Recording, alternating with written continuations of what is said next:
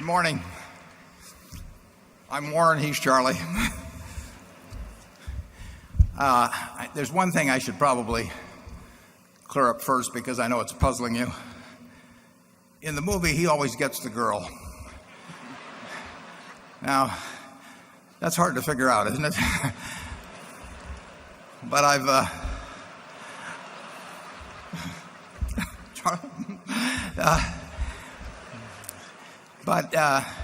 I finally understand what's happening. It's something called the Anna Nicole Smith rule. It's when choosing between two old rich guys, pick the older one.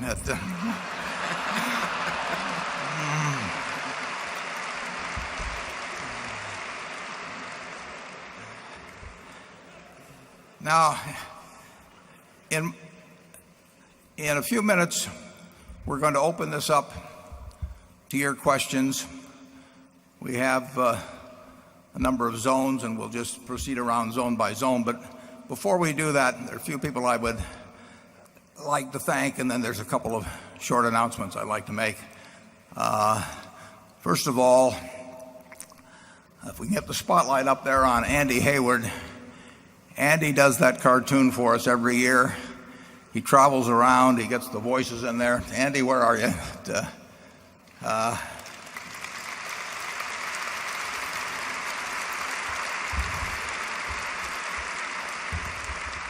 He's just terrific. He comes up with the ideas.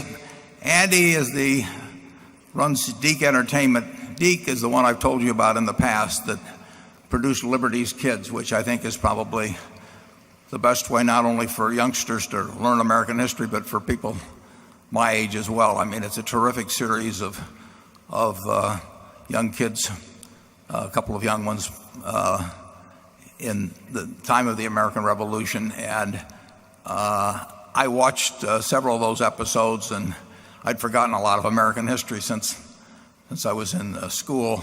It's just it's a wonderful series. Appeared on PBS over time, and if you're looking to learn American history or have your children or grandchildren learn it, you couldn't do better. And in the months ahead, he's working on the what do we call it? It's the Secret Millionaires Club, but it's going to be a program that's designed to teach young people some of the very basic lessons about money. How to avoid getting into trouble with it, and how to use it effectively, and what your attitude should be toward it. So we're looking forward to getting that out early next year, and I'll guarantee you that it'll be a terrific program for teaching children and your grandchildren something about the subject of money. I also want to thank Bob Iger. Bob is up there. Bob runs Disney. He's doing a terrific job. And I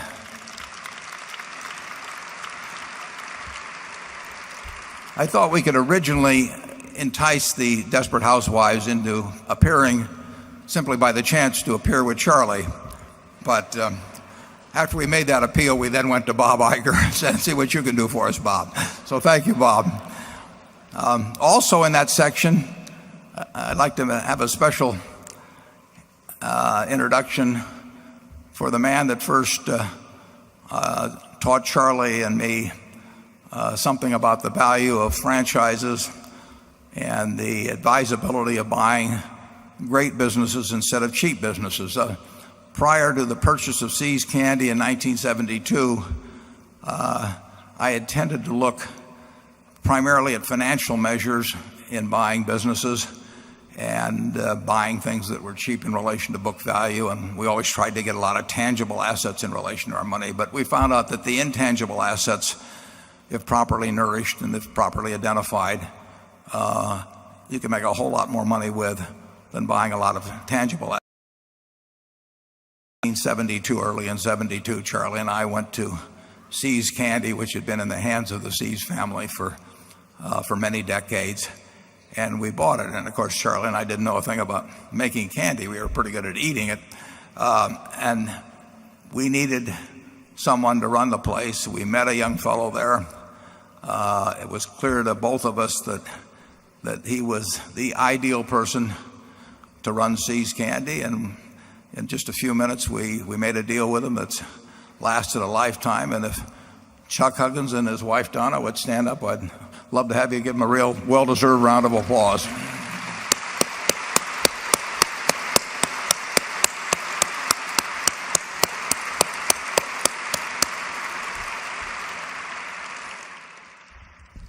As you notice, my daughter Susie produced that movie. She does every year.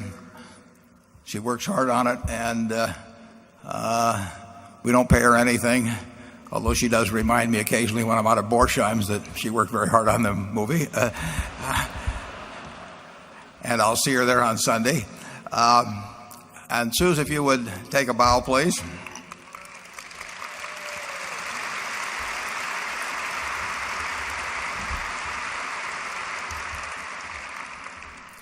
And the impresario of this event, I just turn it over to her every year and forget about it.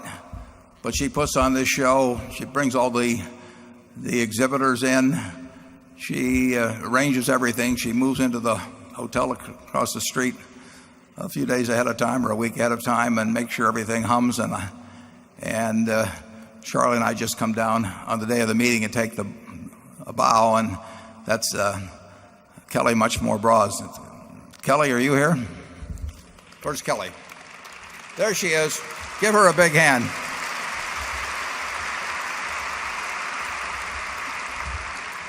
We wouldn't be having this without her. Now, I'd like to introduce our directors. We're going to have the business meeting at 3:15. We do the Q&A first, and we get to that later on. But for those of you who won't be around, and a lot of people tend to leave it at lunchtime, I'd like to introduce the various directors. You've met Charlie and myself. And if you'll just stand individually, we can withhold the applause, if any, until the end. And that way, that embarrassing applause meter that we had on the Omaha Idol show will not cause anyone distress. Howard Buffett, Howie, Malcolm Chase, Bill Gates, David Gottesman, Charlotte Guyman, Don Keogh, Tom Murphy, Ron Olson, and Walter Scott Jr. It's a terrific group of directors.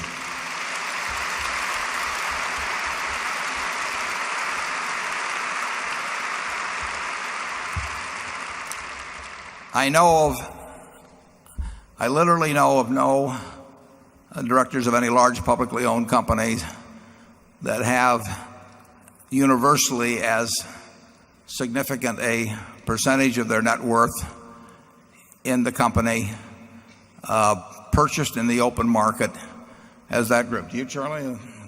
None. None. Okay. Well, that may be all you hear from him, folks. So kind of savor it a little bit. You know. I also would particularly like to thank Jamie Lee Curtis, even though she came up with the wrong guy at the end. But Jamie cooperated on this. We're going to have, as a thank you, Jamie is very interested in the Park Century School. One of her sons goes to that school. It's for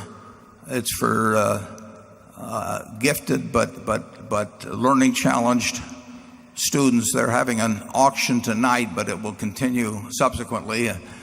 Bill Gates and I have autographed a Monopoly set, and we will personally inscribe it to whoever the winner of that auction is. So if you want to go to eBay and check that out, we promise that we will not similarly autograph anything else. So I hope that Jamie Lee and the school have a big success on that. We have two announcements, one relatively unimportant but nevertheless pleasant, and that is that we released our earnings yesterday after the close, and I think we can put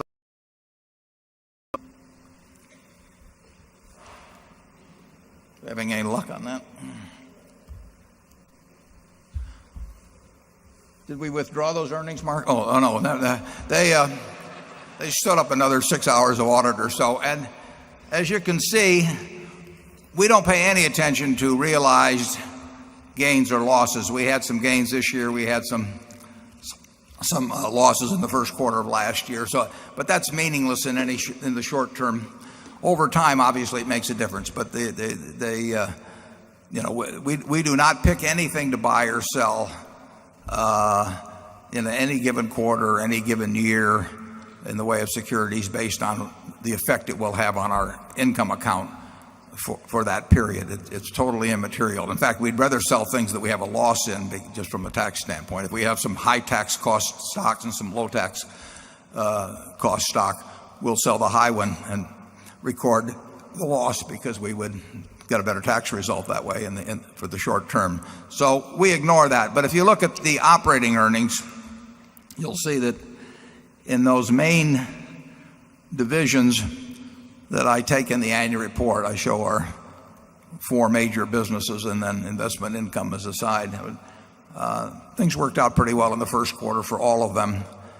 I would caution you that in our insurance underwriting, our worst quarter would normally be expected to be our third quarter. You're not going to have hurricanes in this hemisphere in the first quarter. The real exposure, the worst exposure is in the third quarter, and then there's a lesser exposure in the fourth quarter. We write a lot of catastrophe insurance business.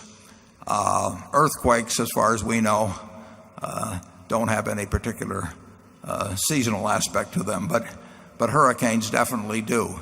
Now, the interesting thing is that under standard accounting, if we write a hurricane policy for the calendar year 2006 and we receive $1 million of premium, we would earn $250,000 in the first quarter and $250,000 in the second quarter and so on. We would earn it pro rata throughout the year.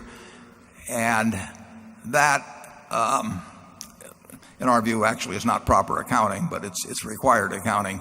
The real exposure to loss is primarily in the third quarter. So you can't take our insurance underwriting results in any way for a rather benign quarter like the first quarter and extrapolate them for the year. But nevertheless, it was a very good year, a very good quarter. GEICO had excellent growth. I believe that I'm almost certain that our growth in the first quarter was better than any of our main competitors, and actually probably by some margin. The underwriting was very good. Our reinsurance underwriting was very good. Gen Re had a good quarter.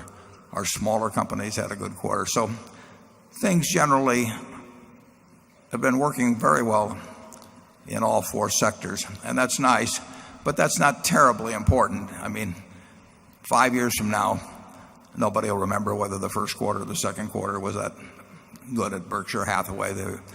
But what did happen, and which we announced last night, which was very important, the acquisition of a large, extremely well-managed, profitable, really extraordinary company called ISCAR. And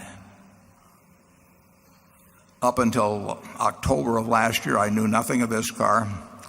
I did not know about their extraordinary management, but I got a letter, and I got a letter from Eitan Wertheimer, and maybe a page and a half, page and a quarter, and he told me something about this business. And sometimes character and talent sort of just jump off the page at me, and this was one of those letters.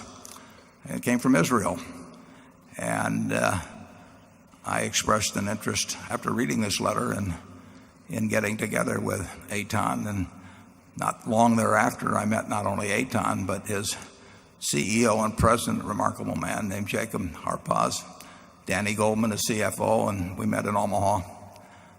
They subsequently met Charlie, and this all came to fruition. Signed a contract. Now we have,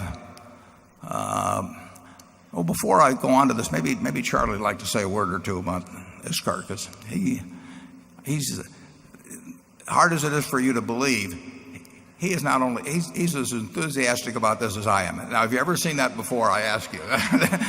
Charlie likes this one extraordinarily well. Charlie? Well, this is a company that, from very modest beginnings, rose to be the best company in its field in the world. It's not yet the biggest, but that leaves them something to do. The average quality of the people in this company is not only extraordinary, it's off the chart. And the beauty of this, as you look at the two of us, is they're all young. No, this is a real quality enterprise, and these people know how to do some things that we don't know how to do, a lot. So, of course, we're enthusiastic about the company. You know, I'm always enthusiastic when I get to deal with some of the best people in the world. I would like, if we get the spotlight down there, right out here in front, I would like individually 3 managers to stand up, and then Eitan is going to talk to us a bit, and then I think we've got it arranged so we can have a short movie that will tell you something about ISCAR. But first of all, if Eitan Wertheimer would stand up and we could get the spotlight on him. Over there, okay. Eitan, let me introduce the other two, and then can we have you speak to the group. Jacob Harpaz is the president and CEO.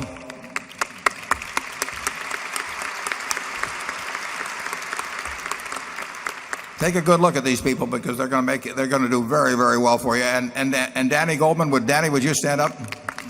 Thank you. And if you'll give the microphone to Eitan, I think Eitan would like to talk to the group just a bit. Good morning, everybody. It's Omaha. It's spring. The fields are green. The days get longer. And we bring a big family into a new home. I'm standing here before you representing 5,869 people. Not only the people, but their families, the past, and their future. It took us 3 years to look what to do next. We were successful. We still have a lot of mistakes ahead of us to do. Until we found one day somebody came to us and asked, have you heard about Berkshire Hathaway and Mr. Buffett? We said, yes, we heard, but we never thought about it. And when we started studying about the company, we understood that this is the right combination for us, a family company with a strong culture, and a culture we love to keep, a young group of people that we love to work, maybe not for very long, but not less than 20, 25 years from today. And we decided, let's try it. And we had a very interesting lesson from Warren. We had a very interesting lesson from Charlie. And we survived both of them.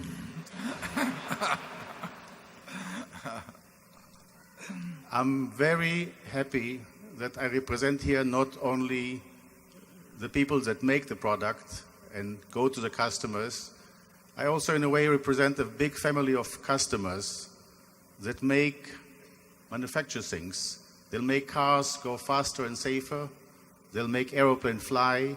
They will make the mold to make the bottles for the Coca-Cola. They'll make a washing machine.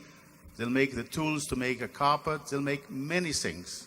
And many times the people that manufacture are a little bit in the shade. And I'm very proud to stand as a manufacturing guy and say, I'm standing for all of them, all our customers, which I must thank them every morning, not only for buying, but also for trying new ideas that we bring and working very hard to stay competitive. Whoever will stay competitive will be there long term. And this is also our goal. Here is Mr. Harpaz, Jacob. In reality, my job is not to disturb. And he, in a very gentle way, fired me 10 years ago. He performed and did better things than I could do. And it didn't make sense that I'll disturb him, so I went on to do other things. We've been in the company only 34 years, and the real job is done by Jacob and many, many other people. I'm sure that you have seen the film in 80 days around the world, and we prepared for you in 61 companies around the world. And I hope you enjoy it. We definitely have to fulfill a lot of expectations. We definitely have to work very hard to make everybody very proud that we join the family, also our people, and for sure everybody in this room. So let's hope we all be successful, and let's look into the future. And I'm looking forward to come every spring to Omaha when the fields are green and the days get longer. Thank you.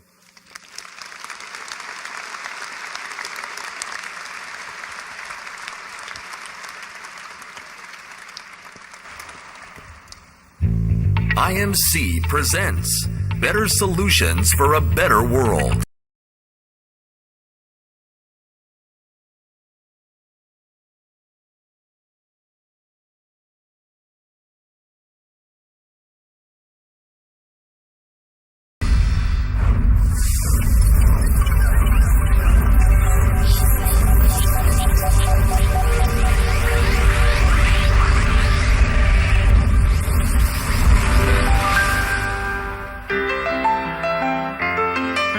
In 1889, the appearance of the first automobiles brought with it the need for sophisticated solutions in metal processing. Such were the beginnings of a new company launched by engineers in the U.S., Ingersoll. In the decades to follow, another plant was set up in Germany. Since its creation, Ingersoll has established strong ties with industry, which has placed it firmly in a leadership position. For over a century, time after time, Ingersoll has proved that the best solutions begin with the best engineers. In 1999, Ingersoll joined the IMC Group and discovered that the sky is not the limit, but only the starting point.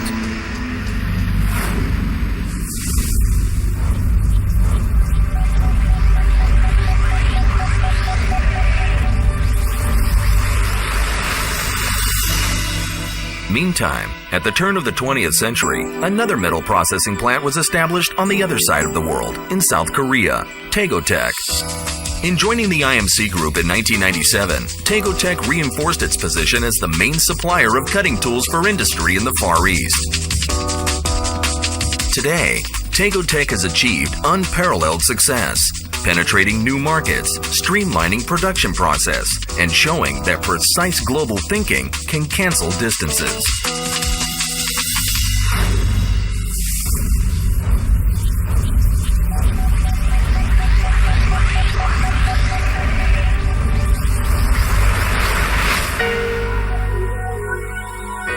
In the middle of the 20th century, in the north of Israel, Steph Wertheimer had predicted, from his little shack in Nahariya, the global need for more advanced metal cutting tools.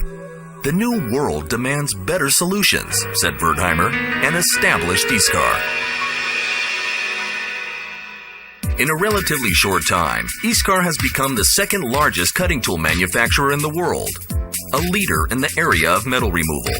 Iskar has revolutionized every aspect of machining. Its mission, to apply innovation, quality, and automation on the highest technological level. Among Iskar's groundbreaking achievements are the revolution in cutoff applications, development of self-grip in the 70s, the pioneering triumphs in milling, the heli mill in the 80s, the cam drill, the revolution in drilling in the 90s, and tangential positive milling, the innovative tang mill. These innovations and more have reinforced Iskar's position as the world's leader in development of cutting tools. The combination of Ingersoll, Tegotech, and Iskar has given rise to the IMC Group, taking the best of all worlds and creating the world's best tools. Today's rapidly advancing world demands that we constantly elevate standards, apply ourselves more and more to provide ever smarter and precise solutions, pushes us to advance, to improve ourselves, to lead. They have to be a full line supplier. To be a global company means to be local in many countries, in many places around the world. Other IMC Group companies. E-Teddy, Italy. Designers and manufacturers of PCD diamond tools for high-precision aluminum machining in the automotive and aerospace industry. UOP, Italy. Producers of high-quality solid carbide and high-speed steel standard tools and special tailor-made designs for applications in the aerospace and die and mold industries. Utiltech, France. Expert creative solutions and extra-long gun drills for deep drilling and applications that require unique geometries. Unitac, Japan. Deep drilling, BTA-style tools with brazed and indexable heads.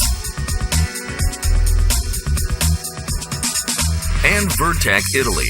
Design and manufacture of unique counter-boring tools for deep and complicated boring applications.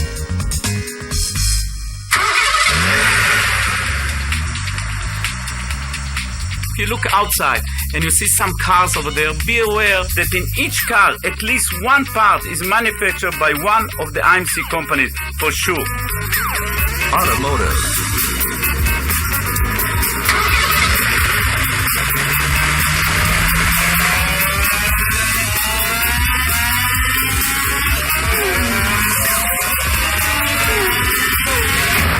Before you have the product line, the geography spread, the people that understand the language, you cannot start thinking, may I try or may I not try to become automotive supplier. We at IMC have made the automotive industry the foremost objective for all the factories of the group. All the Ingersoll vessels connect to contribute massively to the work of the automotive industry in North America. At the same time, on the other side of the globe, Tegotech Cutting Tools joins the momentum of the rapidly developing Japanese and Korean automotive industries. The alliance between ISCAR's developments and the IMC Group has led to comprehensive solutions which contribute to the efficiency of global automotive production and pave the way for production cost savings. We are not only selling tools, we are selling technology. We are selling the customer a better way to make profit. And we believe by giving a solution, it can increase his productivity and the bottom line from the productivity, making more profit for his company. Heavy industry.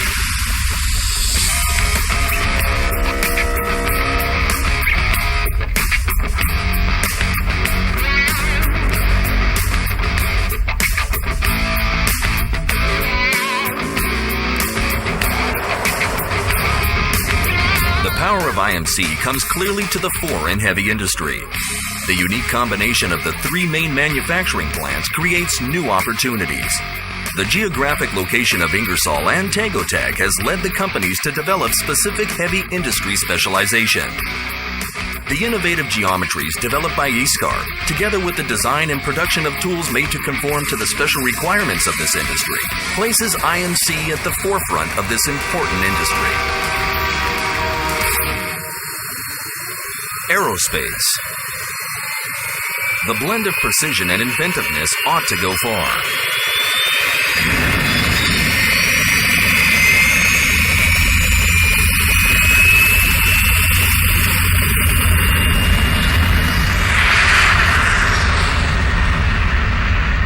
If you want to reach far and high, you must be on top of the game in technology, in understanding materials, in daring. The aerospace industry demands machining solutions for exotic and difficult to process materials, proficiency in lightweight materials such as aluminum.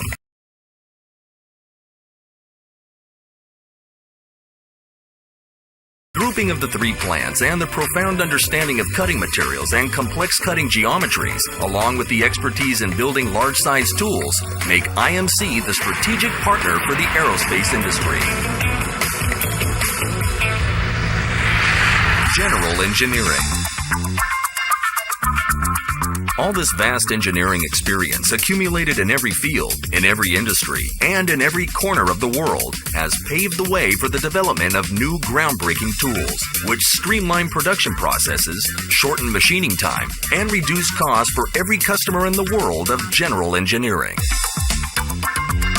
after releasing the product into the market, we put another team, our own team, and tell them now compete against the release of the product. In exhibitions, we are recognized as a very, very innovative company. Many times the sentences, let's go there because they must have something new. They always have something new. That's a big compliment, and the innovation will make the difference. I believe that in a way, industry is an art in itself. It's art. It's creation. You create something. You can see it immediately upon entering an IMC branch or factory.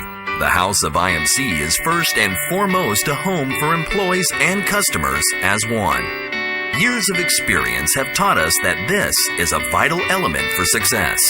Many companies have buildings and machines and a lot of real estate, but it's only people that have a chance to make any difference.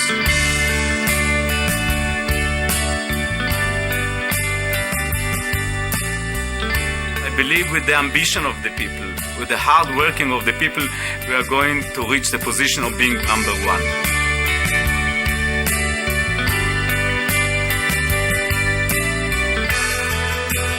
The world demands better solutions. That is why we're here. IMC.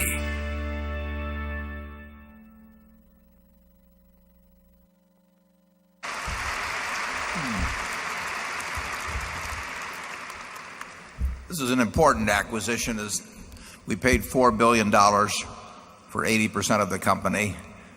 The family remains in partnership with us. They retain 20%. It's the first business we've purchased that is based outside the United States. We have others that have operations there. I think you'll look back on this in 5 or 10 years as being a very significant event in Berkshire's history. And it's interesting in this world in which many businesses get auctioned off, figures get dressed up before they sell them and leveraged up and so on. We continue to hear from people periodically who consider their businesses too important to auction.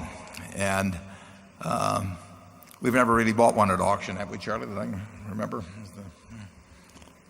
I can't remember one either. Yeah. So there's a benefit in that, because in effect, the people that pass through that filter of caring enough about their business that they don't simply put it up like a piece of meat in an auction are also the people, in our view, that make the best managers and make the best partners over time.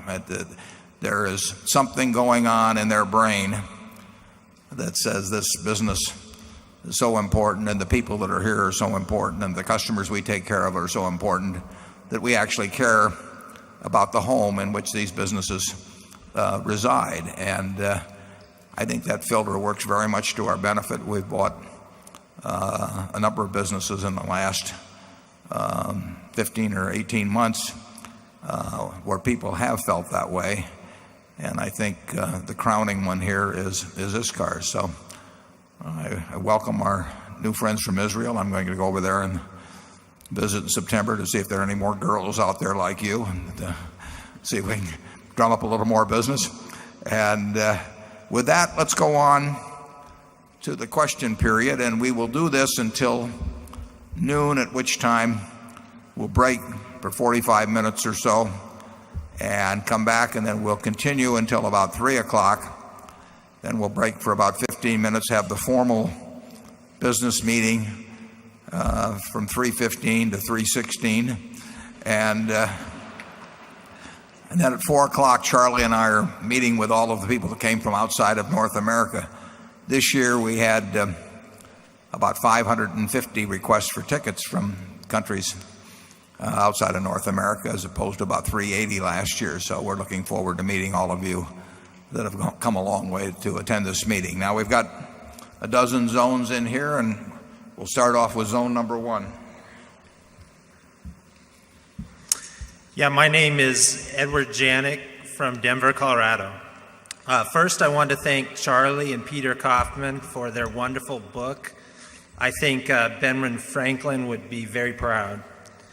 My question is, last year when asked about Social Security, you said that a country as rich as the U.S. should take care of their old people. This year I read Pete Peterson's book, Running on Empty, and I was wondering, from the standpoint that is the greatest benefit to society, where should you draw the line on entitlement spending? And I was wondering if you gentlemen disagree on the subject at all. Well, you always have the question in every society, whether it's formalized or not, you have the question of how you take care of the old and the young. You have people in their productive years turning out goods and services, and you have people that are too young to participate in the turning out of those goods and services, but that nevertheless need them, and you have people that are old in the same position. And starting in 1935, I believe, we statutorily formalized that idea. We'd always felt that way about the young, that the school should be there for them and when they couldn't pay for them themselves, and that the society owed a duty to both classes. But in 1935, we took up the idea that the government would provide this base limit. Now, I think there's some merit to the argument that the 65 became outmoded as longevity improved, and that is now being changed to some degree, and I think there's probably some more change needed. But this country has an output of almost $40,000 of GDP per person, and some people, like Charlie and myself, are very lucky to be wired in a way that in a market system we get enormously wealthy, and other people are not so wired, and they come out and they in a market system do not necessarily do so well, and they're fairly lucky if they provide for themselves during their working years, and they do not have the ability to earn at a rate that takes care of them in later years. And society has taken that on.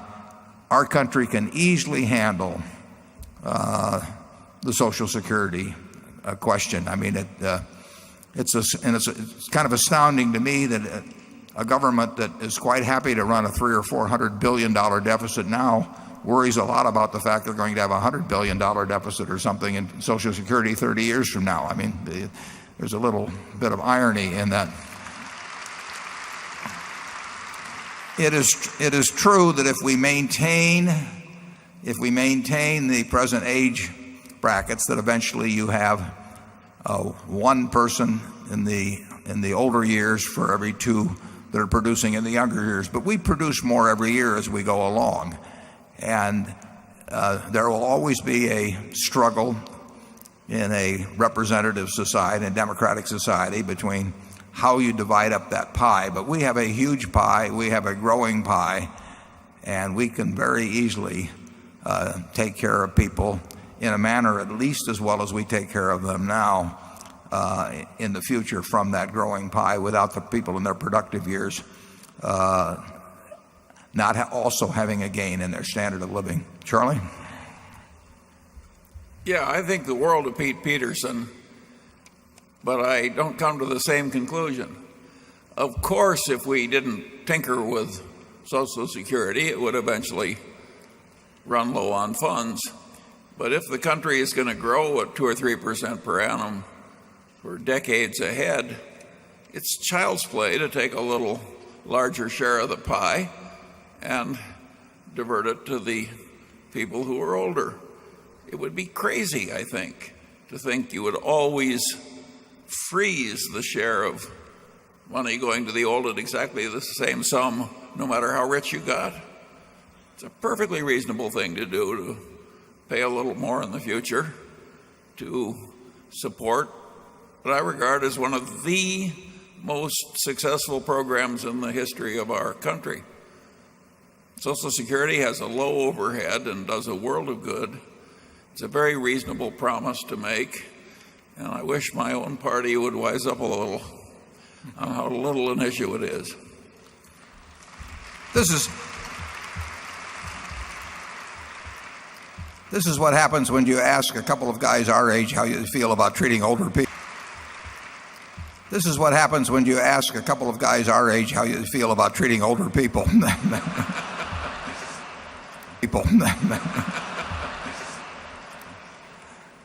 Incidentally, currently, everybody likes to talk about the unified budget.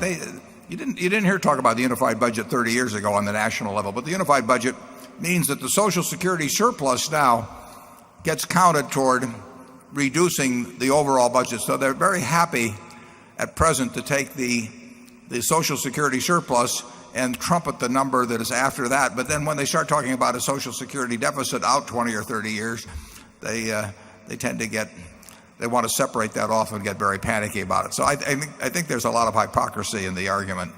Let's go to number 2. Good morning. My name is Phil Rafton, shareholder from Orinda, California. My question for you: how would you design a compensation system in a very cyclical industry that can swing from boom to bust?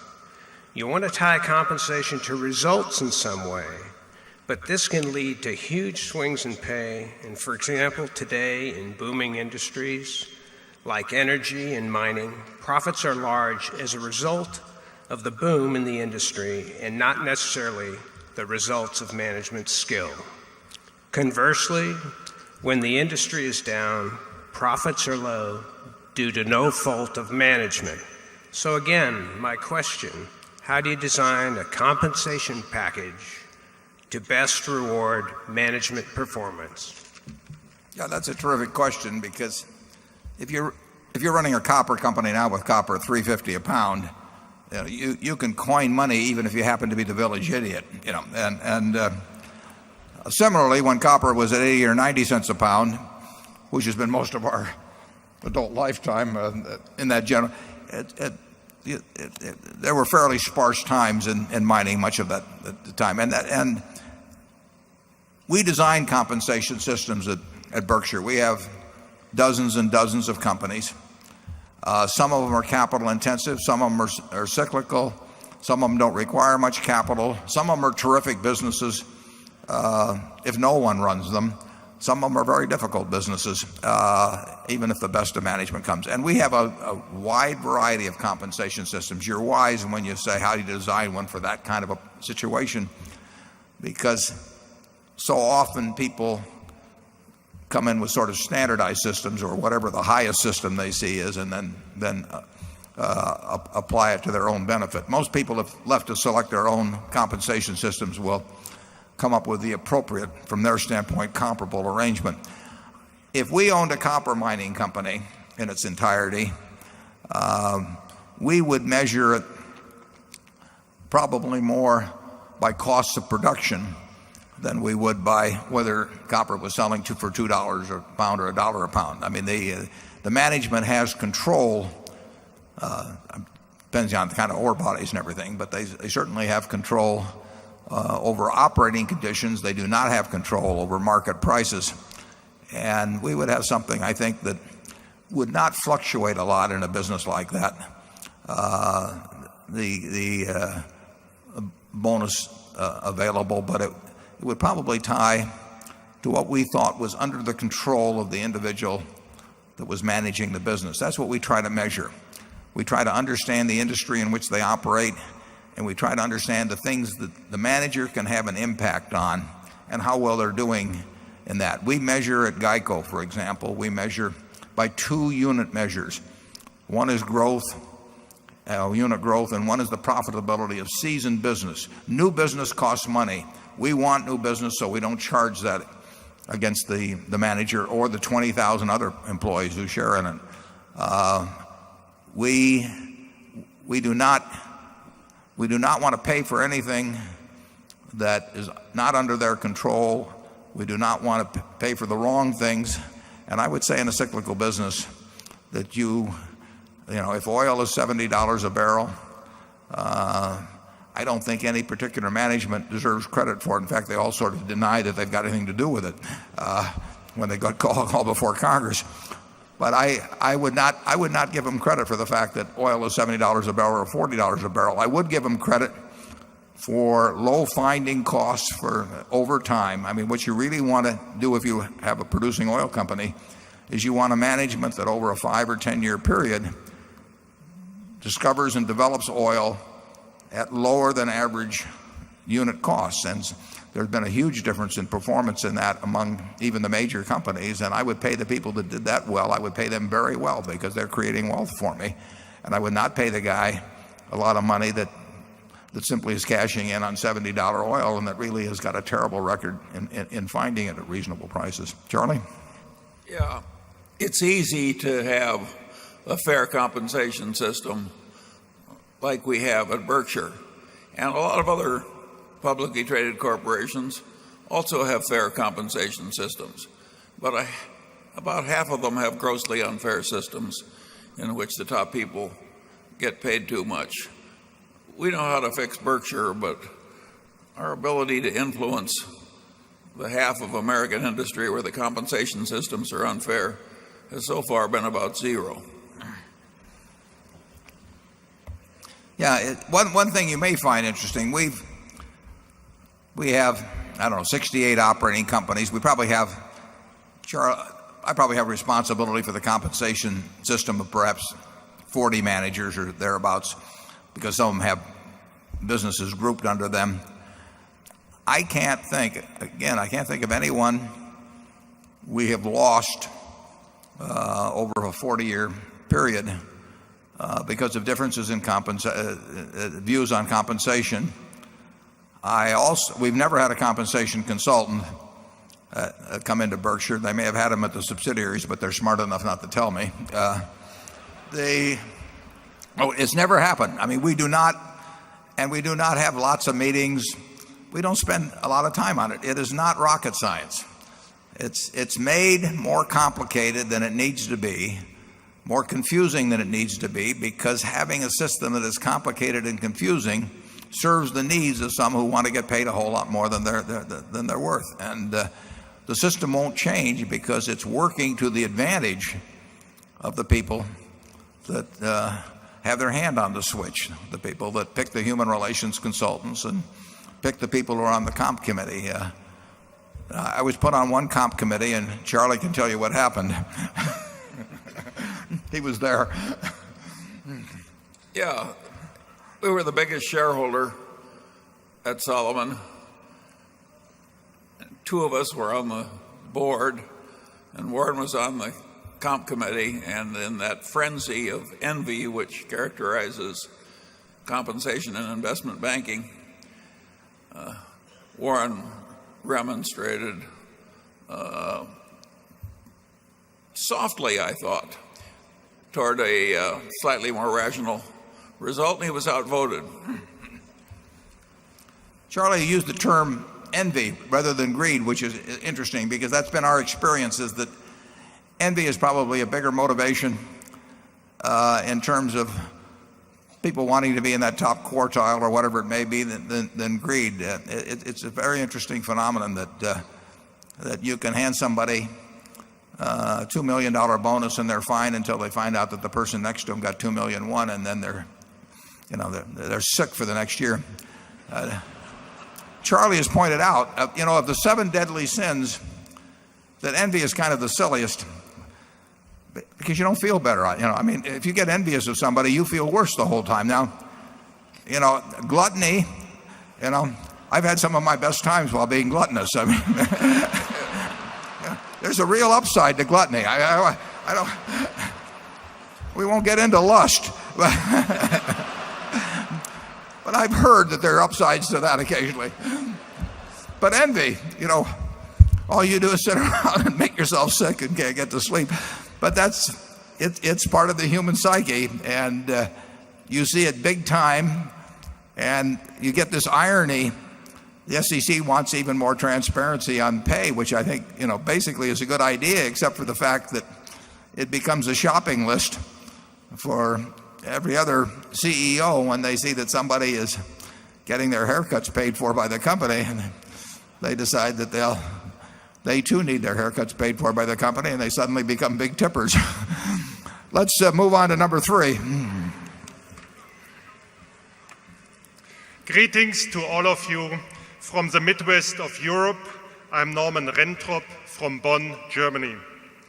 Thank you very much for writing your shareholder letter in such a way that we feel treated as partners.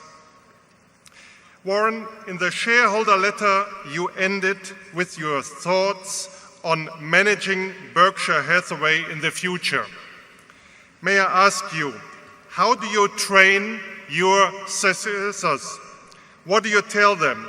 How do you summarize to them what is important to you? And how, if you were able to do so, how would you measure whether or not they have lived up to your expectations? Well, that's a good question, and I think actually in reading that letter, that's part of the reason it's written is to convey not only to our partners, our shareholders, but also to our managers and anybody else in the public, what Berkshire is all about. This meeting, in terms of what we do, is intended to give a personality and a character to Berkshire. And we don't say it's better than anybody else's necessarily, but we do think it's us. And we think we want managers to join us who believe in the sort of operation we have, a partnership with shareholders, a lifetime commitment to the businesses. We want those people to join us. We want what they see after they join us to underscore the values we have. So everything we do, we hope is consistent with what most people would call a culture at Berkshire. So that the written word, what they see, what they hear, what they observe. And that is training in itself. It's the same sort of training you get as a child. I mean, when you are in the home, you're learning something every day by the behavior of these terribly important people, these big people that are around you.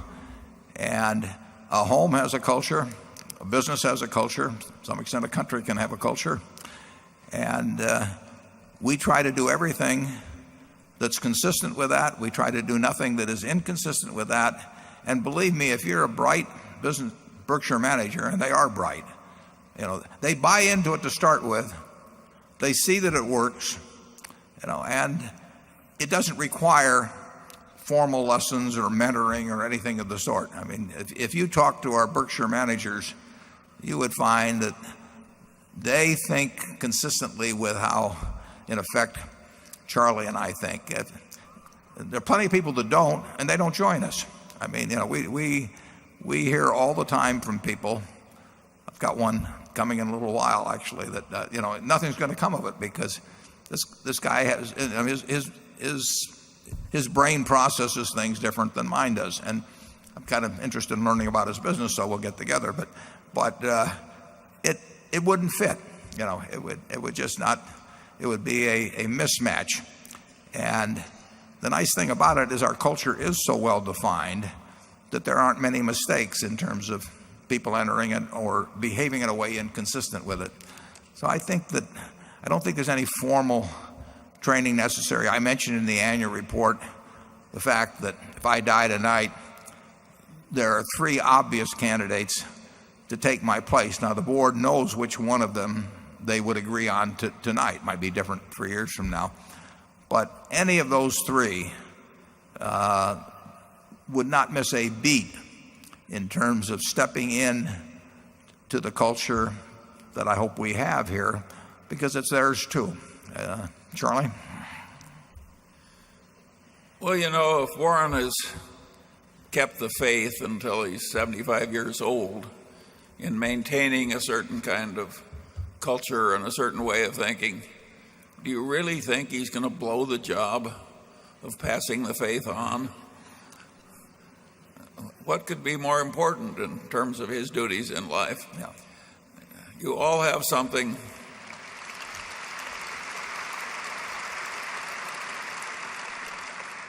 You all have something more important to do than worry about the fact that the candle is going to go out at Berkshire just because some people die. This is a a place where the faith is going to go on for a long time. And of course, at headquarters, we aren't training executives. We find them. And they're not hard to find. You know, if a mountain stands up like Everest, you don't have to be a genius to recognize that it's a high mountain. Okay, number 4. Hello, my name is Ewan Gunn, and I'm from Whitehaven in England. Actually, the last time I was this nervous asking a question, I'd just presented my wife with an engagement ring from Borsheims. So, well, I hope you get nervous again. My question for you is, with the enthusiasm at the moment for emerging markets, many closed-end funds which contain emerging market stocks are trading at significant premiums to their net asset values, even when open-ended funds can be used to acquire similar portfolios of stocks for the net asset values. This doesn't seem very rational to me. Why do these premiums persist, and do you agree that it's irrational? Yeah, I would say it would tend to be. I don't know anything about the specifics that you're referring to on emerging market funds. I haven't looked at the size of the premiums, but history would certainly show that most closed-end funds, just about all closed-end funds, eventually go to discounts. I actually worked, well, I'll skip that analogy, but the overwhelmingly closed-end funds have gone to discounts. You know, initially, if they're sold with a 6% commission, of course, the initial people are getting 94 cents of net asset value by paying the dollar. But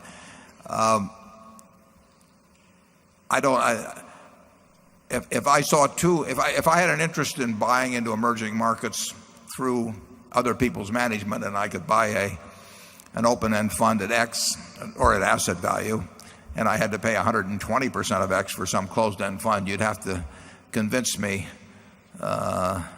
very strongly that the management of the closed-end fund was better. So I think you're right. I don't know the size. The premium's a few percent. It doesn't really make much difference. But occasionally, Charlie and I have witnessed in the past closed-end funds that have sold even at 30 or 40% premiums over asset value. Overseas Securities was a tiny fund that used to do that for years and baffled everybody. But eventually they will come back down to earth.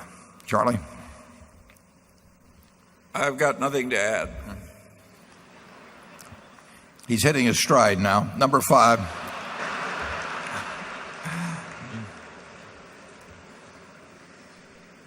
Warren and Charlie,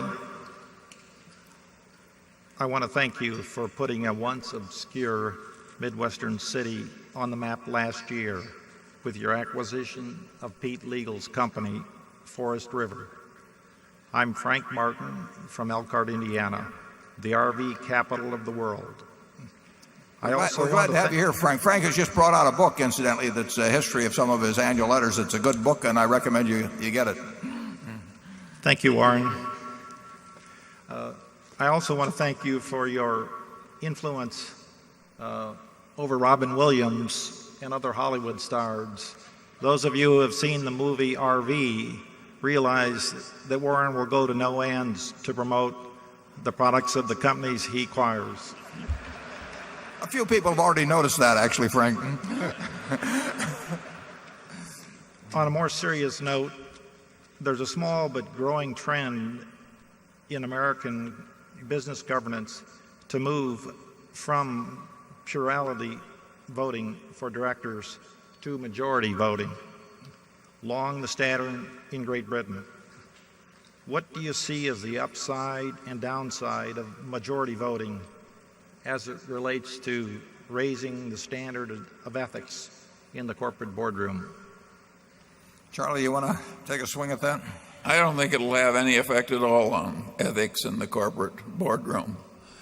There get to be fashions in the government's subject. I think that the troubles in American corporations are not going to be fixed by something like that. all these reforms have to be considered in the light of the kind of people that are likely to be activist in using new powers.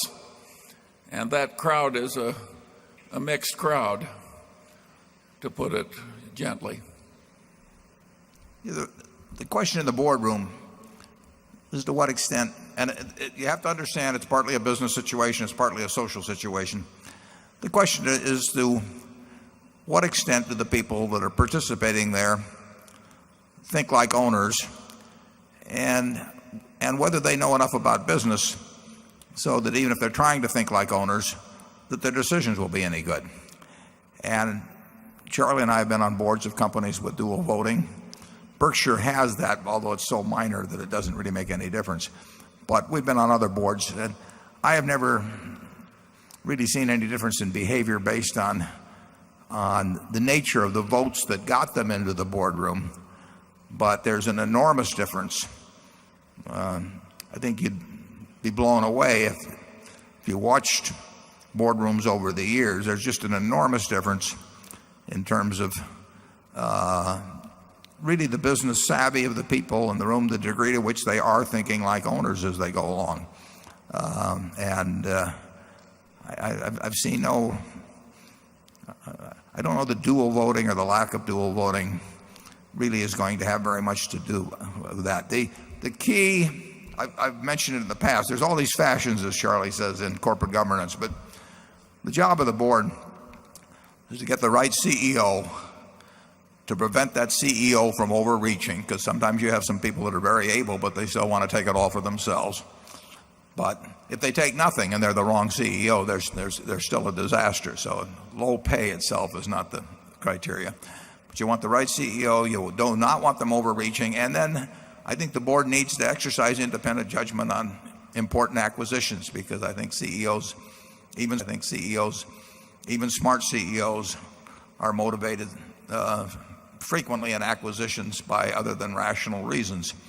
And in those three areas, American directors I don't think they've given a tremendous account of themselves in recent years, whether at dual system places or otherwise. The only cure to better corporate governance, in my view, is that if the very large shareholders start really zeroing in on whether those questions I just mentioned are being addressed properly. If they go on all these peripheral issues, they have a lot of fun and they get in the papers, they have little checklists and they can issue grades and all that. It isn't going to do anything in terms of making American business working better.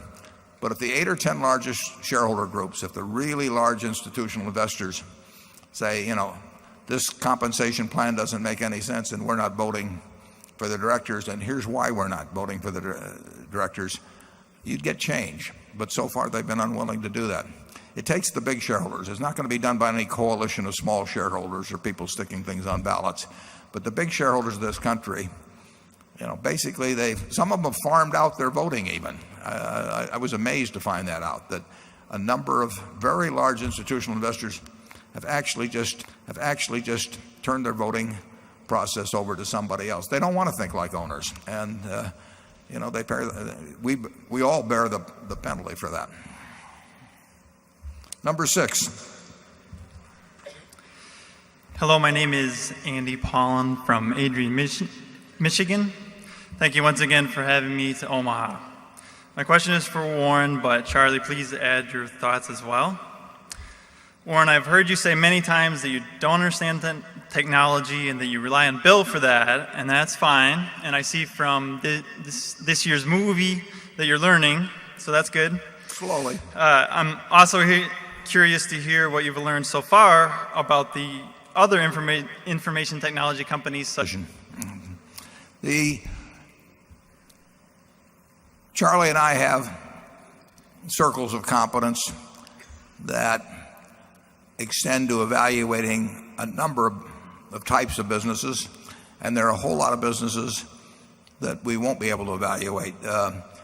Some of them I think very few people can evaluate. I mean, you get outside of, you just get into businesses where the future is so likely to be different than the present. that maybe there's a few people who have great insights on it, but we sure don't. We are best at the businesses where we can come to a judgment that they're going to look a good bit like they do now, 5 years from now, 10 years from now. They'll be bigger, they'll be doing different things, but the fundamentals will be the same. This car will be a bigger company 5 years from now, maybe a much bigger company, and we may get a chance to do interesting acquisitions. But what you saw there, the fundamentals won't change. The way the people think won't change. I can name a number of businesses that are bound to change dramatically. I mean, when you think of how much the telecom business, for example, has changed over the last 15 or 20 years, it's startling. Even with hindsight, it's a little hard to figure out, who was going to make all the money and so on. There's just games that are too tough. Charlie says, we've got 3 boxes at the company: in, out, and too hard. And a lot of things end up in the too hard pile, and it doesn't bother us. We don't have to be able to do everything well. If you go to the Olympics, if you can run the 100-meter well, you don't have to throw the shot put. Some other guy can throw the shot put, and you'll still get a gold ribbon, if you run the 100-meter fast enough. So we try to stay within the circle of competence. Tom Watson Sr., I think it was Sr. Yeah, Tom Watson Sr. many years ago said, "I'm no genius, but I'm smart in spots, and I stay around those spots." Well, that was pretty damn smart, and we have found a lot of our managers who don't think, they can solve every problem in the world, but they run their businesses extraordinarily well. You do not want to, Frank Martin mentioned Forest River, you do not want to go and compete with Pete Legal in his business. He's going to kill you, and he's very, very, very good. But he doesn't come around and try and tell us how to run the insurance business, because that's not his game. We look for people that are very good at things they understand, and we don't get any inferiority complex at all about the fact that, you mentioned Intel, I believe. I was virtually there at the birth of Intel because I was on the board of Grinnell, and Bob Noyce was the chairman of the board of Grinnell. And we bought $300,000 worth of their original debentures. And, I knew Bob. I thought he was a very, very smart guy. But I wouldn't have had the faintest idea how to evaluate the future of Intel then. And I really don't have it now, And I think they probably had a few surprises themselves in the last few years with AMD and what's been happening in their business. But what that's going to look like in 5 years, I don't have any idea. And I'm not so sure if you were in the industry, you'd know exactly what it was going to look like in 5 years. Some businesses just are very, very hard to predict. Charlie? Yeah, one of the foreign correspondents last year, after looking at us carefully, said in effect, "You guys don't seem smart enough to do so much better than other people as you're doing." Was he looking at me or you, Charlie? Both. Have you got an explanation? And we said, we know the edge of our competency better than most people do. It's a very useful thing to know the edge of your competency. And I always say, it's not a competency if you don't know the edge of it. I'll have to think about that a little bit. Bill will explain it to me later. Area 7, please. I am John Bailey from Boston, Massachusetts. I wanted to ask Warren and Charlie if you could consider 3 hypothetical securities for a long-term investment. The first would be like a share in median family income for the United States. The background there that in real terms, median family income has been stagnant for approximately 30 years. The second security would be a share in all corporate income in the United States. The background there that corporate income has been taking an ever larger slice of GDP for several years. And finally, a bit more abstract, a share in all capital assets in the United States, and I would like to include all intangible capital assets if possible. So would any of these be of interest for a long-term holding, perhaps 20 years or so, and if not, why not? Well, I think I'd rather buy ISCAR.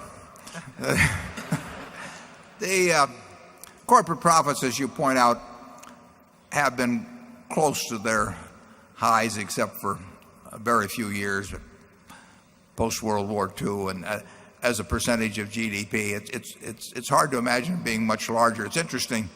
While corporate profits is reported, you take the S&P, it's percentage of book, percentage of sales, go down the line, they're all on the high end. Corporate income taxes really are not that high relative to the total revenues of the country. So you can see that there's been a little disconnect there in some manner. But median family income is something that Charlie and I have never even considered.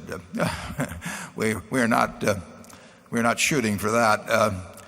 It is certainly true that in the last 5 to 10 years that the disparity in income has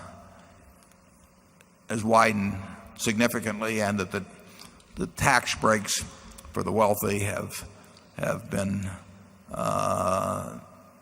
extraordinary. I've pointed out in the past that most of the members of the Forbes 400, myself included, pay a lower percentage of their income to the U.S. government, counting Social Security taxes, than does the receptionist that works in their office. That was not true 30 years ago, and I don't think it's something that should be true in a rich society, but it has happened. And I just computed my 2005 return. In 2004, and I have no tax shelters. I don't have a tax advisor. I just do things, and at the end of the year I add it all up. In 2004, my rate was the lowest of the 15 or 16 people in the office, and in 2005 my rate was even lower. And that's courtesy of the US government. That's not courtesy of a lot of tax write-offs or anything of the sort.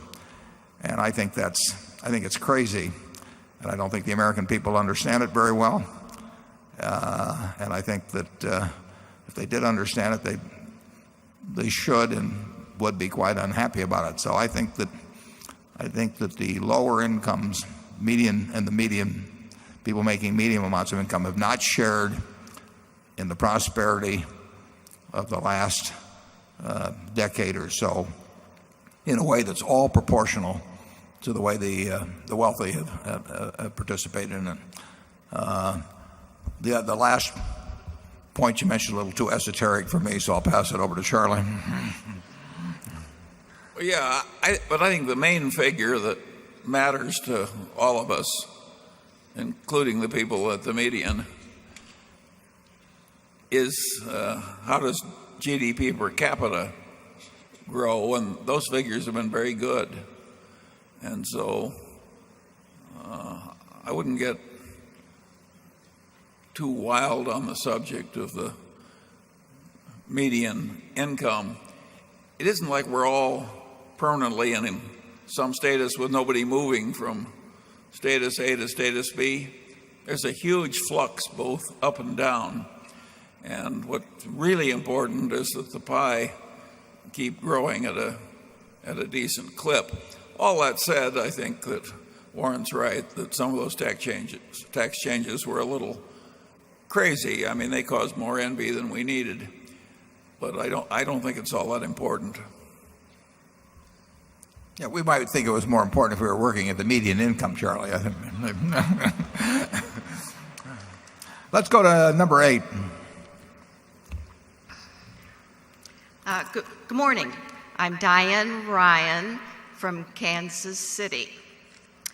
My question is, what is your opinion on the economics of ethanol and just as a fuel additive?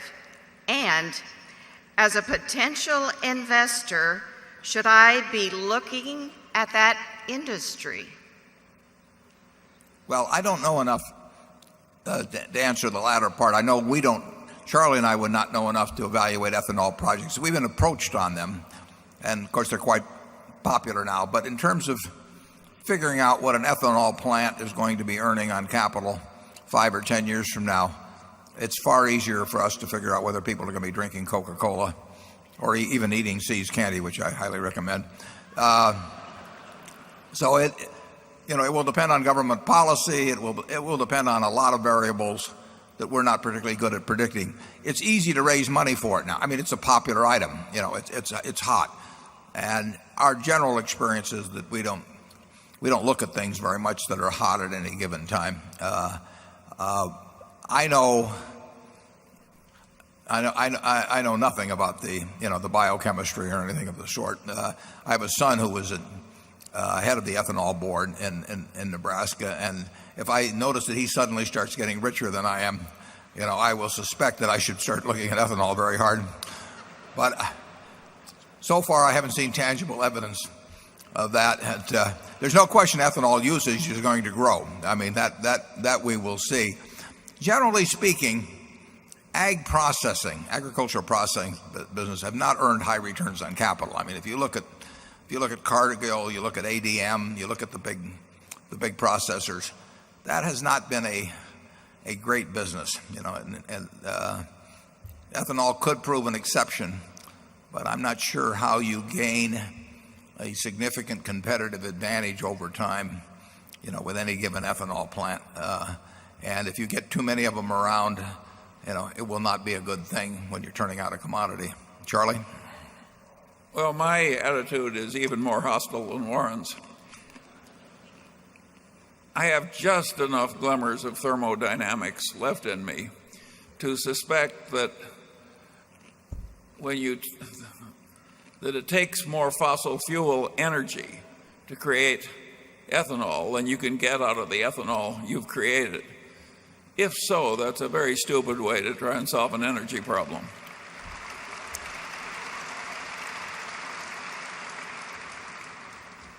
Well, considering my family situation, I would say I have friends who like ethanol and I have friends who don't like ethanol. And I want my position to be perfectly clear. I'm for my friends. Let's go to number 9. Hello, my name is Johann Freudenberg from Hanover, Germany. Do you think we are in a commodity bubble? Thank you. Well, certainly not in agricultural commodities. They haven't done anything if you're talking about wheat or corn or soybeans or something. But if you get into the metals, oil, there's been a terrific move. The most extreme probably has been copper, and I would say that oil, if you go back a few years to when it was at $10 a barrel, it's been more extreme than copper. But you are undoubtedly, it's like most trends. At the beginning, it's driven by fundamentals, and at some point, speculation takes over. The very fact that the fundamentals cause something that people have looked at for years without getting excited about, fundamentals change the picture in some way. Copper does get a little short, or people get a little worried about currency and maybe gold goes up or whatever it may be. But it's that old story of what the wise man does in the beginning, the fool does in the end. And with any asset class that has a big move that's based initially on fundamentals is going to attract speculative participation at some point, and that speculative participation can become dominant as time goes by, and famous case always being tulip bulbs. I mean, tulips may have been more attractive than dandelions or something, so people paid a little more money for them. But once a price history develops causes people to start looking at an asset that they never looked at before and to get envious of the fact that they're because he saw this early and so on.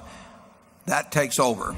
And my guess is that we're seeing some of that in the commodity area. And of course, I think we've seen some of it in the housing area too. How far it goes, you never know. I mean, some things go on to just unbelievable heights. And then, silver went back in there. That was manipulation to some extent, but it got up to $50 an ounce very briefly back in the early 80s. But the eyes of the world that never looked at silver when it was $1.60 or something, or $1.30 back in the 60s, everybody in the world was looking at it, and some were shorting and some were buying, but it becomes a speculative football. And my guess is that an awful lot of the activity in something like copper now is speculative on both sides of the market. If it goes to $5 a pound, who knows? But you are looking at a market that is responding more to speculative forces now than to fundamental forces, in my view. Charlie? Well, I think we've demonstrated how little we know about commodity prices by our very skillful operations in silver. I think you can change that from R to it's mine. Actually, I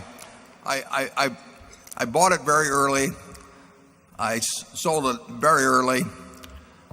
Other than that, everything I did was perfect. I mean, we managed to minimize things there with great efficiency. Or I managed to. Charlie didn't have anything to do with that. I was the silver king there for a while.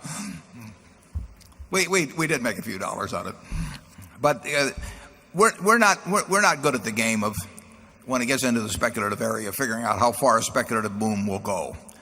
If the fundamentals are attractive, we think we're getting a lot for our money, buying equities or whatever it may be. We'll make some money.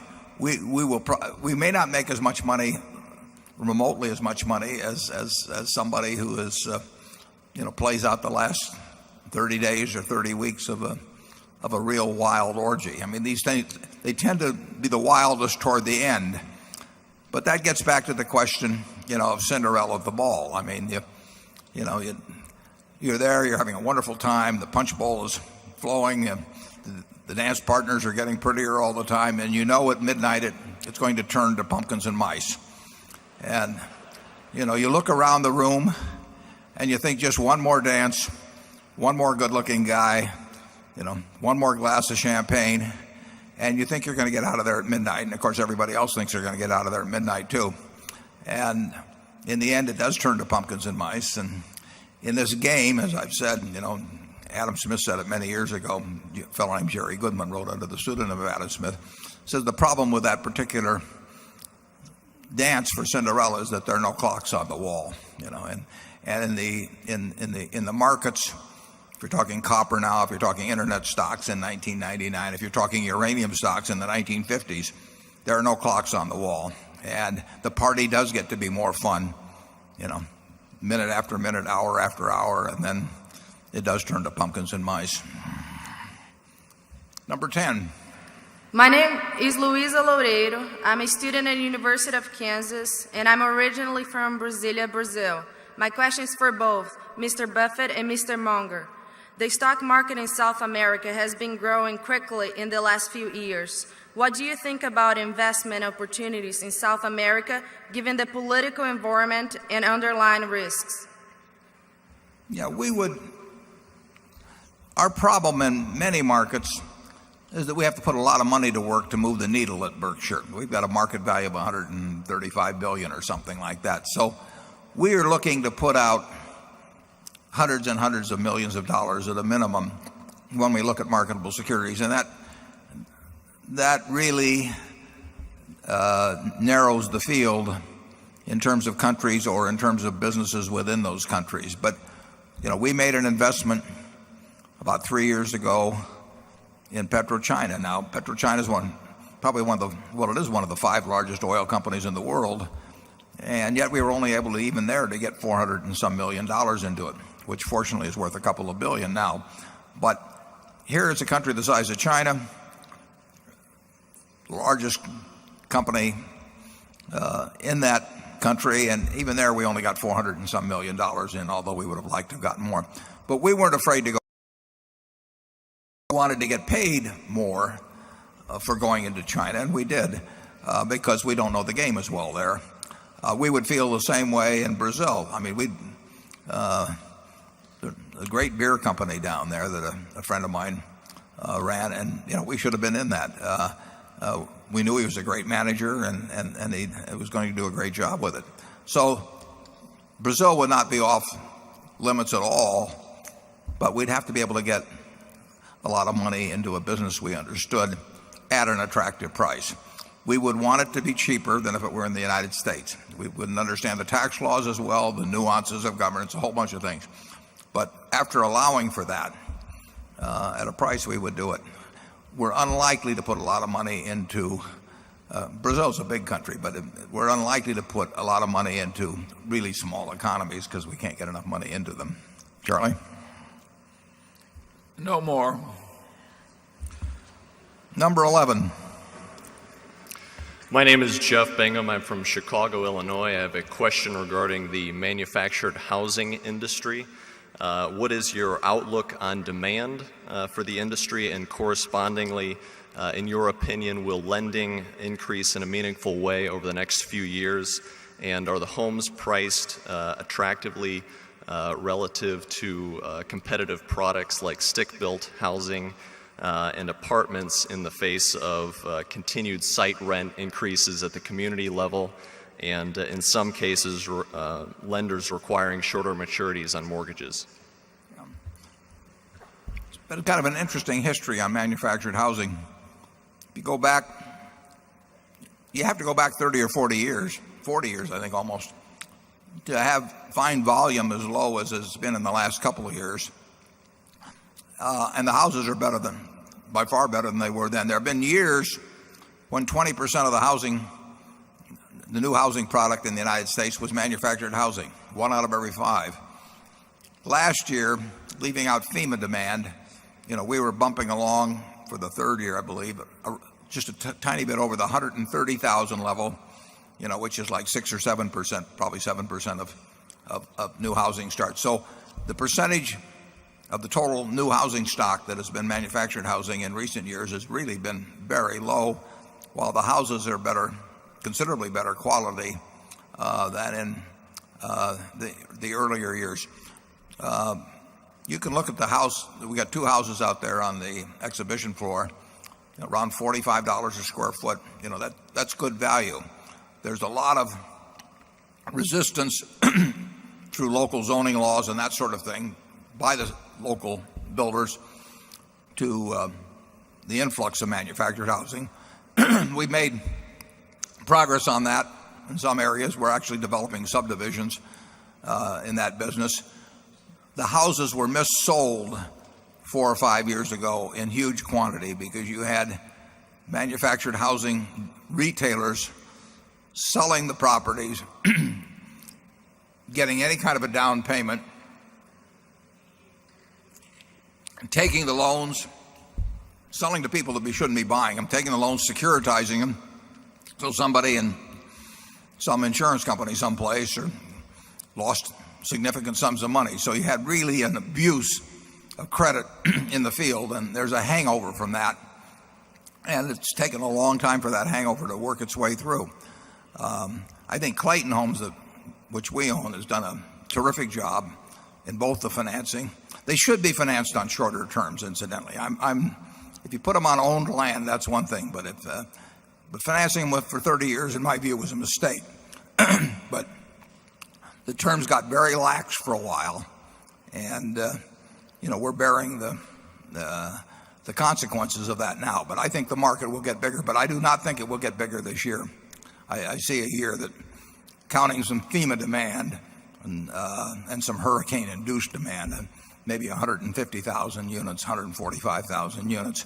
And by industry standards, that's down a lot. Now, the number of plants is down a lot, and the number of retailers are down a lot. Clayton's position is very strong, and their record is so much better than anybody in the industry that you have to look very hard to find number 2. Charlie? Yeah, you asked about stick-built housing and how competitive it was, that's been one of the troubles of the manufactured housing game. Stick-built housing has gotten so efficient, but there the system is aided greatly by Berkshire's subsidiary Mytech. So, and stick-built housing is amazingly efficient when it's done in big quantity with systems like Mytech provides. And if it weren't for that, there'd be a lot more manufactured housing. Personally, I think manufactured housing is going to get a lot better and take a lot more of the market. It may take a considerable period, but that is so logical that I think it will eventually happen. Yeah, somewhere down the road, you would expect 200,000 plus units for the industry, but I don't think you'll see it in the next year or two. The industry has to think through, and they've made a lot of progress on this, but they have to think through what's the logical way of financing these things, and what's the way to make sure that the person who buys it, really has an asset that's in excess of their of loan value 5 and 10 years down the road. And really very little consideration was given to that 5 years ago. It was just a question of put together the paper, sell it in Wall Street, and let somebody else worry about it later on. Clayton did a way better job than other companies in that respect, but those were the industry conditions that existed then. I think Clayton could easily be the largest home builder in the United States in future years, because that we will be a big part of an industry that, as Charlie says, should be doing more volume. I also think that some of the sin that was in the manufactured housing finance a few years ago has shifted into the finance of the stick-built houses. There is a lot of ridiculous credit being extended in America in the housing field. And it had a horrible aftermath in the manufactured housing sector, and my guess is there'll be some trouble in the stick-built sector in due course. Well, dumb lending always has its consequences, and usually on a big scale, because you don't see it for quite a while. So therefore, it's like a disease that doesn't manifest itself for a few weeks, and you can have an epidemic of something like that, and by the time you know you have an epidemic, you're very well into it. Well, that's what happens in dumb financing, and you had that. You periodically get it, but you certainly had it in commercial financing in the 80s, and you had the RTC and the savings and loan crisis and all of that, because literally one dumb project was put up after another. A developer will develop anything he can borrow the money against. It's that simple. And when the lending institutions pour the money out for something, it will get built. And that happened in manufacturing housing. It happened in commercial real estate in the 80s. I think it's happened in conventional housing here in recent years. And if you look at the 10 Qs that are getting filed for the first quarter of some lending institutions and the 10 Ks that were last year, and you look at the balances increasing on loans for interest that's accrued but was not paid, because people had adjustable mortgages, but they were only adjustable so far, but the lending institutions are taking in the income as if it were paid. You'll see some very interesting statistics. Yes, and some of this dumb lending is being facilitated by contemptible accounting. The accounting profession has not stopped compromising its way into terrible behavior. Our auditing bill just went up. Number 12.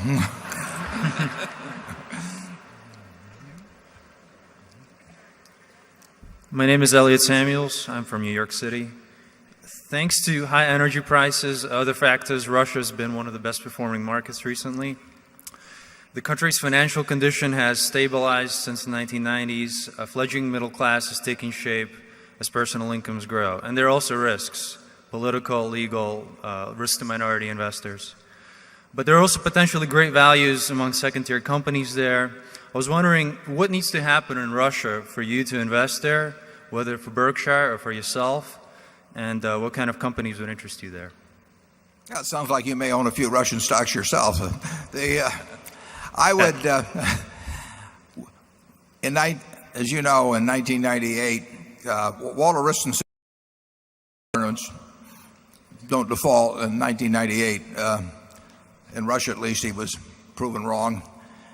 And Charlie and I inherited a business at Solomon that was in the oil business, big time out in Siberia. And there came a time when we got to dig the holes. We sent the money in, and as long as we were drilling, we were welcome. And then we wanted to start taking the oil out. After our money had been used to drill the holes, they weren't quite as friendly. In fact, it was really kind of extreme what took place with us. So having had a few experiences like that, it might take us quite a while before we wanted to sink a lot of money into Russia. It may be different now, but I don't think it's any certainty. I had breakfast in Sun Valley 3 years ago, this July, I believe it was, with Kordakovsky, and we had a translator there, and he talked to me about whether he was thinking about listing Yukos on the New York Stock Exchange, but he said, it would require registering with the SEC or something, and he wasn't sure whether that would be too dangerous. Well, I don't think he listed there, but he went back to Russia, and he's been in jail now for just about ever since. And Yukos was put into bankruptcy with tax claims, and I just think it's a little hard to develop a lot of confidence that the world has changed permanently there in terms of its attitude toward capital, and particularly toward outside capital. Charlie, what are your thoughts? Yeah, the situation reminds me a little of polypetroleum, which years ago was much traded in Los Angeles. And the saying always was, if they ever do find any oil, that old man will steal it. And I'm afraid we have some of that problem in many of the countries in which we're seeking for oil. Didn't we really have the livelihood of our guys threatened over there, Charlie? I think we sent in some people to get out the equipment, and they said if they sent in the people to get out the equipment, not only would the equipment not get out, but the people wouldn't get out. So we understood the situation. That was not that long ago. No. Number one again. I'm Lori Gould from San Francisco, California. My question is, what are your thoughts about the residential real estate market in the U.S., where it's headed, and how is California different, if so? Well, Charlie's our California expert. We've managed one time to develop a great piece of property in California, and we spent about 20 years or so developing it, Charlie? Or? Yes, and we got our money back with interest. Barely. Barely. Okay. Yeah. We finished it at just the wrong time. The land value that we nurtured, it was a terrific piece of land. Charlie lives there. I don't think it's an exaggeration to say we spent 20 years working on developing the land. And the land value, which in effect we cashed out for what, $5 or $6 million, now would have the implicit land value would be what? Maybe $100 million. Yeah. But we finished it at the wrong time. So, it's a wonderful, the climate is wonderful. Everything's wonderful about this property. It's just that from time to time, even in great localities, you've seen it happen in New York a couple of times, in the last 30 years, where the swing in properties values has just been huge. And what we see in our residential brokerage business, and we're in I don't know how many different states, is we see a slowdown every place. Now we see it most dramatically in some of what have been the hottest markets. And the markets where you're going to, in my view, you're likely to see the greatest fall off and where you've had the biggest bubble are the ones tend to be the high-end market, and they tend to be ones where people have bought for investment or speculation rather than use. $100,000 for a house and mortgage it for $270,000, and if the value goes to $250,000, if they have a job and everything, they won't move out. I mean, you don't lose a lot of money, even though the market value on a given day is less than the loan value when families stay together and employment is present and all that. But when you have investment type holdings or speculation type holdings, when you in effect have had the day traders, of the internet move into the day trading of condos, then you get a market that can move in a big way. First it sort of stops, and then it kind of reopens. Real estate is different than stocks. If you own 100 shares of General Motors, it's going to trade on Monday, and that's what it's worth, and you can't kid yourself about it. But if you own real estate, there's a great tendency to think about the one that sold down the street a few months ago, and there's a great tendency to think, you only need one buyer who hasn't gotten the word that things have slowed down, and you'll make your sale. I can tell you that in Dade and Broward County, for example, in Florida, where the average condo is about $500,000, if you go back to December of 2004, there were less than 9,000 condos listed for sale, and I think 2,900 of them sold in the month. So you were turnover one every 3 months, less than that. Now the listings are up to 30,000, and the sales are down to under 2,000 a month. Well, 30,000 is $15 billion worth of properties, and you were very likely. You can get real discontinuities in a market like that, where all of a sudden people realize that the whole supply-demand situation has changed. So I think we've had a bubble to some degree, and it's very hard to measure that degree till after it's all over. But I would be surprised if there aren't some significant downward adjustments from the peak, particularly in the higher end properties.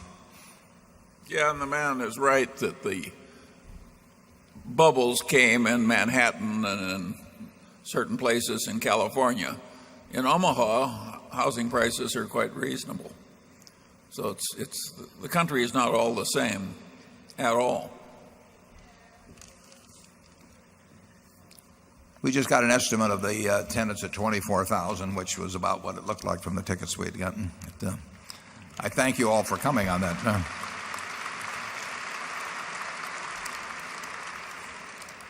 Even better, the Furniture Mart, which had sales in 1997 of 5 and a fraction million, 2003 sales of 17 million, sales last year of 27 million, is up so far 2.5 million, with the best yet to come. So I would say we're likely to do over 30 million at the Furniture Mart, and that incidentally is about equal to a normal monthly volume for the stores. So you're doing your part. Thank you.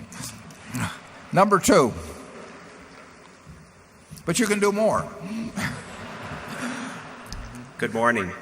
My name is John Norwood from Des Moines, Iowa. I have a 2-year rule for my closet.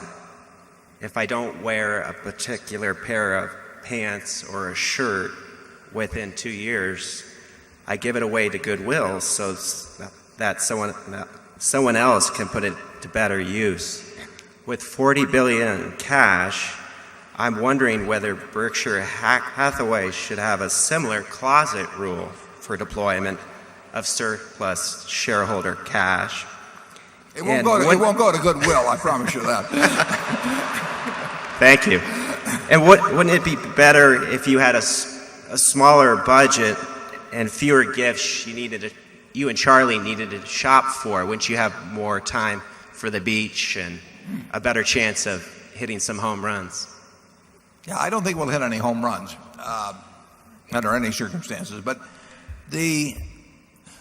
you might consider a normal level of cash at Berkshire as being about $10 billion.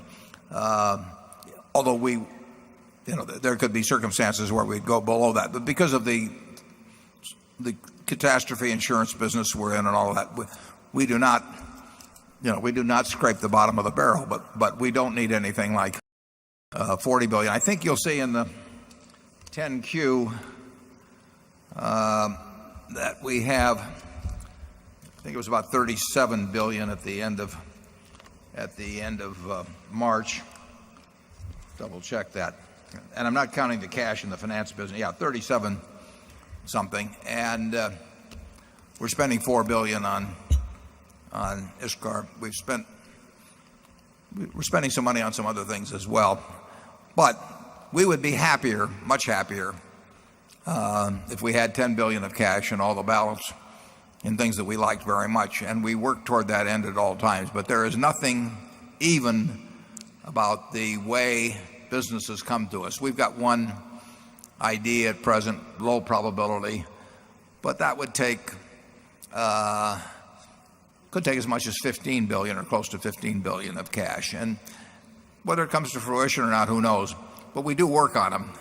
And what we care more, we don't like having excess cash around. We like even less doing dumb deals because we do them forever. I mean, if we make a dumb deal, it just sits there. We don't resell it 3 months later by having an IPO of it or something of the sort. So you're right. You're right to say that we should be very uncomfortable about the fact that we've got the cash, but it's also important that we not be so uncomfortable that we go out and do something just to be doing something. I would say it's likely, but far from certain, that 3 years from now we have significantly less. But far from certain that 3 years from now we have significantly less cash, and I hope significantly more earning power. But the goal of that cash is to be translated into permanent earning power over time. Like I say, with the $4 billion that we've just committed on ISCAR, we love having that $4 billion employed there instead of sitting around in short-term securities. And that's our job. Charlie and I don't do anything else except appear in movies and that sort of thing. But you're right to keep jabbing us on that because, but we jab ourselves. Neither one of us basically likes cash. We always want to have adequate cash, and we always will have adequate cash. And we are the biggest player in the world in cat insurance. And people come to us because they know we're going to run a place that's very strong financially, but it doesn't have to be as liquid as we are now. We spent $5 billion. Well, we didn't spend that much. At the Berkshire level, we spent about $3.5 billion on Pacific Corp. Now, we contracted for it a year earlier, but we will get more chances, I think, in that field, but you never can tell when they'll come. So come back next year, and I hope we have less cash. Yep. Oh, really? Oh. So, okay, well, we'll go to 13 now. Okay, Charlie, would you like to add anything on that? And then Well, yeah, I think you may get some perspective on what bothers you. If you go back to the annual report of Berkshire 10 years ago and then compare that report with the last one, despite the great difficulties of deploying cash, we managed to put an awful lot of wonderful stuff into Berkshire in the last 10 years. So we aren't altogether gloomy about that process continuing.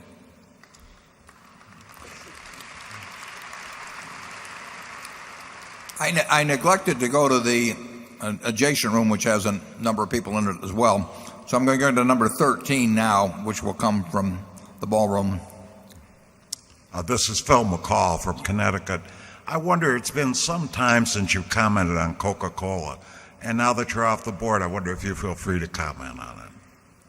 Yeah, well, I won't make particularly different comments than from when I was on the board, but Coca-Cola is a fabulous company. Coca-Cola will sell over 21 billion cases of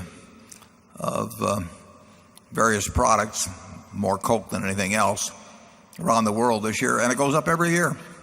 It's interesting. The stock in 1997 or 98, whenever it was, sold over $80 a share when the earnings were, I don't remember what, $1.50 a share or something like that. And the earnings then were not as of good quality as the earnings are now, when they were $2.17 or something like that. And every year they account for a little greater share of the liquids consumed by people in the world. They make fabulous returns on invested capital. It's a business that has, exclude the bottling part of it, it has $5 or $6 billion of tangible assets and makes a similar amount. So there are not lots of big businesses in the world that earn 100% pre-tax on tangible assets. And it'll be a great business, and it's been a great business. The stock got to what, in retrospect, clearly was a ridiculous level, but you can't hold the present management, Neville Isidell, responsible for that. And he, if the company sells 4 or 5% more units this year than last year, and the population of the world goes up 2%, it just means that more people are putting that particular source of liquid down their throats than the year before, and that's been going on ever since 1886. So it strikes us as a really wonderful business that sold at a very silly price some years back, and you can definitely fault me for not selling the stock. I always thought it was a wonderful business, but clearly at 50 times earnings, it was a silly price on the stock. So we like it. We'll own it 10 years from now, in my view. Charlie? No more. Peanut brittle gets caught occasionally, but it's worth it. It's worth it, definitely. Push it near me. And, what? Oh, you want some, huh? Get your own box next time. Now, do you want us to go to 14 or not? Yes? Yes. Okay, number 14. My name is John Goss from Key West. Have insurance rates hardened as much as you anticipated? And have you seen a significant flight to quality in the last few years? Yeah, I think you're probably asking more about reinsurance rates. Actually, in auto insurance, you can figure it out. Our policies are up more than our premium volume. So the average premium in auto insurance, which after all is close to 40% of the whole market for insurance, the average premium in auto insurance is actually down a little bit. But in reinsurance, in which we are a big player, there's great variances. If you take insurance for marine risks in the Gulf Coast, drilling rigs and offshore platforms, that sort of thing, those prices are up very dramatically, but they should be. I think in the last couple of years, there's been like $2.5 billion of premium in the Gulf Coast and $15 billion of losses. So if you paid out $15 billion and took in $2.5 billion, the more astute of you would figure that you needed a little more money for that particular risk. And I think we will be this year. In fact, I'm almost sure we will be this year. Our mix has changed some. Prices are up a lot. But what we don't know is whether exposures are up even more.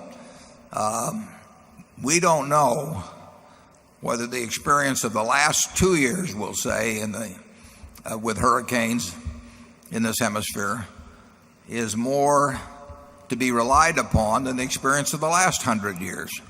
You can take the 100-year experience and it tells you one thing, and you can take the last couple of years and it tells you something else. And which is more meaningful? We don't know the answer to that. We do know that it'd be kind of silly to assume that the 100-year experience is the relevant criteria when conditions, we know certain atmospheric conditions have changed, we know water temperatures changed, but we do not know all of the variables that are into the propensity of hurricanes to occur and the degree to how intense they may be if they do occur. We don't know the answer to that. We don't think anybody else knows the answer to it either. So we are getting more money for hurricane insurance. We're getting appreciably more money. If the last 2 years are the relevant years, we're not getting enough. If the last 100 years are the relevant years, we're getting plenty. And we will know more as time unfolds. The really scary possibility is that variables are changing in some way so that the change is continuous, and that what we've seen the last 2 years is not a worst case example at all. And of course you get into chaos type theory with some of these variables where the outcome is not a linear relationship to the input, and you can dream up some pretty scary scenarios on this. I don't know whether they're true, and nobody knows. We are willing to write certain areas, certain coverages, because we believe the prices are adequate and we can sustain the losses. We are willing to lose many billions of dollars in a given catastrophe if we think we've been paid appropriately for it. But it is not like figuring out the odds on flipping coins or rolling dice or something like that. You are dealing with changing variables, and the worst thing you could have would be a 100-year history book in making those judgments. The third quarter, we will have a lot of exposure for wind. We don't have as much exposure now. Well, we may. We don't have as much exposure now. Well, we may. I'd say we're getting there, but we don't have as much, certainly as much as we had a couple of years ago. Prices, questions about prices hardening. The prices are hardening in that particular area. And if they get to where we really feel they're appropriate, we might take on we will take on a fair amount more risk. If they don't get there, even though they're higher than last year, we won't write. We're not interested in writing it because it's a dangerous business, and we don't believe in modelers at all. I read all this stuff about modeling. I wrote about that a few years ago. It's silly. The modelers don't know a thing, in my view, about what's going to happen. And we get paid for making guesses on it. If over a lifetime the guesses are decent, we will know that we were doing the right thing. But if this year goes by and nothing happens, we still don't know whether we were right on the prices, because if you get a 25% rate for something and it doesn't happen in a year, that does not mean that you didn't need 40% or 50%. It just means that if you do it enough times, you will find out whether overall your judgments are any good. It's still a business we like. We bring a lot to the party. Everybody knows we can pay. You got into the question of creditworthiness. If there is some super catastrophe, and I regard sort of the outer limits of that being a $250 billion insured loss. For reference, Katrina presently estimated was about a $60 billion loss. So if something comes along that's 4 times Katrina, which could happen, we can pay, and we can comfortably pay. We would probably have about 4% of that, maybe 10 billion. A very large percent of the industry would be in very, very serious trouble. So we can play bigger than others, and we can survive better than others if something bad comes along. And we will see over a 5 or 10 year period how we do. You can't judge it by any one year. Charlie? The record of the past, if you average it out, has been quite respectable. And why shouldn't we use our capital strength to get in the volatile stuff that makes other people frightened? Do we go back to here? One more, number 15. Hello. Yep. I'm Mark Rabinov from Melbourne, Australia. I had a 2-part question on the 2005 annual report. Firstly, NetJets is a substantial part of our operations. Unfortunately, its value is obscured by losses in recent years, and I can't estimate its value from the report. I was hoping you might be able to help me on that. The second value from the report, I was hoping you might be able to help me on that. The second thing, how do I value the Berkshire Hathaway Reinsurance Group in light of the deferred charges on retroactive policies? Thank you. The second question about we have an item that's about $2 billion on the asset side. I think I'm addressing the question of deferred charges on retroactive policies. That reflects the fact that those retroactive policies where we reinsure in effect the losses somebody has already incurred, although they may not know how much they've incurred. And we have limits on these, but we set up a factor that essentially recognizes the fact that we will have that money for a considerable period of time. We set up an asset, and that gets amortized over the length of time we have that asset. That number, which I think has gotten as high as $3 billion over the years, since we haven't done any big contracts recently, is down around $2 billion.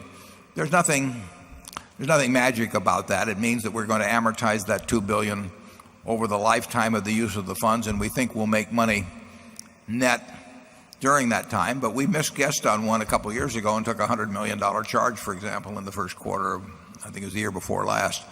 The other question was about NetJets, wasn't it, Charlie? But yeah, I didn't get it all. I love the Australian accent of our gecko, but I didn't pick up the exact nuances of what you asked. But my guess is you asked about the earnings and operation of NetJets. And NetJets has grown rapidly, and so far our expenses have grown faster than our revenue. We've got the top service in the world. We've got really the only worldwide service. We have a very strong position, particularly in larger airplanes. But I'd have to tell you that I did not anticipate. I thought we would have economies of scale to some degree, and so far you could almost argue that we've had diseconomies of scale. And our expenses, particularly last year, basically got out of hand. And there are various reasons I could give you for that. All I can tell you is it's being addressed. Rich Santulli, who runs that operation, you could not have a better operator. He loves NetJets. He works at it 16 hours a day. There's nobody in the world I would have run that except for Rich.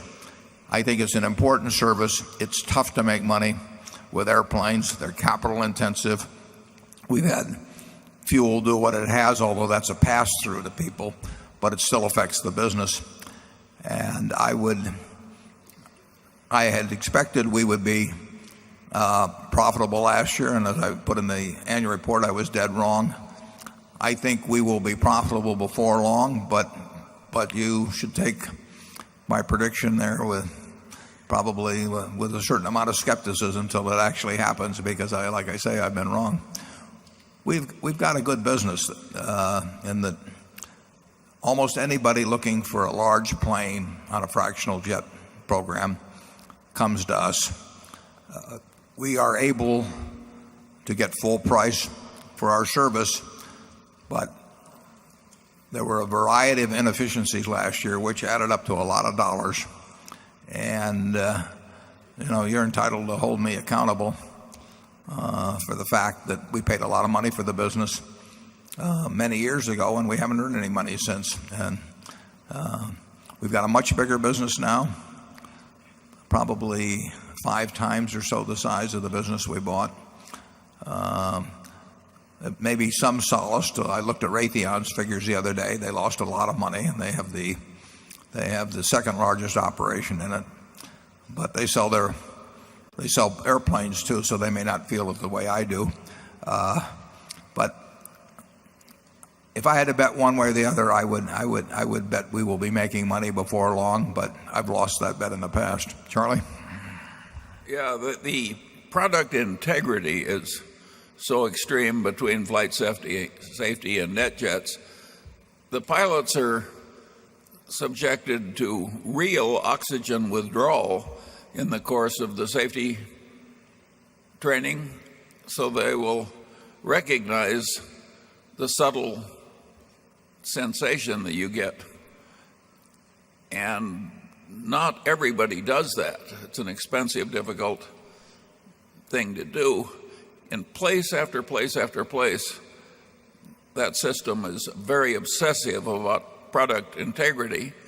And it's my guess that that obsession in due course will be rewarded. Okay, we'll go to number 3. Dear Warren and Charlie, I'm Oliver Krautschat from Frankfurt in Germany. Here's a question to the Silver King. Some commodity investors give you as a reference as one of the largest owner of physical silver. Could you please clarify what kind of exposure you or Berkshire currently have in silver? And further, could you please help us to understand how you determine the value of a non-interest bearing precious metal? Do you have any silver on you, Charlie? we had a lot of silver at one time, but we don't have it now. The original decision, my decision, was that the production of silver and the reclamation of silver, I don't remember the numbers exactly now, but they were running perhaps 100 million ounces or thereabouts less than the consumption. And now a lot of consumption has gone down in photography, but that's where the reclamation was too, so that those tended more to balance each other out. I haven't looked at the figures for the last year or so, but silver was out of balance. Now, on the other hand, there were enormous quantities of silver above ground, and there were huge quantities of silver that could possibly be removed from other uses, perhaps in jewelry and all kinds of things that could conceivably add to supply, as they did in the early 1980s when the Hunt Brothers thing took place. But overall, silver was being produced and reclaimed at a lesser rate than it was being consumed.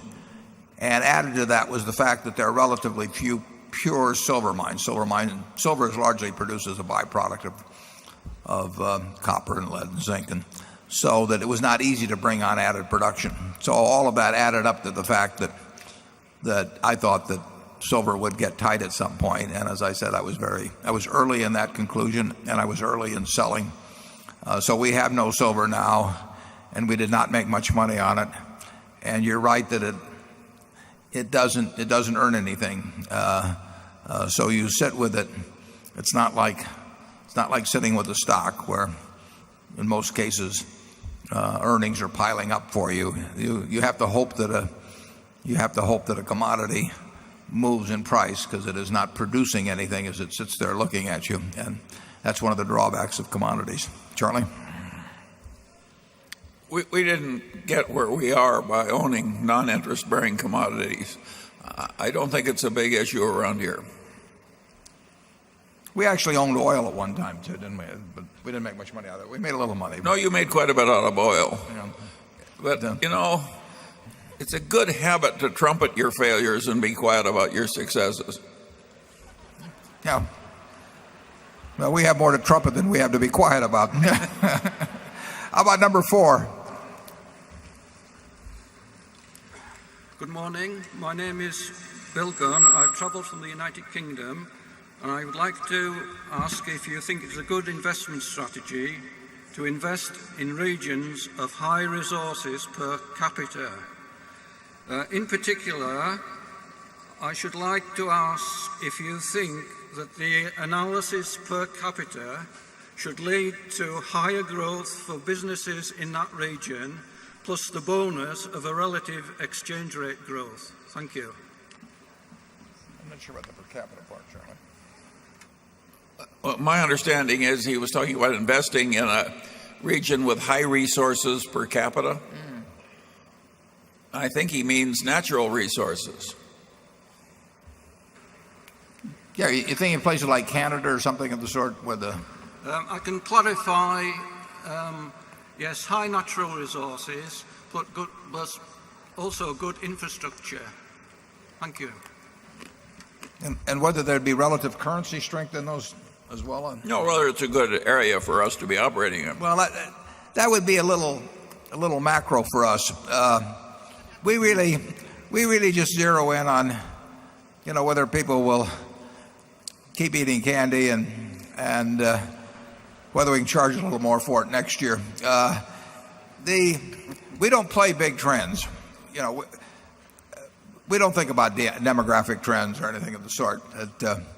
We think about our own ages getting older, but other big trends, they just don't mean that much. There's too much money to be made from year to year to think about things that take decades to manifest themselves. So I can't recall of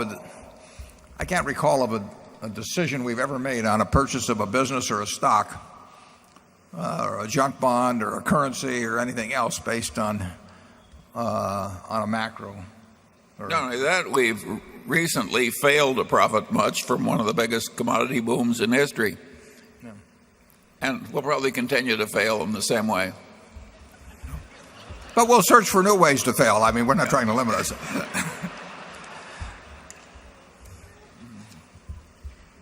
It's probably true, incidentally, in a country like Canada, where you've got probably millions of barrels of oil, millions of barrels a day of oil production coming on, and where there's relatively few people, and where there's already a surplus. They're running a significant current account surplus. That it's not strange that their currency should be strong relative to a country like ours, where we're running a huge current account deficit, and we don't have that same natural the gain in natural exports coming on that they do. But there's so many more important factors that are going to hit us immediately that's what we really think about day to day. Number 5. Good morning. My name is Glenn Strong. I'm from Canton, Ohio. I'm an optimistic person, and I'm sure it would be more enjoyable to discuss the Chicago Cubs' march to the World Series.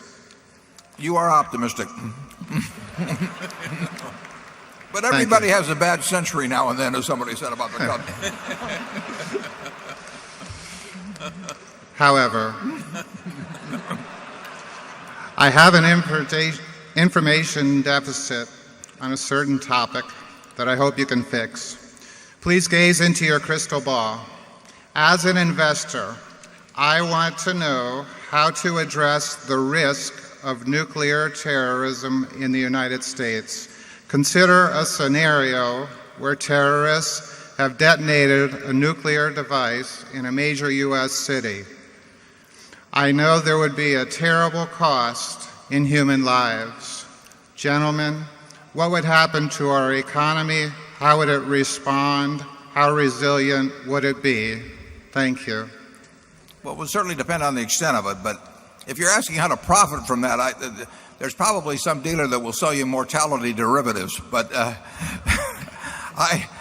I'm not sure that's what we would be thinking about that. No, I agree with you, and Norm, I couldn't agree with you more about that being the ultimate problem of mankind, not necessarily a terrorist type usage, but a state-sponsored usage of weapons of mass destruction, and it will happen someday. The extent to which it will happen, where it will happen, who knows? But we have always had evil people. We've always had people who wish evil on others, and thousands of years ago, if you were psychotic or a religious fanatic or a malcontent, and you wished evil on your neighbor, you picked up a rock and threw it at him, and that was about the damage you could do. But we went on to bows and arrows and cannons and a few things. But since 1945, it's the potential for inflicting enormous harm on incredible numbers of people has increased, at a geometric pace. So it is the problem of mankind. It may happen here, it may happen someplace else. People say sometimes they say, well, if we solve poverty, we'd solve this. Well, I would just remind you that nuclear weapons have only been used twice, and those were by the richest country in the world, the United States, in 1945. So people will justify their use under some circumstances if they feel threatened. They will justify them for religious reasons. They will do all kinds of crazy things. And what holds it in check is the degree to which the lack of knowledge of how to do it is controlled, and the degree to which the materials are controlled, and which the deliverability is circumscribed. And we're losing ground on all of those fronts. The knowledge is more widespread. The possibility of getting your hands on materials, the Dr. Kahns of the world and so on, has increased, and it will be it's a real problem. But we won't be thinking about what Berkshire did that day in the stock market. And I don't know. I don't know how money attacks that. I mean, I've always held that as the top priority. I think should be the top priority for a philanthropy in my particular case. But it's a very difficult. It's a worst case problem. You have 6 billion people in the world, and if a certain percentage of them who are one way or another a little crazy or very crazy, and some of whom, and that craziness would manifest itself by trying to do great harm to a lot of people. And it's only one of them has to succeed.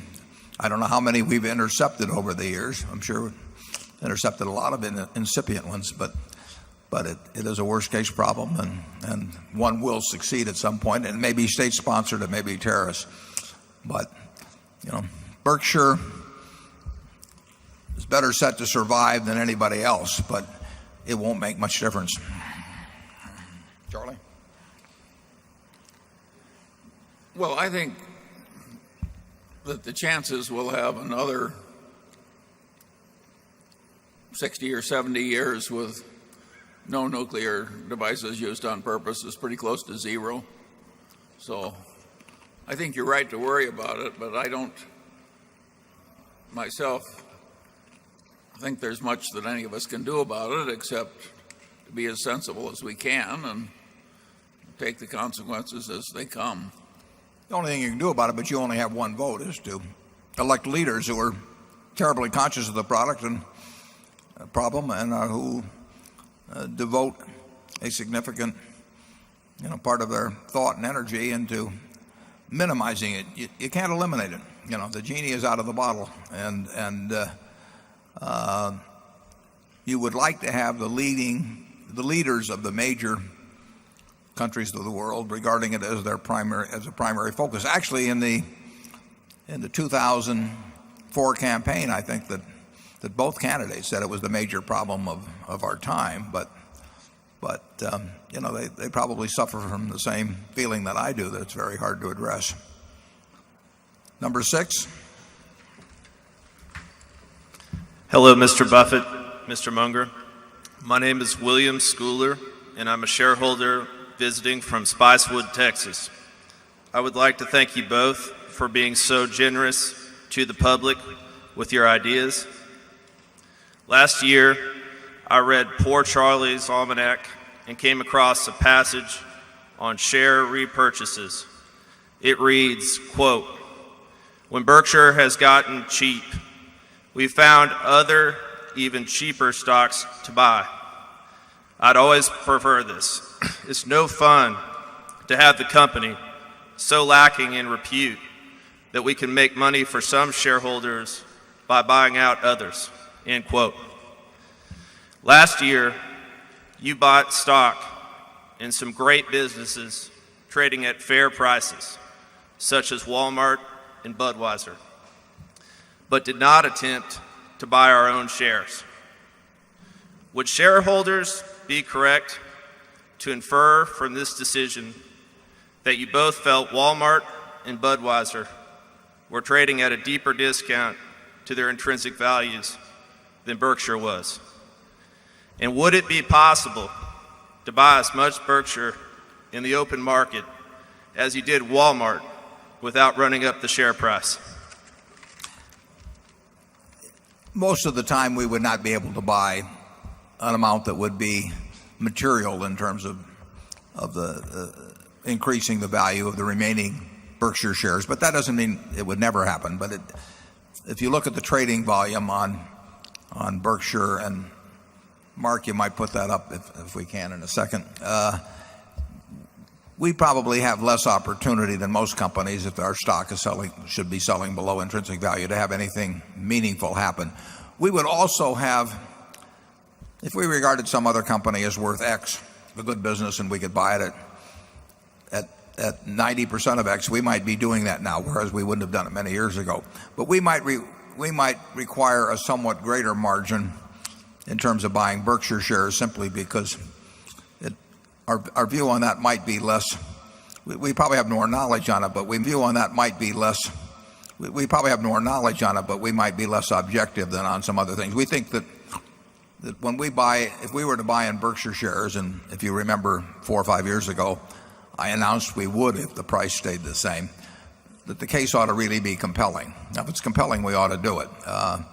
It was compelling at that time, but simply the act of writing about it, it's a little bit of the Heisenberg principle. The act of writing about it,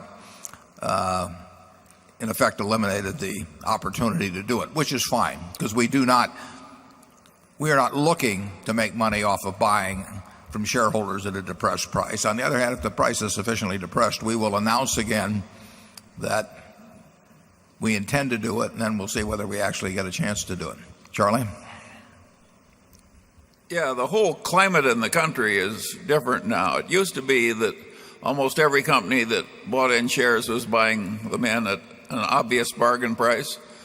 Now I think a lot of share buying is designed to sort of prop the stock price. In other words, it's not bargain seeking, it's more like Sam Insel. Yeah, 40 years ago, 30 years ago, it was a very fertile field for making money to look at companies that were aggressively buying in their shares. The most extreme case probably being Teledyne. But those people were buying overwhelmingly. Gordon Wallows was doing it at the companies he controlled. Those people were motivated simply by the fact they wanted to buy the stock.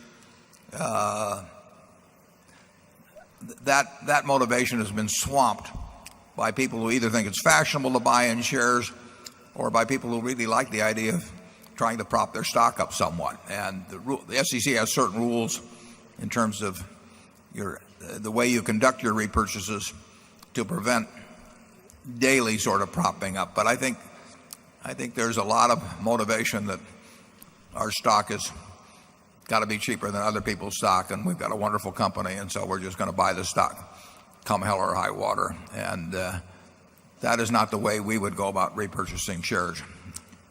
We've got what we had up there, I think, some figures that showed the turnover of Berkshire shares compared in a year compared with a few others I picked out. I think Berkshire has the lowest turnover by some margin of any major company in the United States. And I put Walmart up there because the Walton family owns about the same. In fact, they own more of Walmart than I do of Berkshire. So this is not a function of simply the fact that we've got concentrated holdings with the Buffett family. This is a reflection of the fact that we've got a really unusual shareholder body in that they think of themselves as owners and not of people who are moving around with little pieces of paper every week or month. We have the most, in my view, we have the most what I would call honest to God ownership attitude among our 400,000 or so shareholders of any company, of any big traded company in the United States. People buy Berkshire to own it and hold it, and that's reflected in our turnover. That does mean if for some reason the stock gets cheap, real cheap, that we will not be able to buy a lot of stock in. But we're not looking to buy out our partners at a discount. If it sells there and we tell them we're going to buy it, we'll buy it. But that's not a way that we're trying to make money. Charlie, any more? No, I've said my piece. Number 7. Good morning. My name is David Saber, shareholder from Minneapolis, Minnesota. Looking for some advice you might give the young professionals here. I could be classified as one of those helpers you describe in your annual report. In fact, most of my friends are helpers, and some could be classified as super helpers. Most would love to step out and explore some of their more innovative ideas, innovative business models, strategies, and things of that nature. But at the risk of giving up a significant salary, health insurance, flights, all the ridiculous corporate perks that some of us young professionals earn, what advice would you have in us into pursuing those dreams? Charlie, what do you think? Well, there's certainly a lot more helpers in the economy than there used to be. And the ones that come here tend to be the very best of the helper class. So I don't think you should judge the helper class by those you meet here. We get the best of them. And as to what the young helpers ought to do so that they'll eventually be like Warren Buffett, I would say the best thing you can do is reduce your expectations.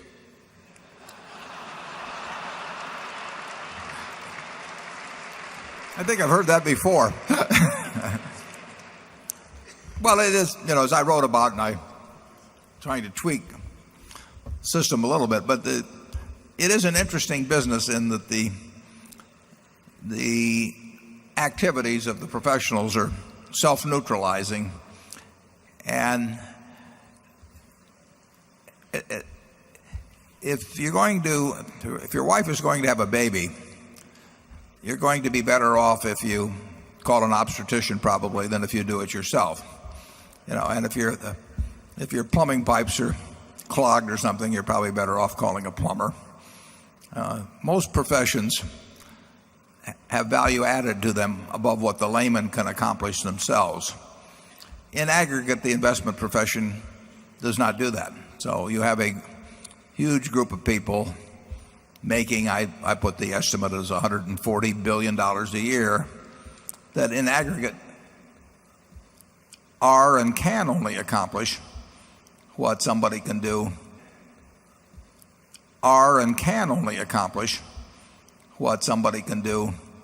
in 10 minutes a year by themselves. And it's hard to think of another business like that, Charlie. I can't think of any. No. But it's become a bigger and bigger business.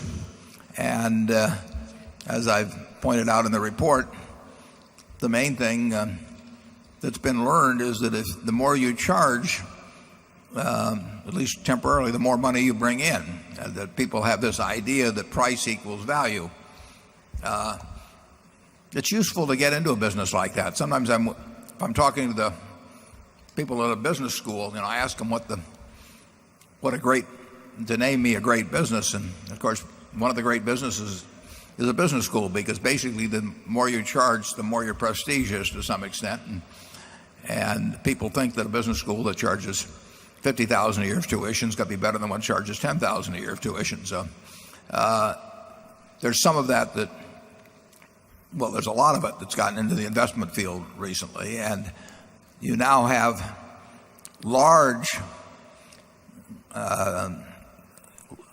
certain large portions of investment management that are charging fees that in aggregate cannot work out for investors. Now, obviously some do, but you cannot be paying people 2% and 20% where they get it in the good years and they fold their partnerships and start another one if they have a bad year and that sort of thing. You can't have that coming out of an economy that's only going to produce, we'll say, 7% or something like that a year for investors, and have people net better off. It isn't going to work.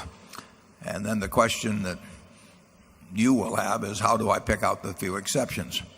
And everyone that calls upon you to sell you this will tell you that they are an exception. And I am willing to bet a significant sum of money, we'll put it up, to anybody who wants to name 10 partnerships that are $500 million or more of management and pit those after fees against the S&P over a 10-year period. It gets away from the survivorship bias and all that kind of thing. And it isn't going to happen. but a few will do well. They're bound to do well. And I think I do know how to pick a few that will do well. I mean, I did it in the past when I wound up my own partnership in 1969. I told people to go to either Bill Ruane or Sandy Gottesman, and that would have been a very good decision, whichever place they went. So if you know enough about the person, know enough how they've done it in the past, know enough about their personality and honesty and a whole bunch of things, I think that occasionally you can make a very intelligent choice in picking an investment manager. But I don't think you can do it if you're running a pension fund in some state and you have 50 people calling on you. You're going to go with the ones that are the best salespeople and not the ones that are the best investors. Charlie? Well, yeah, on that state pension fund investment subject, I think it ought to be a crime to entertain in any way a state pension fund official, and I think it ought to be a crime if you are a state pension fund official to accept the entertainment. It's not a pretty scene, a lot of investment management in America now. And human nature being what it is and the amounts of money being what they are, I don't think much is going to be improved. Well, we wanted to leave you in a good mood for lunch, so we will break now and we'll come back in about 45 minutes or so. And those of you who are in the other rooms, by then the crowd thins for some unexplainable reason, and you can all join us here in the main room, and we'll be back in about 45 minutes. Thank you. Okay, we'll go to Zone 8. Where's the light? Good afternoon, Mr. Buffett. First of all, I want to thank you for responding to all my letters throughout the years. I will always treasure them. Last week, demonstrations in many cities across the United States took place on the subject of illegal immigration. Many companies want to stay in the U.S., but have grown dependent on cheap illegal labor as a way to remain globally competitive. A recent Business Week article described Shaw's competitor, Mohawk Carpets, and their employment of illegal immigrants. If illegal immigration reform were to occur, how would you see this affecting Shaw, Clayton, and other Berkshire subsidiaries?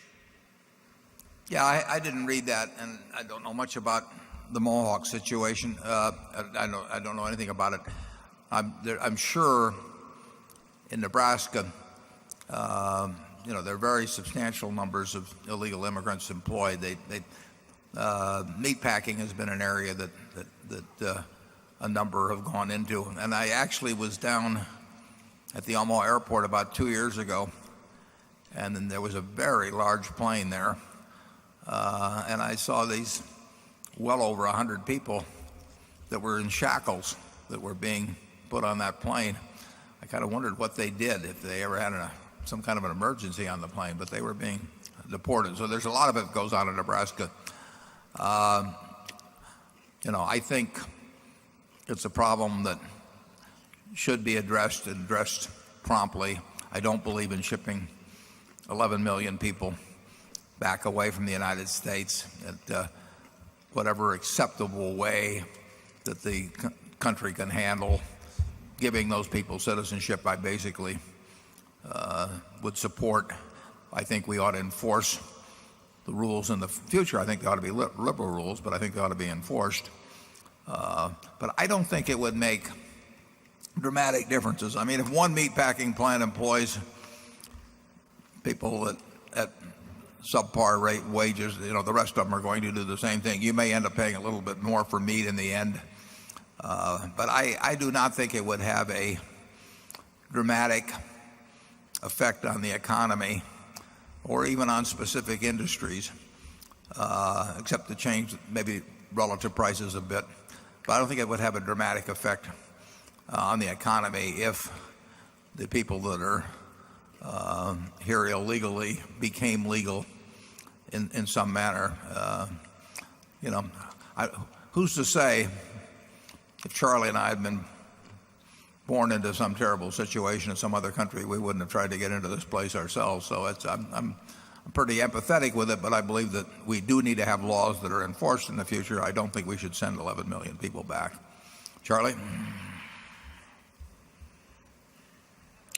If you don't like the results, I think you should get used to it, because we never seem to have the will to enforce the immigration laws. I just think that what you've seen is what you're going to get. In terms of the carpet industry specifically, you mentioned Clayton Homes. I would think in the mobile manufactured housing industry, I'd be surprised if there was any unusual number at all of illegal immigrants. But the answer is I don't know that for sure. But I don't see any change in those industries. Number 9. Hi, Warren. Hi, Charlie. My name's Jeremy Cleaver, and I come from Lawrence, Kansas. I'm a Jayhawk, and what do you believe is the best finance program in the U.S.? Also, I will be graduating in a year. Could you compare and contrast the financing opportunities now and when you graduated college? He comes from a school that has sent some classes up in the last couple of years. They're absolutely terrific.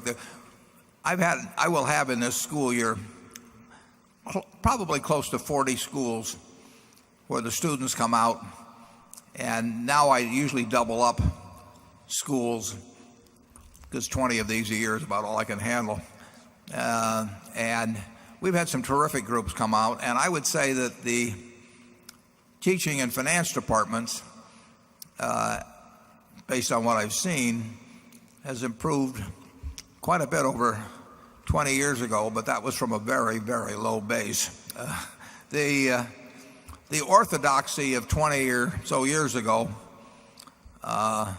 where really, the flat earth was being embraced, has improved considerably. And one particular place is at KU, Professor Hershey done a great job. Missouri, Florida, Columbia, a lot of good schools. Stanford have got people in those departments that are doing a very good job.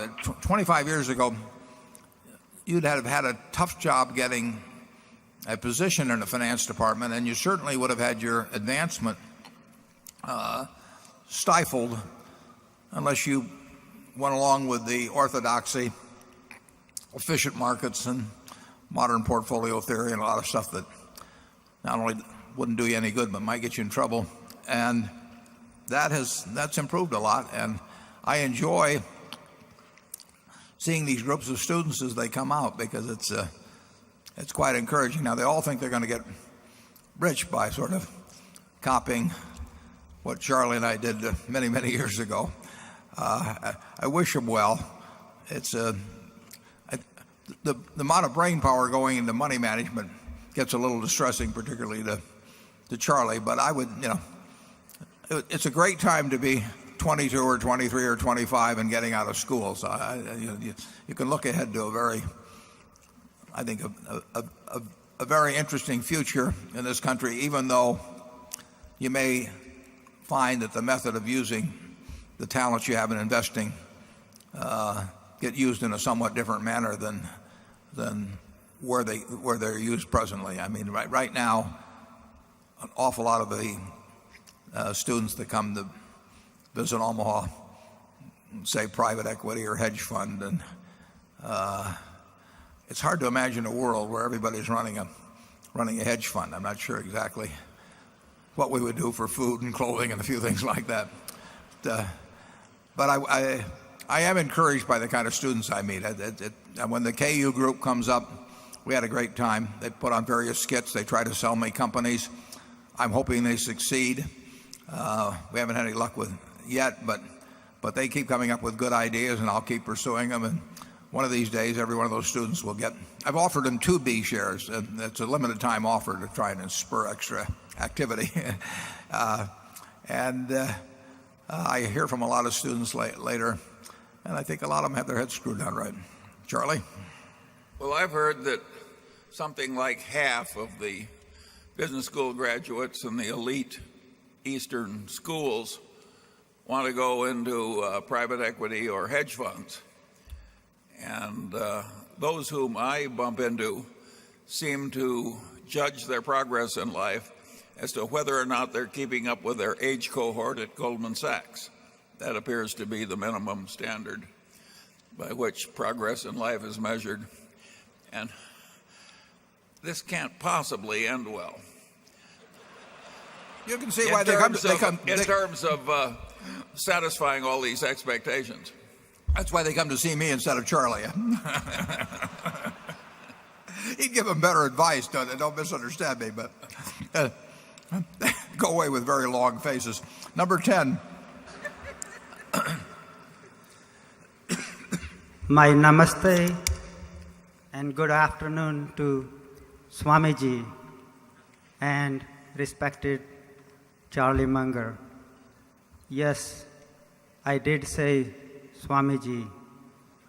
I see your inner dress crowned by your truth, by your humbleness, by your simplicity. Your outer dress, I mean, your wealth is for the needy at large. So you look upon us, your children, your friends, and your partners. My name is Shekhar Agarwal. I'm from Sugarland, Texas, suburb of Houston. Since May 99, I got interested in Berkshire Hathaway, and I have read a lot of what you have written, so I can judge a little about you. By the way, I bought B shares till March 3rd, 2000 at 1410 before they hit the low on March 10th. And it became at that time 40% of my portfolio. And I still own all those shares and many more. As you tell the students who come to Omaha to run a portfolio with real money, to have a real feeling and a real learning, I had the same experience with you. 3 years back, I had a chance with my wife, my daughter, and my 6-year-old son, who is with me today, to spend a few minutes with you when you came to Houston during the opening of a new Star Furniture store. As we were posing for a family picture with you, my 6-year little one was standing just beside you while you were sitting on a high bar chair. And you said to this stranger son, you said, "Son, you come and sit in my lap." Sir, Swamiji, that is your simplicity, that is your humbleness. And you talk about the contribution of Ajit Jain and ask us to bend really down if we see him, or name our children Tony to honor his contribution. Well, 40 years of selfless services to this corporation and to the humanity. You rightly deserve this distinction or this title of Swamiji. There is a beautiful, beautiful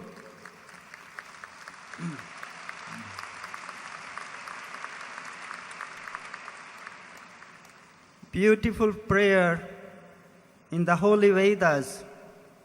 It says, Tvam jivem shardashatam. It means the Almighty God says, "Oh my child, May you live 100 and longer peacefully. So that's my wish, that's my prayer on your 75th birthday.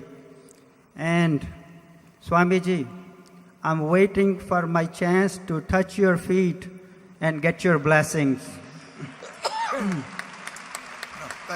Thank you. Let me finish, please. Yeah. Swamiji, I have a question anyway. A lot of business people have a great amount of respect and trust for this 70 years young teenager girl who is sitting by the phone waiting for it to ring. And now and then that phone rings. I have no concern about the next CEO of Berkshire Hathaway to take this company forward, but I do wonder about this phone. It may not ring as often as it does now till the new CEO earns the respect and the trust of these phone dialers. Do you see that a concern? And do you think it is a good idea that you may become the only chairman and let someone else become the CEO and let him earn the respect and trust under your umbrella while you are still young and healthy? Thank you very much. Thank you. Are still young and healthy. Thank you very much. Thank you. I don't think there's any question but that my successor will go through sort of a media probation type affair for a year or so, and people will understandably wonder whether the culture is going to be different under the successor than it's been at this point. That's going to happen. It won't be the end of the world. It will mean that the phone probably won't ring less. It'll just be a different kind of suitor that is calling. The investment bankers will all try out this guy to see if he's softer than I am and wants to participate in auctions and all of that sort of thing. But I think it will become evident, and it'll take a year, 2 years maybe. I think it'll become evident that the culture is the same, that the yardsticks, the metrics, the attitude toward shareholders, the whole thing will not change. The board will not change. And but I think there will be a hiatus of sorts where people do not have the same feeling immediately that joining Berkshire is going to be the same experience with their companies as it's been in the past. But it won't last long. I can tell you the successors that the board has in mind, they're very smart. They understand. They bought in to the whole corporate personality we have, and they will be somewhat different in style, but they will develop the confidence of the world that and a possible seller, the confidence of the world that and a possible sellers of businesses. They will develop the confidence that it's going to be the same Berkshire going forward. But it's a good question, and there will be a period when the phone won't ring for a while until people realize that Berkshire is sort of one of a kind, and it's continuing to be one of a kind. I don't think it would work well, but it's the kind of thing we talk about with the board. But I don't think it works well to have sort of a half and half arrangement. I mean, you could say that I could handle or encourage the handling of the deals, and somebody else could sort of be the operating guy. But the truth is, we don't need an operating guy. We've got people running the businesses that are running them, and they're very good at it. And the main thing to do is to not destroy or damage the spirit they bring to it, and the fact that they like this method of operation. So I'm not sure what a chief operating officer would do at Berkshire except expose the fact that I wasn't doing anything. And as long as I'm around, they're not going to get the calls on the deals. I mean, people are going to want to talk to me. And I mean, that's not a handoff that would work.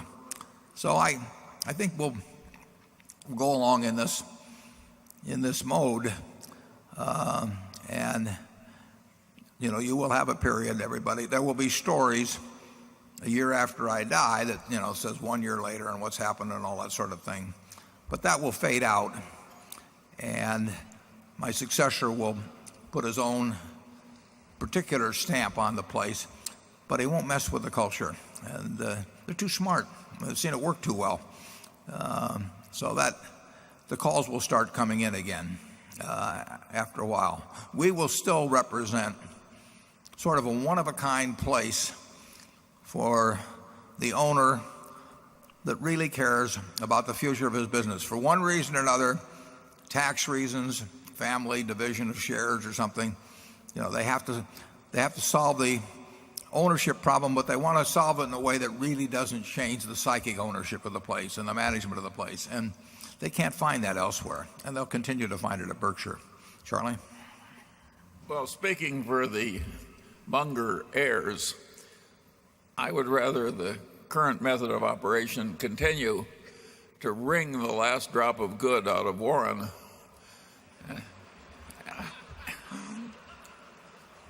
At low pay. Yes.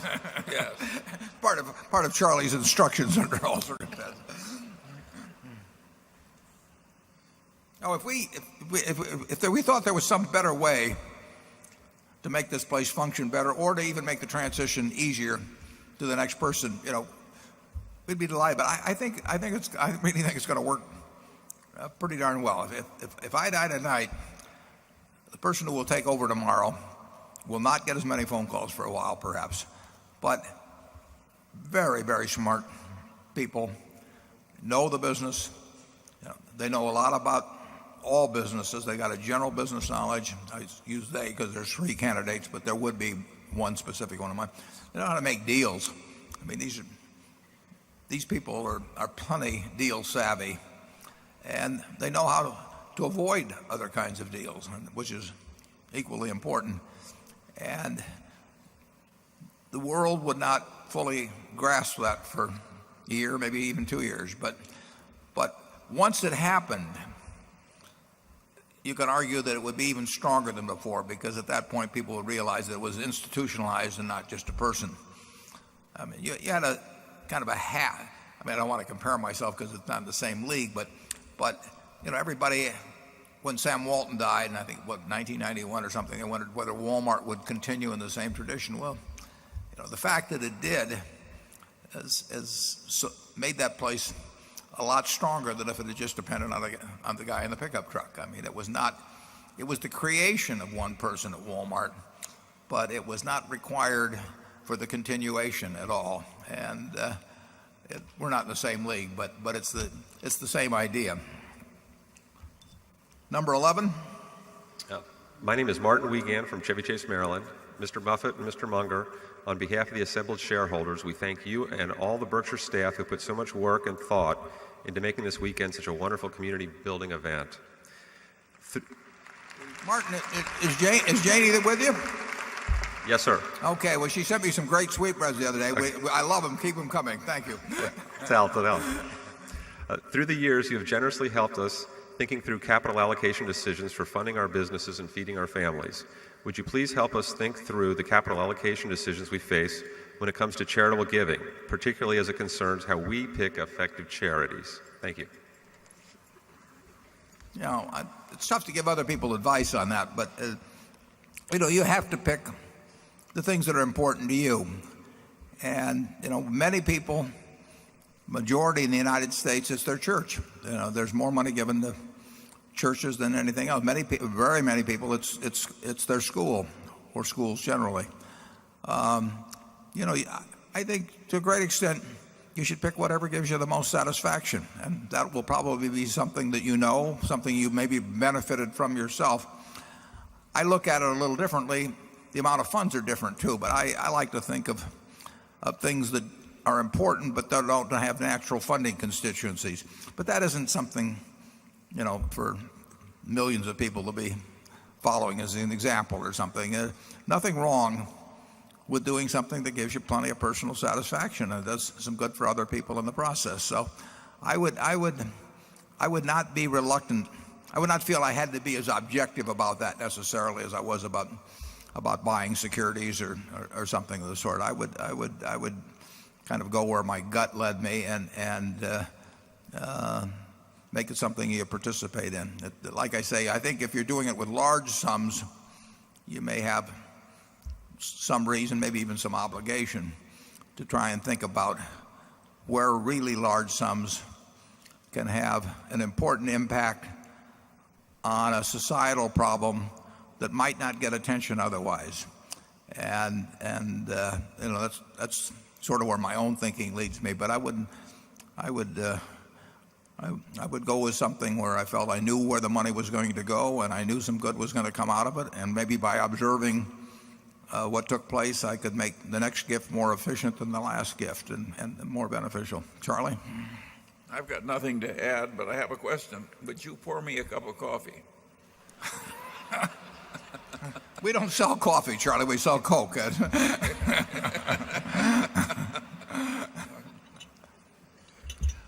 We get the profit on 1 out of every 12 Cokes.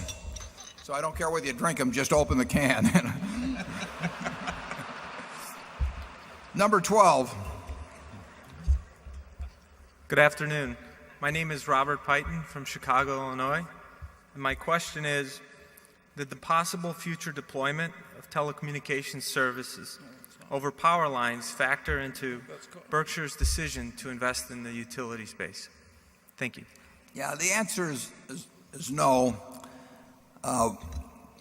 We're in the utility business, the regulated utility business, because we like the business as is. Where it leads, will be determined, in specific states by what they want us to do, and maybe by technological changes generally. But we're going to earn a return on capital employed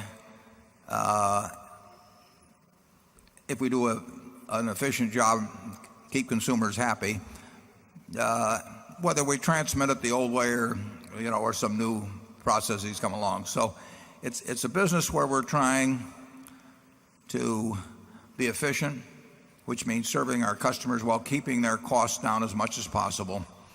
And we will, even in terms of what generating sources we use, we are following the will of the people in the states in which we operate. If there are different costs associated with different forms of generation, and we feel that if people want to elect a more expensive way to generate electricity, but one that they're more comfortable with in terms of the environment, that's the decision of the people of the state in which we operate. And so I do not see us. I don't see any large developments that change the economics of what we're doing, and we're certainly not going in. We're not buying an electric utility because we expect to generate revenues from activities other than that. Charlie? Nothing to add. Number 1. Okay. First, my name is Egil Dahl. I'm a retailer from Norway. I would like first to thank you, gentlemen, for the opportunity to come here and ask two of the best businessmen in the world a question. My question is regarding the media and entertainment business. Do you think that the nature of newspapers, magazine, television, and maybe movie and music business as well are about to change permanently and become less predictable because of new technology and internet? And the second part is, if not so, do you think that some of these businesses represent good purchases at the moment because the market thinks so? Thank you. Well, people are always going to want to be entertained, and they're going to want to be informed, and some mix thereof but we only have 2 eyeballs and we only have 24 hours a day. So if you go back 50 or 60 years and think about how people got informed or entertained then, the choices were far fewer. You had the local movie theater, and you had the radio, and you had newspapers. And as the years have gone by, what technology has done is opened up a huge variety of ways of being informed faster, certainly, and whether it's better or not depends on who you ask, and certainly entertained in way many more forms, many that are free, and it hasn't expanded the time you have for entertainment or for acquiring knowledge. And anytime you get more and more people competing in any given area, generally the economics deteriorate. And the economics have deteriorated for newspapers, although they're still enormously profitable in relation to tangible equity employed, but they do not have the same economic prospects if you look at the future stream of earnings that it looked like they had 20 or 30 or 40 years ago. And television, again, the margins have been maintained surprisingly well, but the audience keeps going down, and for any given means of distribution. So that has to erode economics over time. Cable was thought to operate pretty much all by itself, and the telecoms come in, and very few businesses get better because of more competition. They like to talk about it, but their idea. I had one friend in the newspaper business, and I think Charlie used to tease her a bit by saying that her idea of a competitor was a corpse laid out on a slab with a toe twitching, and then it is not a better business when more people compete. So I think that, generally speaking, the economics of media businesses do not have a great outlook. I mean, compared, like I say, they're enormously profitable now in returns on tangible assets. I mean, it's a business.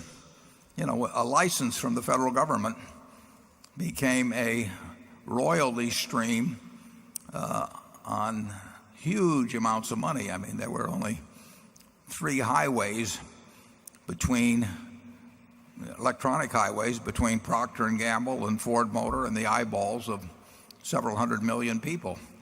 And those 3 highways could make a lot of money when there were only 3 highways. But you keep building more ways for the P&Gs or the Gillettes or whomever it might be, or Ford Motor or General Motors, to get to those eyeballs, and you decrease the value of the highways. It's not complicated. So I think you will see, it's hard to imagine those businesses having great prospects in aggregate. We owned the World Book. We still own the World Book. We were selling 300,000 sets a year, something like that, in the mid-'80s. It's a very valuable product. It sold for $600 or thereabouts, and it was worth it.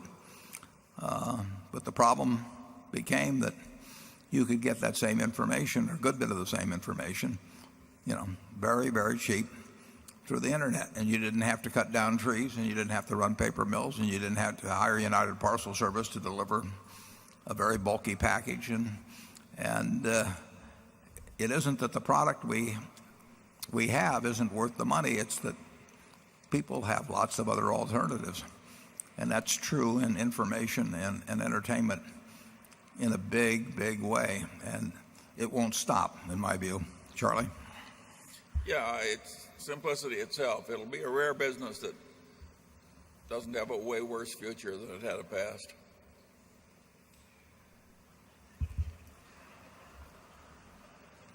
Give them the bad news, Charlie.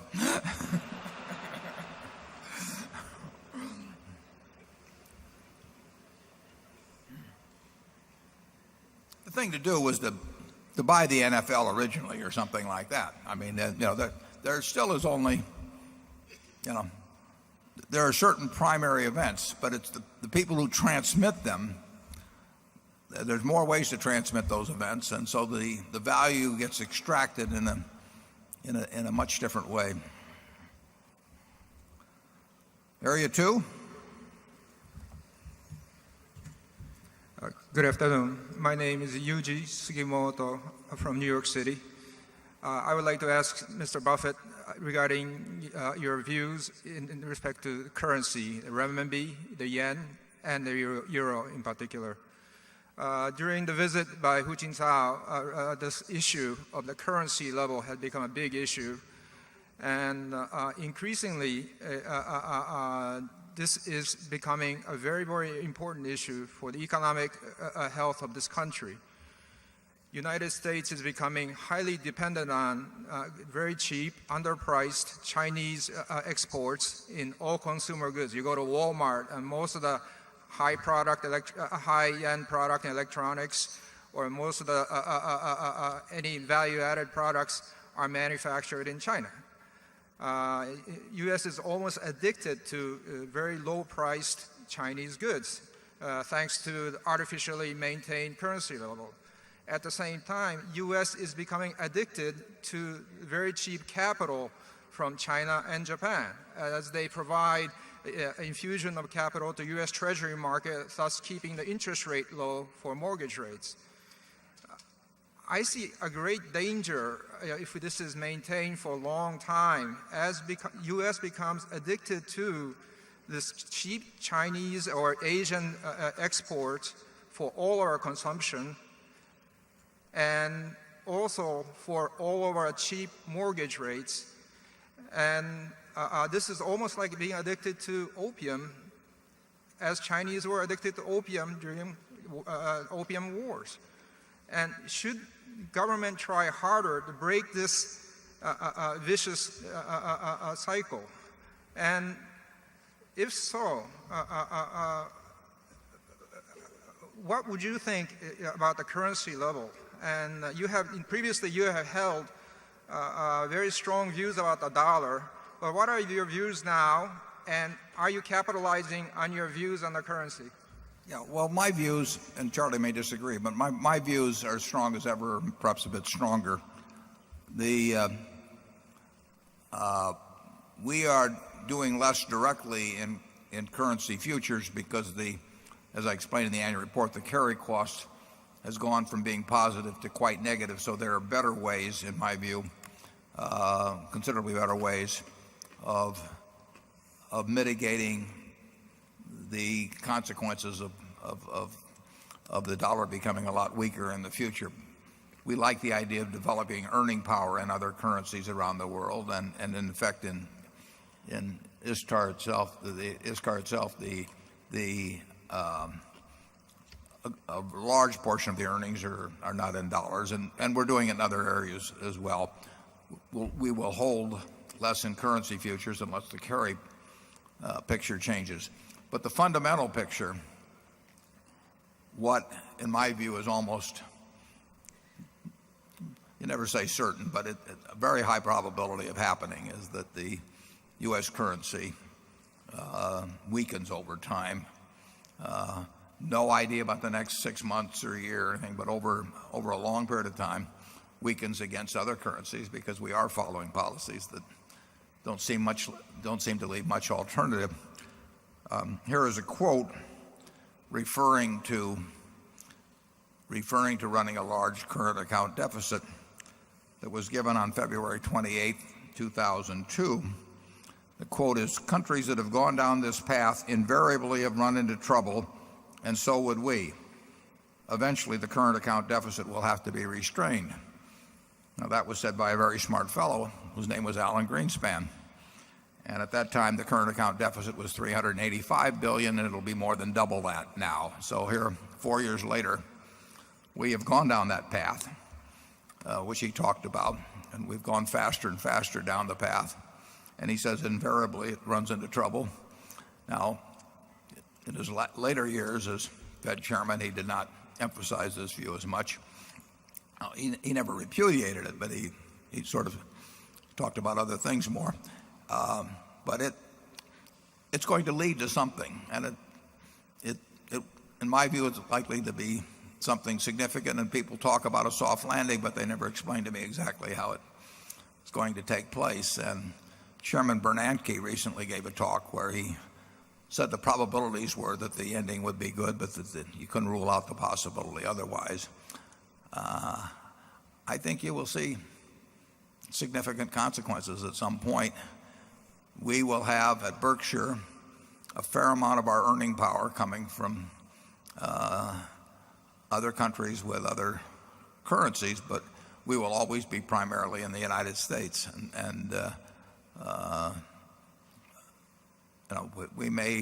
One consequence certainly seems possible is significantly higher inflation as the years go by, because as you owe more and more money as a country, it gets more and more tempting to devalue what you owe by paying in a cheaper currency than in the one in which the debts were incurred. Charlie, what do you have to say on this? Well, I don't feel I have any special capacity to predict whether the euro is exactly priced right now. I don't consider it a big deal that Berkshire has had the position it's had. In effect, about half of our surplus cash was stashed short-term in currencies other than the dollar. I regard that as almost a non-event. Now, I made a couple $1 billion. Yes, I was about to say that as it's happened so far, it's been a very profitable non-event. But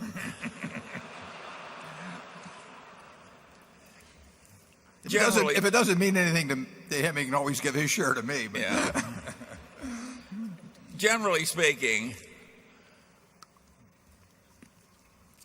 it can't be good to be running a big current account deficit and a big fiscal deficit and to have them both growing. I mean, a great civilization may be able to stand something like that for a way longer period than you might have thought at the outset.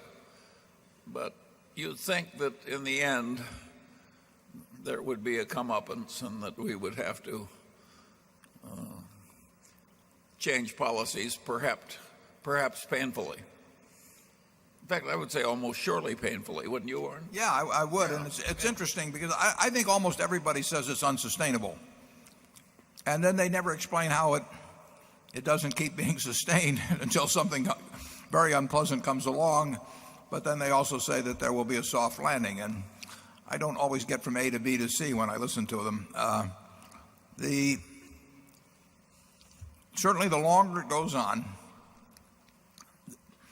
the greater the net debtor position the United States is in, the more people see that we are sort of addicted to this kind of behavior, the more chance there is at some point,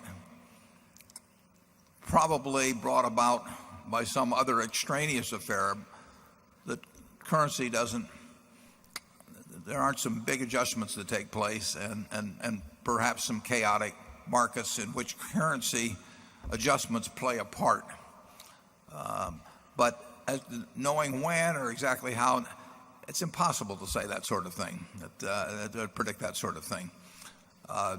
Charlie and I, in the 1980s, saw something called portfolio insurance, and that was a very popular term then, catch on with institutions. And what happened was that a group was around selling the idea that this was a sophisticated, superior way for large institutions to manage money. And they charged appreciable sums to people to set up mechanistic procedures for dealing with stock market fluctuations. They did this with pension funds and various big guys. And it was very popular, and the academic literature was full of it. And people were teaching about it in the schools. And then October 19th, 1987 came along, and a relatively small portion of American money, American investments, were being guided by this portfolio insurance doctrine.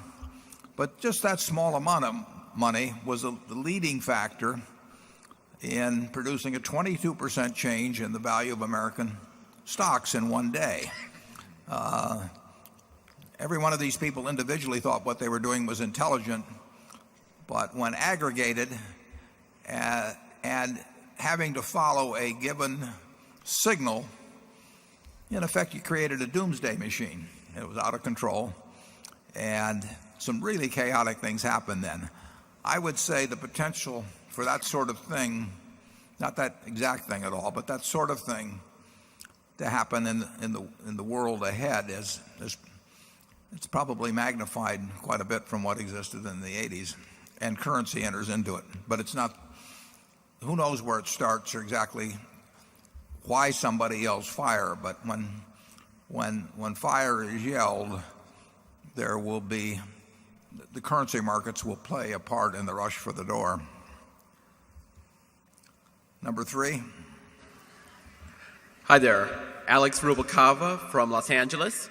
Warren, you just brought up the topic of inflation, and so I wanted to ask, do you believe that the Consumer Price Index is a good and true and accurate measure of inflation? Yeah, well, that's a good question. Bill Gross has written a little bit about that in some of his PIMCO methods and messages.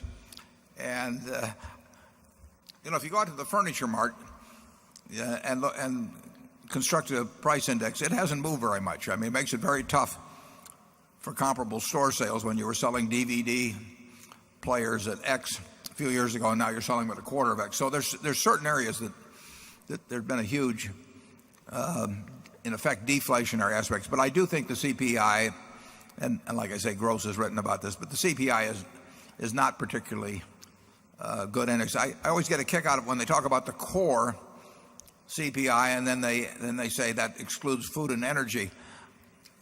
Food and energy strike me as pretty core to anything in terms of the average price. I can't think of anything that's much more core.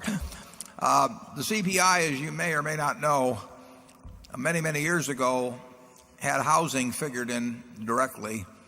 There is no, the CPI now has a rental, which is an imputed rental type computation. It's still a large portion of the CPI, but it does not reflect the new housing prices and rentals. The rental factor has lagged, in my view, significantly below what housing costs really are for an American family.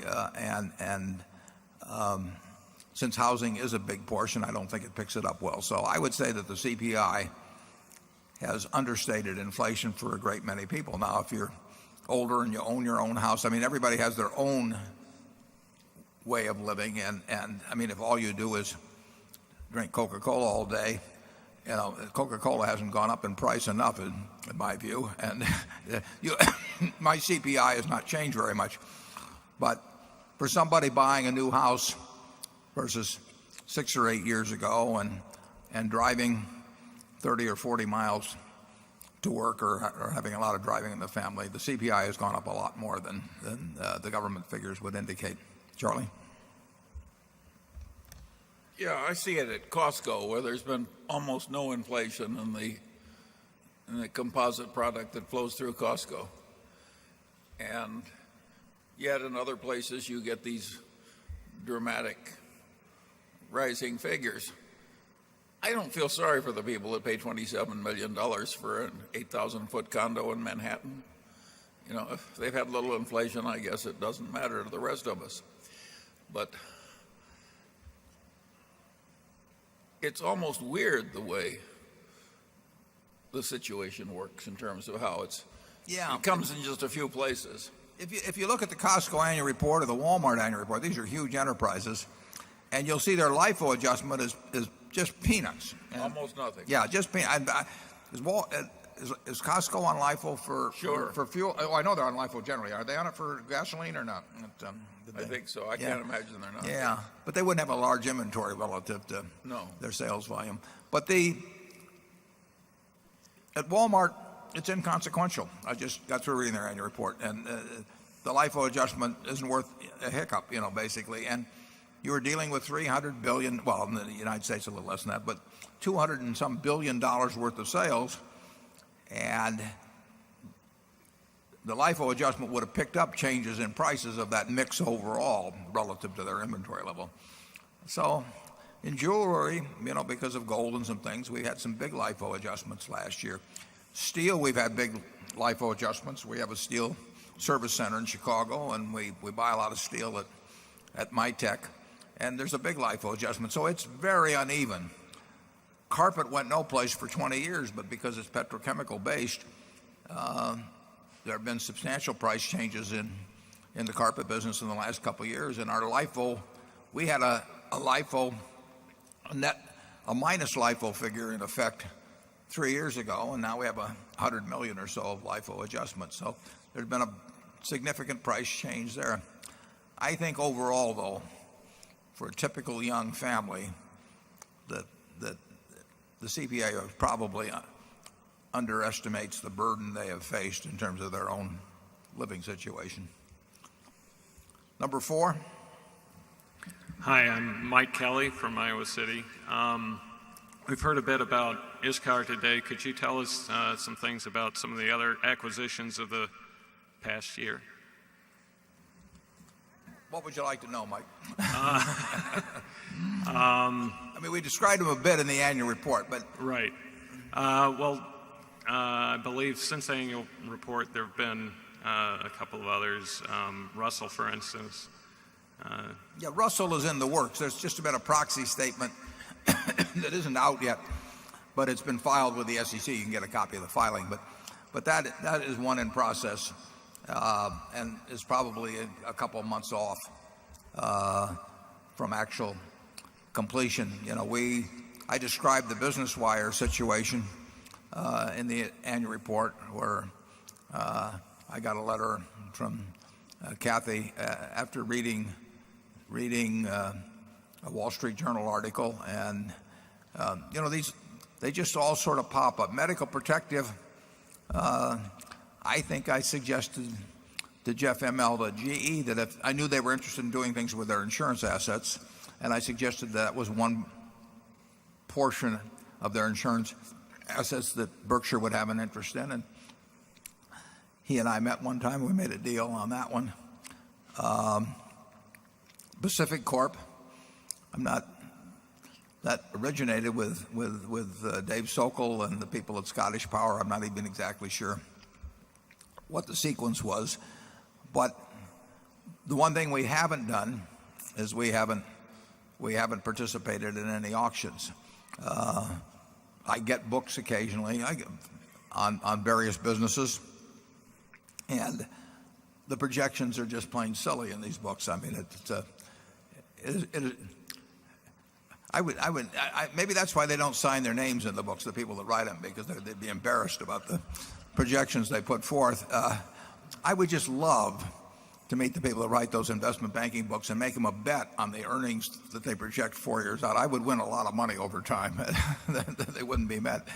But we get the calls occasionally from the people that care about where their businesses end up. We're going to close on Applied Underwriters in just probably a few days, and those are two terrific guys. Built it up from absolutely nothing. Actually bought a tiny business here in Omaha, as I explained in the report. It's why it's here. But they wanted to come with Berkshire. They think they're keeping 19% of the company. They think their own future will be the best in many ways, including financially, I'm sure, of being associated with us. They feel it's the best place for the people, have the most opportunity to grow. And, they came to us directly. And, I don't know how many stories you read about a $4 billion deal as appeared today in connection with ISCAR, where, it doesn't say anything about an investment banker on either side. But you'll see more of those, I think, with Berkshire over the years. Charlie, do you have anything particular to add on our acquisitions recently? Well, the interesting thing about it to me is the mindset. With all of these new helpers in the world, they talk about doing deals. That is not the mindset at Berkshire. We are trying to welcome partners. It's a totally different mindset. The guy who's doing a deal, he wants to do the deal and unwind the deal and not too far ahead and make a large profit, etc. And that's not our mindset at all. We like the things that we can buy and that never leave us, and we like the relationships that last and are fruitful, not just for us, but for the people working there and the customers and everybody else. I think our system is going to work better long term than flipping a lot of deals. And we have so many new deal flippers in the game that I think they're going to get in one another's way. In other words, I don't think there's enough money out there to have all this new class make all the money they expect to make on a permanent basis, just flipping. They'll make it on fees. One reminds me, once I asked a man who just left a large investment bank, and I said, how does your firm make its money? He said, off the top, off the bottom, off both sides, and in the middle. I know which firm he's talking about, too. That's not our culture, and a lot of you have been here so long, you can see that's not our culture, but in the end, it may be that Omaha will do better than Wall Street. Number 5.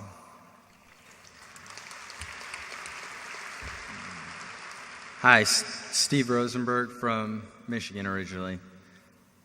First, I'd just like to thank you both very much for continuing to serve as role models for integrity and common sense.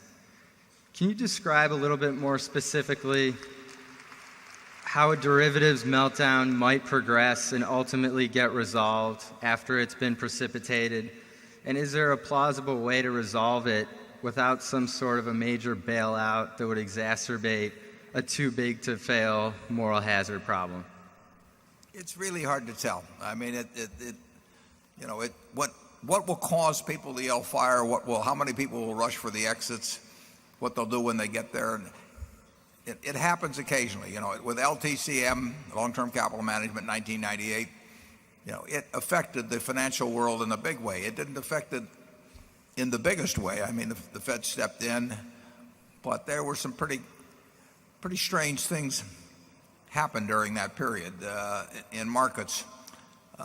What happened in the junk bond market in 2002? I mean, it closed for a while almost, and it was chaos. So it's very hard to know exactly what would happen. I'll give Charlie a question here. In 1991, when we were in Solomon, it was in August, middle of August, and on a Sunday, we were within probably a half an hour of seeking out a federal judge to turn over the keys of the place to him and go into bankruptcy. And fortunately, the Treasury reversed itself and we got out of that particular predicament. But the law firm was drawing up the papers for bankruptcy. Now, that was on a Sunday. What would have happened Monday? And we had for those days a good-sized derivative book. It would be peanuts now, but it looked big at the time. We had a lot of security settlements due the next day. Now that happened to be the same day that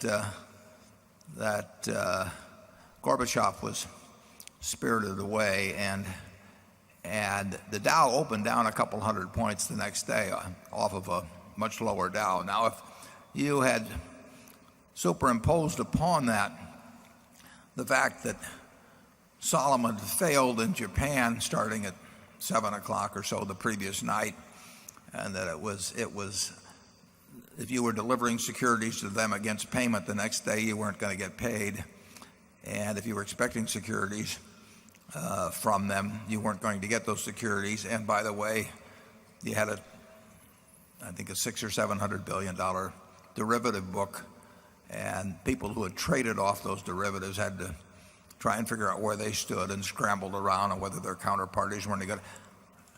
What do you think would have happened on that Monday, Charlie? Well, it could have been absolute chaos. That was a very interesting story with an interesting moral. Nick Brady really prevented that bankruptcy, and he knew about Berkshire Hathaway from having been a family shareholder with the Chases way, way back. And that had caused him to follow the matter with interest, particularly since he'd sold his own stock and watched his relatives, the Chases, hold theirs. So he knew about us, and I think he trusted you, Warren, and I think that mattered that day. So these old-fashioned reputational... But what would have happened the next day? Well, it was terrifying, I'll put it yeah, that way. it was terrifying, but there was an element of personal reputation and the avoidance of finding out what would have happened that next day. Kim Chase, who I introduced you to earlier, his father actually introduced me to Nick Brady many, many years earlier, in the mid-'60s, when Nick was at Dillon Reed, and Malcolm Chase said, "I'd like you to meet," I guess he was a nephew or a grandnephew. In any event, I went over to Dillon Reed, and I would have been in my 30s then, and Nick was a few years older, and we had a good time talking. And then in 1991, he was Secretary of the Treasury, and the Treasury had issued a death sentence to us at 10 o'clock in the morning on a Sunday, and fortunately, Nick reversed that about 2:30 in the afternoon. And if he hadn't, I don't know what would have happened, but that would have been a kind of a pilot case for a mild derivatives daisy chain type panic. But that would be nothing compared to something now. Now, there's way more of the stuff that is collateralized these days than formerly, but it would not be it's not an experiment you would want to voluntarily conduct, I'll put it that way. Number 6. Hi, my name is Jeremy from San Diego, and first of all, I want to thank you all for the tremendous impact that you've had on my career as a professional investor. My question is also about the newspaper industry that the gentleman earlier touched on, and for some of the same points that you brought up, some of the largest newspaper stocks seem to earn an incredible return on invested capital as compared to a lot of the businesses in the S&P 500. My question is more specifically related to valuation. If either of you were looking at a newspaper stock today and watching them fall, as some people may categorize falling knives, what would you use to determine, or how would you determine a very comfortable margin of safety to protect yourself against the deteriorating aspects of the newspaper industry? Yeah, well, the question is what multiple should you pay for a business that's earning $100 million a year, called pre-tax, whose earnings are going to go down 5% a year compared to what you should pay for a business that's earning $100 million a year whose earnings are going to go up 5% a year. And I would say that, I'm not saying that those are percentages I predict on newspaper companies, but certainly newspaper companies face the prospect of their newspaper earnings eroding. And we've seen some of it already. We see every trend pointing in that direction. We own a newspaper ourselves, and I do not think the circulation of our paper will be larger in 5 years, and I don't think the advertising pages will be greater. And I think that's true even of newspapers that operate in more prosperous, or actually more growing, I should say, areas of the country than we do. So, but I don't think most owners of papers still have quite gotten to the point where they start projecting out declining earnings. Certainly multiples on newspaper stocks are unattractively high if you would see some decline like 5 or 6% a year in earnings occurring from this point. They're not cheap enough to compensate for that sort of erosion in earning power. And then you face the added risk that they may have a sort of a perception lag, and that they may continue to use some of that money to buy other newspapers at prices which again don't make much sense. It's pretty hard in a declining business to buy things cheap enough to compensate for the decline. People in the business always tend to think that they're seeing the first robin, or something, and that it's going to get better. And I would say the newspaper business, the decline, if anything, has accelerated somewhat. When they take people out to the cemetery, they're taking newspaper readers, and when people graduate from school, they're not gaining newspaper readers, and that may not change things overnight, but it goes in the wrong direction.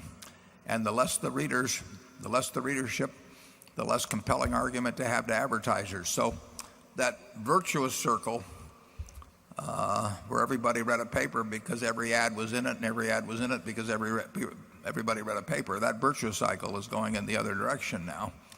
And I don't think present prices for papers compensate for that. And you are now hearing from a couple of guys that just love newspapers. We think newspapers are indispensable, right, but we don't have we have less company in that view than before.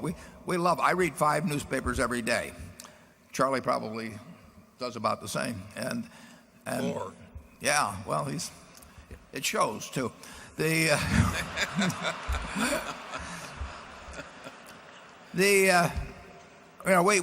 couldn't live without them, but a lot of people can, and more people can every day. And we love the idea of buying newspapers. We traveled to Cincinnati and sat in cheap hotels, all kinds of things to buy newspapers. And we thought, incidentally, we loved them as products, and we thought they were the greatest of businesses, the ultimate bulletproof franchise. But it became apparent we were wrong. We still love them as products, but we were wrong about the bulletproof franchise. And when we got to believe our eyes in terms of what we're seeing in that world. Charlie? Yeah, I have an even greater sin to admit to. I once thought General Motors was a bulletproof franchise. But we have a wonderful way of coping with a lot of these things. We have this too hard pile. I don't know if Warren is buying General Motors or not, but I have a good guess. And it's just too hard. If something is too hard to do, we look for something that isn't too hard to do. What could be more obvious than that? It may mean that we don't do very much. Yeah. We won't get into some specifics.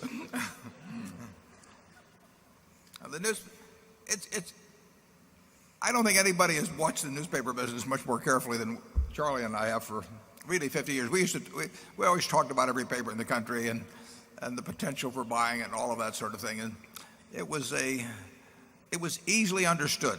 I mean, it was about as easy a business economics problem as you could imagine.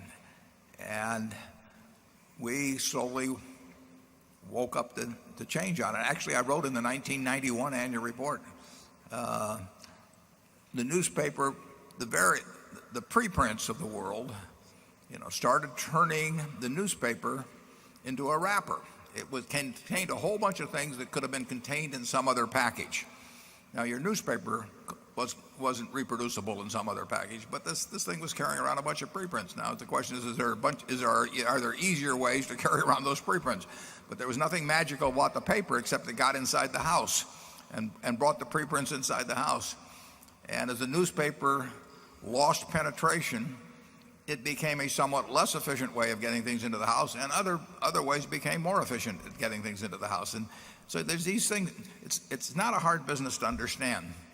And it has been interesting to me to watch both owners, direct owners, and investors in the business sort of resist seeing what's right in front of them.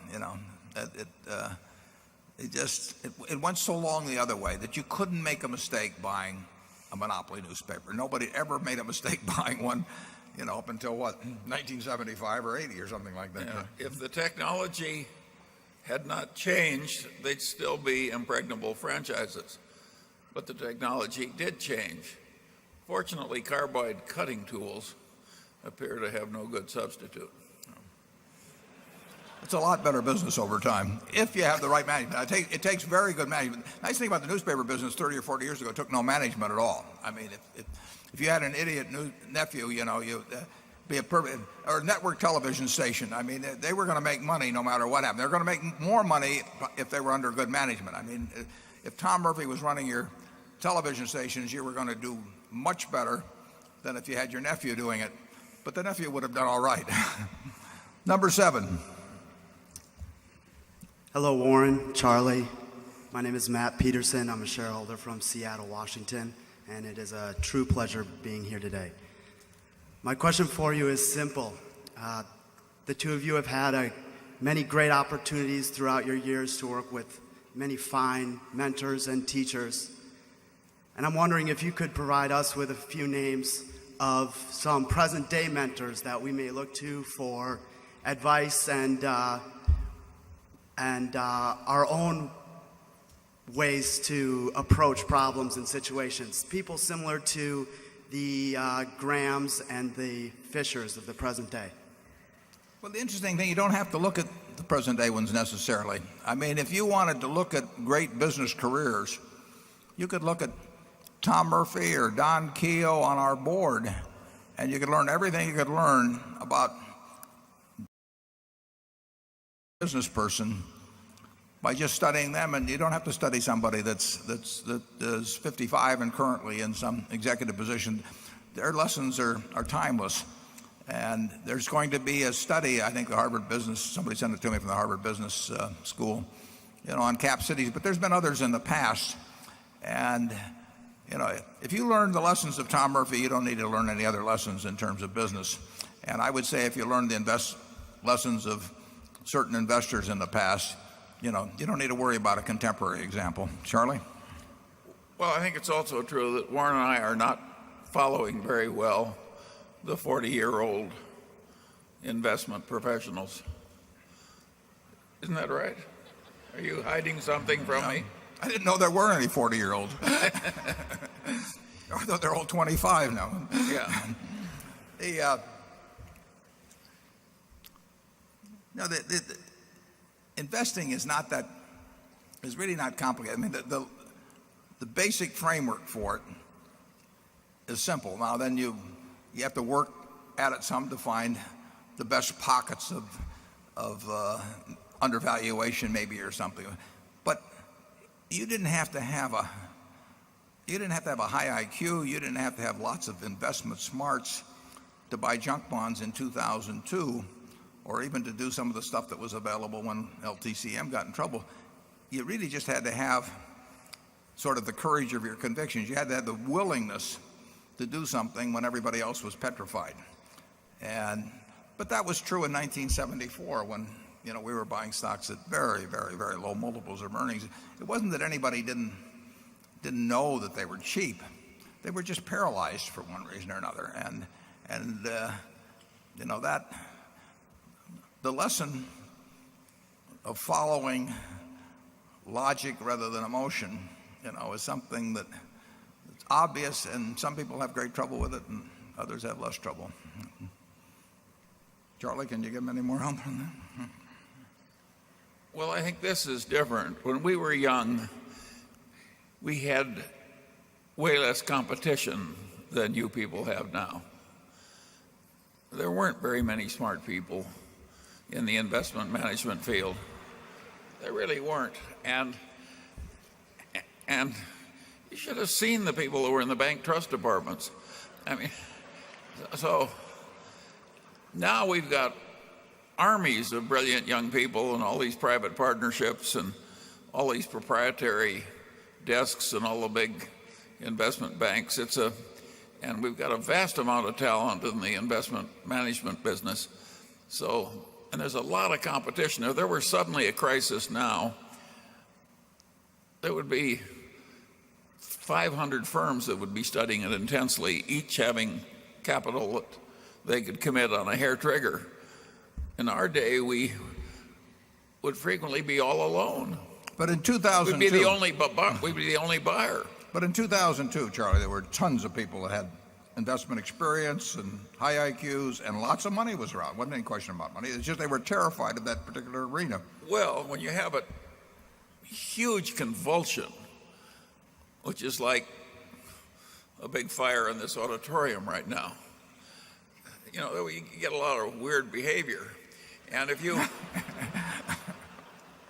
can, particularly at the head table,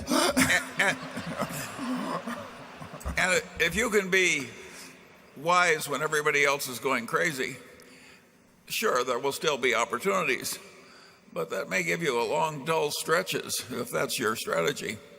3 years ago, you could find a number of securities in Korea, population 50 million, advanced society, strong balance sheets, strong industry positions at 3 or so times earnings. Now, but that took a convulsion to create that. A big convulsion. Yeah, but the convulsion happened 3 or 4 years earlier, 5 years earlier, and plenty of smart people in Korea in the investment business, plenty of smart people here scouring. The information was all available. You can go to the internet and get information about Korean companies that's just as good as you get up from the SEC. And there they were, dozens of companies at very, very, very cheap prices. Now, where are all these smart people and with all this money? It did happen, but if I asked you to name 20 more like it, you would have great difficulty. I'm not going to name them. Number 8. My name's Simon Dennison Smith from the UK. My question is this. If you were starting out today with $1 million, with a vision of building a business with 20% average growth in value over 40 years, what type of investments and investment strategy would you look to make in the first 5 years? Well, it's somewhat interesting that we formed the first partnership 50 years ago, 2 days ago, Thursday, on May 4th, 1956, which was 105,000. That's my sister clapping. She was in the partnership.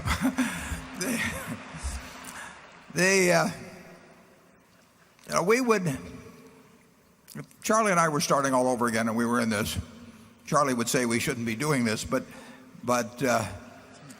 if we were to succumb to Satan and engage in the same kind of activity, we would, I think, be doing something very similarly. If we were investing in securities, we would look around the world and we would look at a Korea, and Charlie says you can't find 20 of them, but you don't have to find 20 of them. You only have to find one, really. You do not have to have tons of good ideas in this business. You just have a good idea that's worth a ton occasionally. And in securities, we would be doing the same thing, which would probably mean smaller stocks. It would mean smaller stocks because we would find things that could have an impact on a small portfolio that will have no impact on a portfolio the size of Berkshire. If we were trying to buy businesses, we'd have a tough time. We would have no reputation, so people would not be coming to us.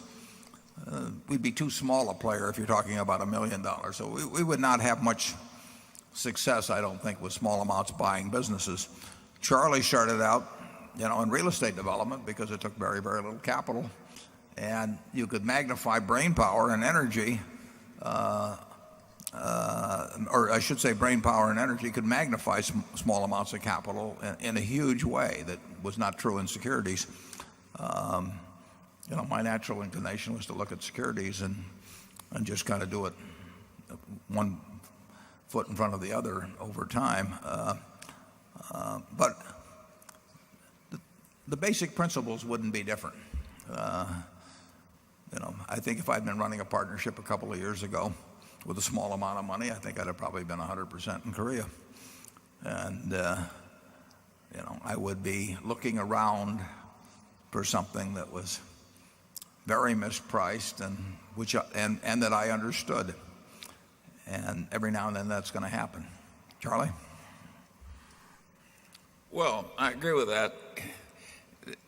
The concept that you're likely to find just one thing where it'll make 20% per annum and you just sit back for the next 40 years, that tends to be dreamland. And in the real world, you have to find something that you can understand that's the best you have available. And once you found the best thing, then you measure everything against that because it's your opportunity cost. That's the way small sums of money should be invested. And the trick, of course, is getting enough expertise that your opportunity cost, meaning your default option, which is still pretty good, is very high. And so the game hasn't changed at all in terms of its basic arithmetic. And that's why modern portfolio theory is so asinine. It really is, folks. Yeah. When Warren said he would have been all in one country, that's pretty close to right. He wouldn't have quite done that when he had the partnership, but he would have been way more concentrated than is conventional if you listen to modern portfolio theory. Most people aren't going to find thousands of things that are equally good. They're going to find a few things where one or two of them are way better than anything else they know. And the right way to think about investing is to act thinking about your best opportunity cost. Number 9. It's in the freshman course in economics everywhere in the basic textbook. It just hasn't made its way into modern portfolio theory. We don't get asked to do book reviews. It's Andreas Rieger from Munich, Germany. Thank you very much for the open discussion that you have with us. Actually, I'd like to ask a question on a book, so I come back to the book review. Jeremy Siegel had some ideas in his second book, and I would like to understand how this would impact your investment strategies, if there are any changes from his ideas, and how you react to these recommendations that he makes. Thank you. This is which book? Jeremy Siegel? Jeremy Siegel, the second book, by the Try and the True, Triumph over the Old and the New. No, it's had no effect on us. Charlie? No, is that the fellow who is very optimistic about common stock investment over long periods of time? The University of Pennsylvania, yeah. Yeah. Well, I think he's demented. Well, he's a very nice guy, Charlie. Well, he may well be a very nice guy, but he's comparing apples against elephants and trying to make accurate projections.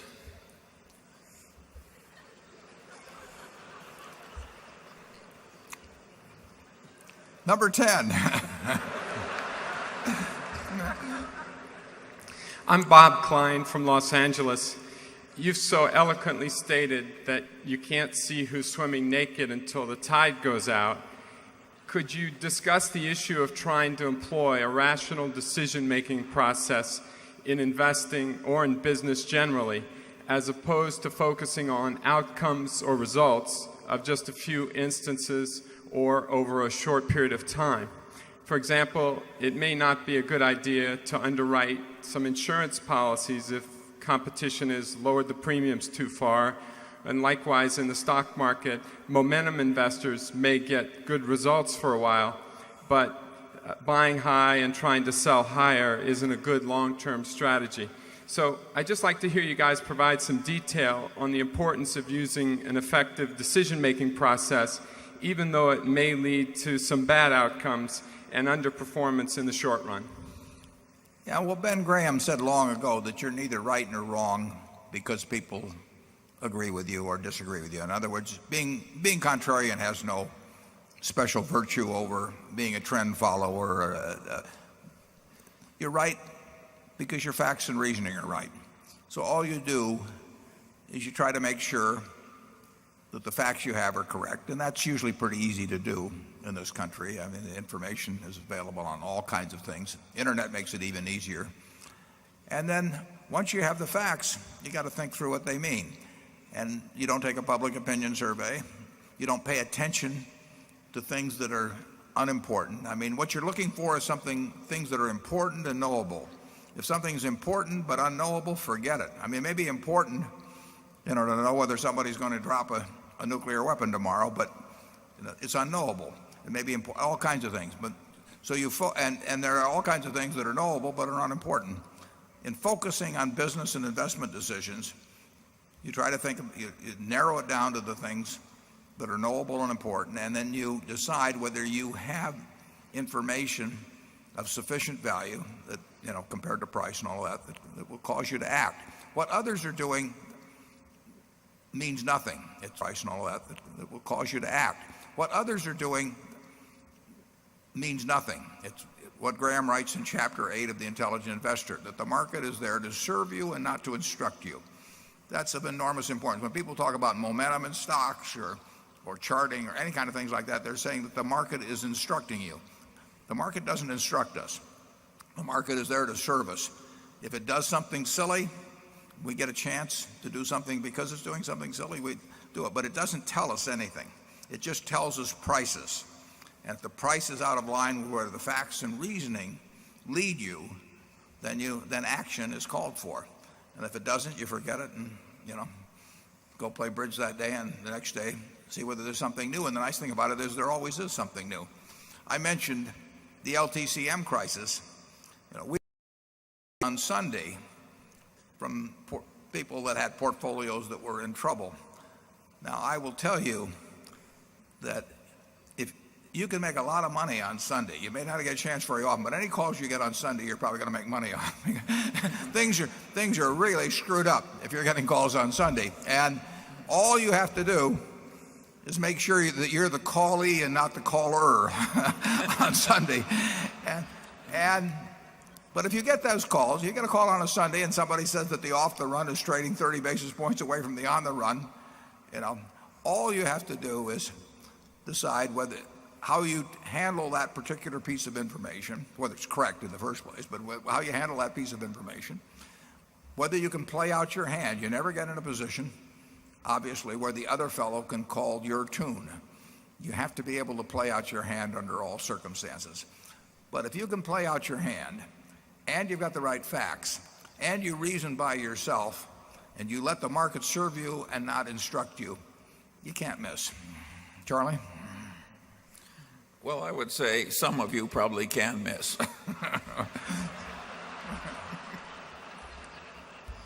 I would say Charlie can't miss, I'll put it that way. He'll agree with that. You have anything further to add on? Okay. At least I've got him off that previous subject. Number 11. Hello, I'm Randall Bellows from Maryland. I would like to know how you would look at the Berkshire annual report. What numbers in the balance sheet or the cash flows would tell you that Berkshire is underpriced, and what numbers would you look at to determine if Berkshire is overpriced? Thank you. Mm-hmm. We try to, and we take it very seriously. We try to put everything in that report that we would want to know if the positions were reversed. If I were sitting with all of my net worth in Berkshire and had been on a desert island for a year, and the manager was reporting to me about the business, we'd try to have that same information that I would want from him, and we try to present it to you in a way that's understandable. And we don't leave out things that we think are important. We try not to put, it runs about 76, I think, or maybe even 80 pages this year. I mean, you can drown people in information that really doesn't make much difference. But we've tried to organize it in a way by talking about these different groups of businesses. We try to explain how we think about it in terms of things like the amount of operating earnings we've generated and the investments we have. It's really as if it's a report that I was making to Charlie or Charlie would be making to me if one of us were inactive in the business and the other was running it. And so I think, I mean, it may take a few hours to do it, but I think if you regard yourself as a serious owner of Berkshire, it's really worth reading the whole report, thinking about what is there, what are these guys going to do with it, what are they trying to attempt, what are the odds they're going to be successful in that attempt, what are they, what is it worth if they don't succeed very well in deploying additional capital, what might be the case if they were successful in deploying excess capital and incremental capital. But I can tell you that obviously we think it's very important. What counts is the kind of businesses we have, the kind of managers we have running those businesses, what those businesses are likely to earn over time, and we've expressed ourselves a little on that. And then what are the resources that are available to keep adding to that collection of businesses? What are the kind of businesses we are looking to add? And I think, I think you'll find the information that you need to evaluate Berkshire. And it's not you don't carry it out to 4 decimal places. Charlie and I, if we had to stick a number down on a piece of paper right now as to some pinpoint number, we wouldn't do it because we know that's impossible. But if we had to stick a number down, it'd be a different number between the two of us. It'd be a different number if I did it today from tomorrow, probably. But we'd be in the same ballpark, and we'd be looking at the same things. And the things we would be looking at, we report to you in that report. I would focus. The question of what Berkshire is going to be worth 10 years from now will depend on the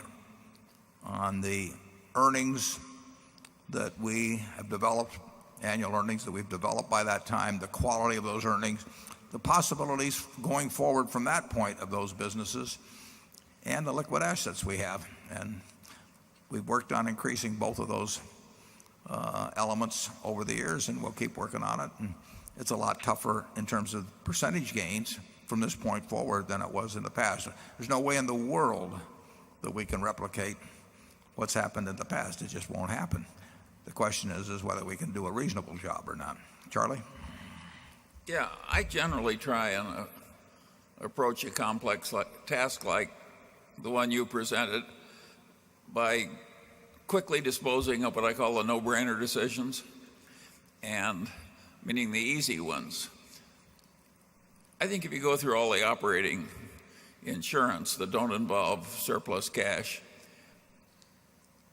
and the insurance operations, that's the easiest valuation process in Berkshire. And the insurance operation is very interesting. And so is the process by which the huge amounts of excess cash are continually redeployed. But I would go at it in that sequence, taking the no-brainers first. Number 12. David Winters, Mountain Lakes, New Jersey. Would you please discuss how your underwriting standards have changed as the weather patterns seem to have become more severe, the challenges of global terrorism seem to escalate, and unforeseen supercat events such as earthquakes and pandemics go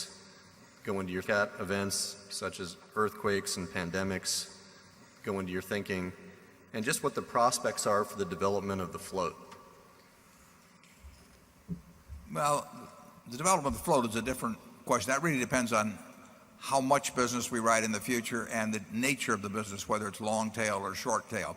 I think it will be very hard to increase our float of 48 or 9 billion at a big clip in the future. I mean, I've been amazed at what's happened in the past on this. It's done way better than Charlie and I ever would have dreamt.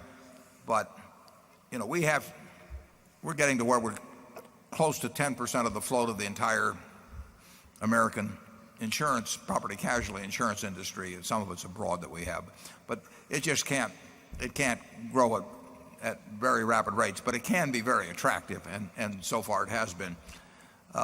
In terms of the questions about underwriting in terms of pandemics or terrorism and all of that, I mean, I'm aware of them, you're aware of them. We get propositions offered to us virtually every day, and in the end, I mostly Ajit, I mean, in this particular case, in terms of big type contracts. Financial type contracts, I would evaluate, he would, but we talk about what we think the probabilities are of $50 billion events and up, or $20 billion events and up, and he's the fellow that does most of he applies it, but we kick around the possibilities. But that's all there is to it. I mean, it's a question of making judgments about whether you're getting paid enough, and if we have a lot of money, 30 years from now, it'll mean that our judgments overall were decent, and if we have a big loss on one this year, it does not mean that our judgment's wrong, because it's going to lead to peaks and valleys. But there's no magic to it. There's probably, I would feel that the earthquake experience of the last 100 or 200 years has more validity than the windstorm or the hurricane experience of the last 100 or 200 years. I don't know that for sure, but I would bet real money that way, and we have. What will hurricane experience be like 10 years from now in terms of the number of those that hit the United States, and the ferocity of the ones that do hit? I don't know, but I'll keep thinking about it every day. Charlie? Well, I think the laws of thermodynamics are such that if the oceans get warmer, and I think they are getting warmer, the weather is going to have more high energy uproar in it. So I think we'd be out of our minds if we wrote weather-related insurance on the theory that global warming would have no effect at all. And the natural reaction is to raise your prices as the risks go up, and whether you've raised them enough and carefully controlled your risks enough, that's the art of the business. Yeah, and you have this possibility that 1% changes or 2% changes in something can produce 100% probabilistic changes in cost. And so it's an explosive sort of equation that you're dealing with, and but that's the game we're in, and we don't have to play it ever. If we don't like what we're being offered, and we didn't like what we were being offered a while back in many areas, somebody else can take our place in line. We'll be happy to have them. Number one.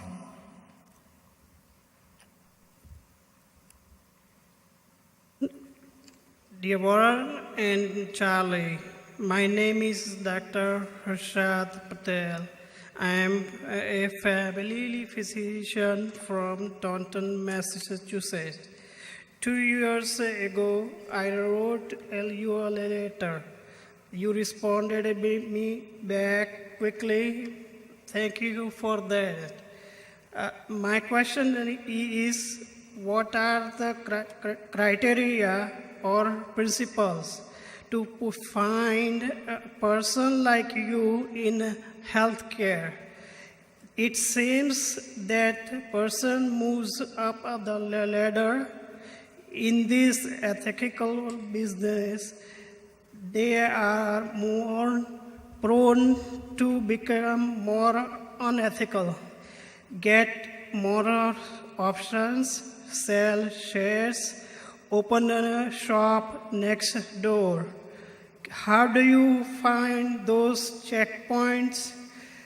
Can you please express your view on this soon $2 trillion economy? How to find leaders so we don't get a surprise in dog eat dog world. Charlie, did you get that? Well, I will try that. I'm not sure I understood the whole. I think she's asking about the healthcare business. Yeah, that part I got. And whether or not, with the much bad ethics being present,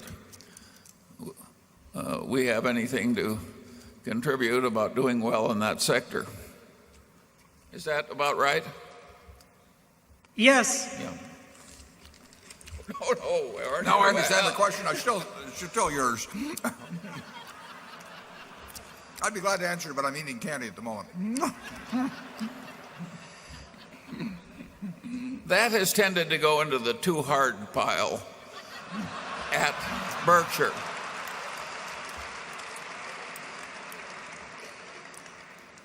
A lot of people have made a lot of money writing health insurance, and I've watched the behavior of some of those people for wearing my hat as the chairman of a big central city hospital.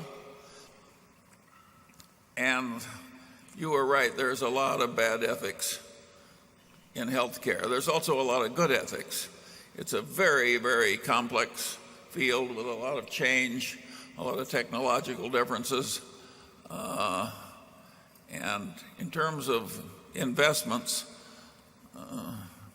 I think the policy has generally been that it all goes into the too hard pile. We don't, unless Warren has some thing he's keeping secret from me. No, we have not owned much in healthcare. My only expertise is in diet.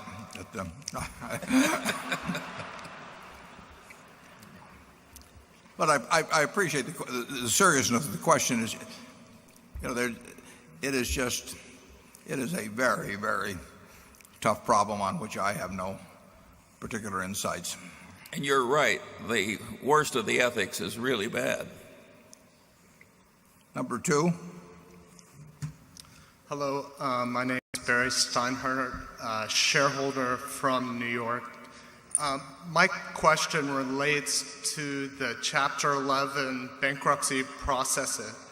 I know you have been active in the past in some activity in the bankruptcy court, and if you had thoughts on possible reforms in that area, if you believe that any reforms are necessary. Well, that's a good question, and Charlie's probably better qualified to answer than I am. I mean, we have bought fruit of the loom out of bankruptcy, and we have had some involvement in owning junk bonds. We think about the bankruptcy process, but in terms of the practicalities of improving on it, what do you think, Charlie? Well, I think much of that is pretty horrible. You have a competition there where the courts themselves have gone into bidding contests to get bankruptcy business attracted, meaning that there are various courts that can handle bankruptcy cases, and they have found that if they develop a culture where they overpay a lot of people egregiously, they can attract more business. Lawyers, trustees, consultants, et cetera, et cetera. I find this so unpleasant to watch that I don't pay as much attention to bankruptcy as I probably should. I'm an old man and I don't like to have an upset stomach. Well, we look at least I do. I'm not sure about Charlie, but bankruptcies will be something that we will, one way or another, over the next 20 years, we'll have various ways of participating in. We bought certain of the bonds, for example, of Enron after they entered bankruptcy. We bought something called the Ospreys, and a complicated bankruptcy can offer opportunities for profit. Now, there's so many people looking at bankruptcies currently, or potential bankruptcies. It's a field that I would say does not have a lot of promise right now, but it has had promise in the past. We actually, in the Fruit of the Loom situation, I first went into that just by buying some Fruit of the Loom bonds when I had no notion that we might conceivably end up with a company. But I knew enough about it to buy the bonds, and Enron comes along, and it's a big mess. The Penn Central came along 20-odd years ago, and it was a big mess. And there was a lot of money made in the Penn Central simply because it was such a complicated mess. So anytime there's something big, complicated, there's certainly a good chance of mispricing. Now, lately, the mispricing may be more on the high side than on the low side, but over time, you're going to find there will be some attractive things to do in bankruptcy situations. We've had other bankruptcy situations where we've gotten involved in the process and then been outbid.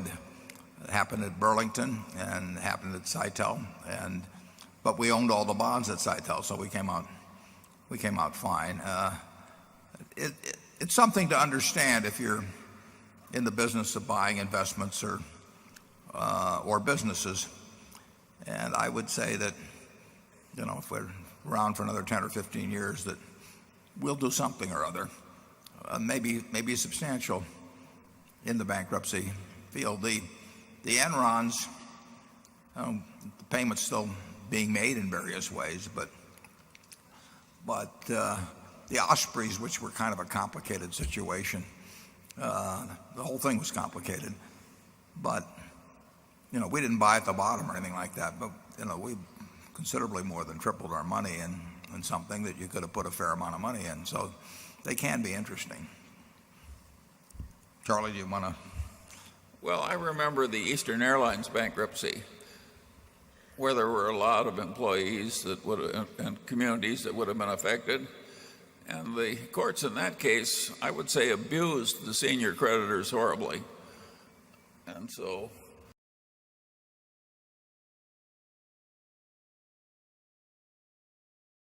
you would have found out you'd guessed wrong. It's a very interesting field.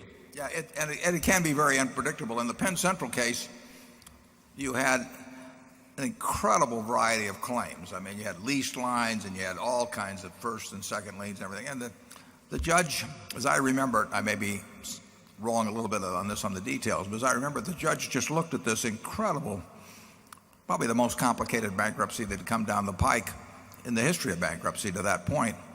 And he just said, this is just too damn complicated. I'm just sort of going to ignore the various priorities and all this. I'm just going to, perhaps they might call it substantive consolidation or something. I'm just going to put this all together, and I'm going to give you a quick, fast solution. And I think it was a very smart way to handle things, because otherwise I think Penn Central might still be going. But it wasn't what the book said would be done. Judges can determine things in a very big way. I remember when we were in Cincinnati on that newspaper case I mentioned earlier, I said to Charlie, a judge had stayed in order, I think, for a week or something like that. And I said to Charlie, I said, how much power does a federal judge have? And Charlie says, well, for a while, as much as he thinks he has. I learned a lot out of that. Number 3. Good afternoon, gentlemen. Long-time listener, first-time caller here. This is my first shareholder meeting. Thanks for hosting. You guys do a great job. I'm looking forward to coming back for several more years. My name's Craig Beechler. I'm from Cincinnati, where my paychecks are signed by Uncle Proctor and Mr. Gamble. Thinking about that, I know that when the P&G Gillette merger was announced, you called it a, quote, dream deal. Considering that P&G is primarily thought of as a consumer products company, what are your thoughts on the short and long-term fit for P&G's pharmaceutical business? For just the pharmaceutical business, or did you say? Or? Long-term growth of P&G as a whole. As a whole, yeah. Well, I think it's clear that P&G is a consumer powerhouse of sorts, and I think Gillette in its field, they have just about as strong a consumer position as anybody will ever have, and when you get into blades and razors, stronger than most of the P&G brands, strong as they may be. And I do think that the big retailers are becoming, and more so all the time, brands of their own, and they are becoming, and there's more and more concentration going on. So I think the struggle between the manufacturers of brands and retailers will go on and on and on and become more intensified. So I would think if I were on either side of that equation, I would want to be strengthening my hand. And I think the future of both Gillette and P&G are better as a combined enterprise than they would have been as a separate enterprise. And I think that's particularly true because of the strengths of the Walmarts and the Costcos and you name it around the world. I don't know. How do you see it, Charlie? He also wants you to tell him how P&G will be affected by its pharmaceutical business. I don't know a thing about that. That makes two of us.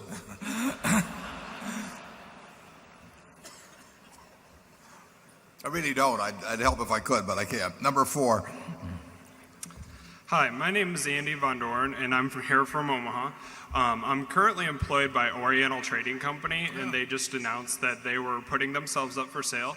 I was just wondering if Berkshire would have any interest in a company like Oriental Trading Company as an acquisition.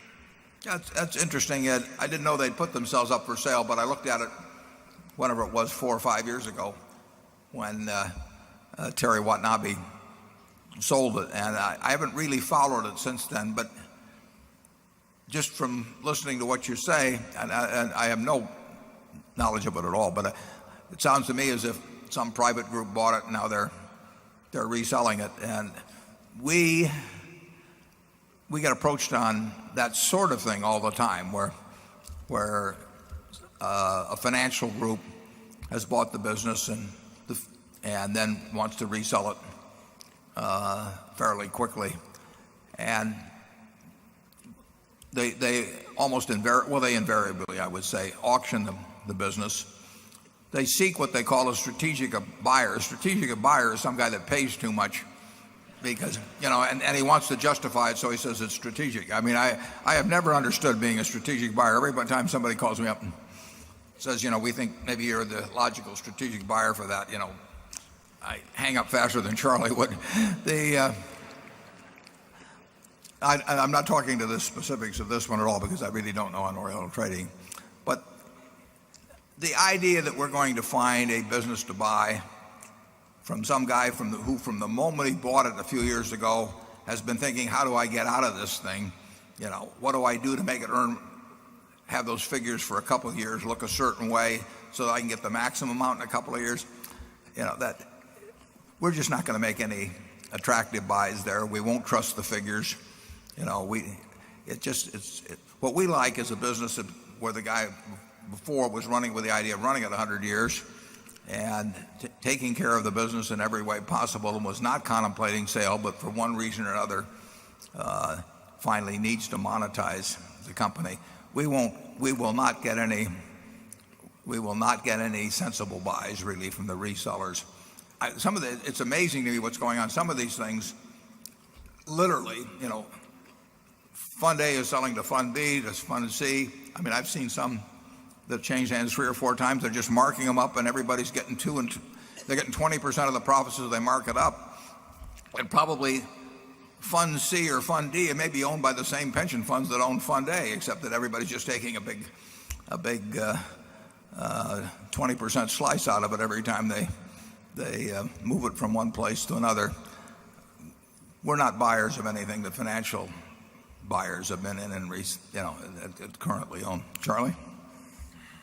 In the 1930s, there was a stretch when with certain kinds of real estate, you could borrow more against the real estate than you could sell it for. And I think that's happened in some of these private equity deals. And it's weird. It's weird.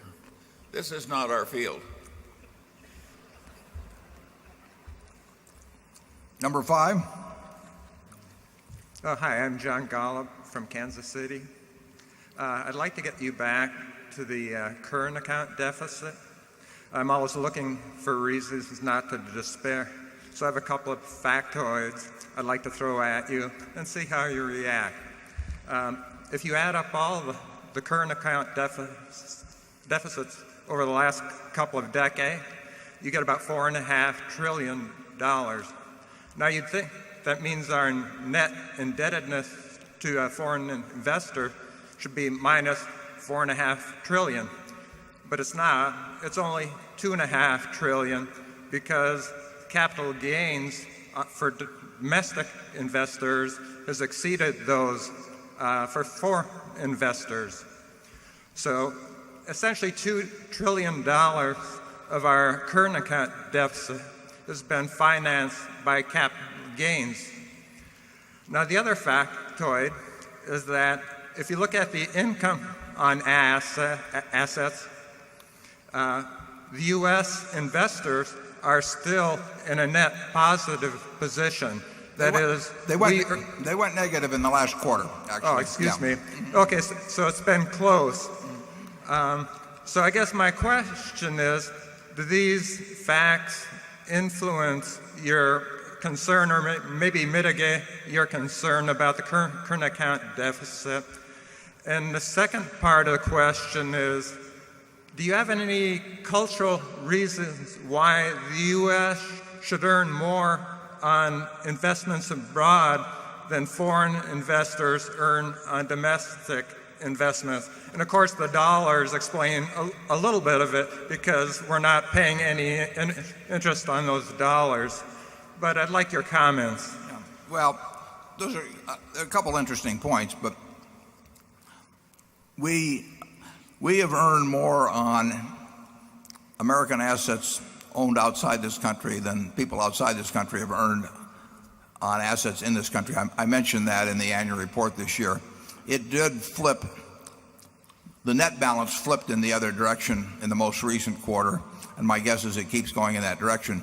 There are a lot of reasons for that. One important reason a year or two ago was the fact that foreigners owning our treasury bonds were getting as little as, a little over 1%. So if the rest of the world owned $1 trillion of our bonds and got 1%, that was $10 billion. And if we owned $1 trillion of their bonds and got 4%, that would have been $40 billion. And the lower interest rates in this country, the higher interest rates abroad, just simply meant that you got paid, that you were going to have, with a balance of investment, you were going to have a favorable net balance in interest income in this year. We were earning more on our assets abroad than they were earning here. That is turning somewhat. I mean, our interest rates have been increased. Now, they didn't all own short maturities or anything of the sort. And it may well be that our direct investment, as opposed to our marketable securities investment, our direct investment abroad was made at earlier times and returning higher returns.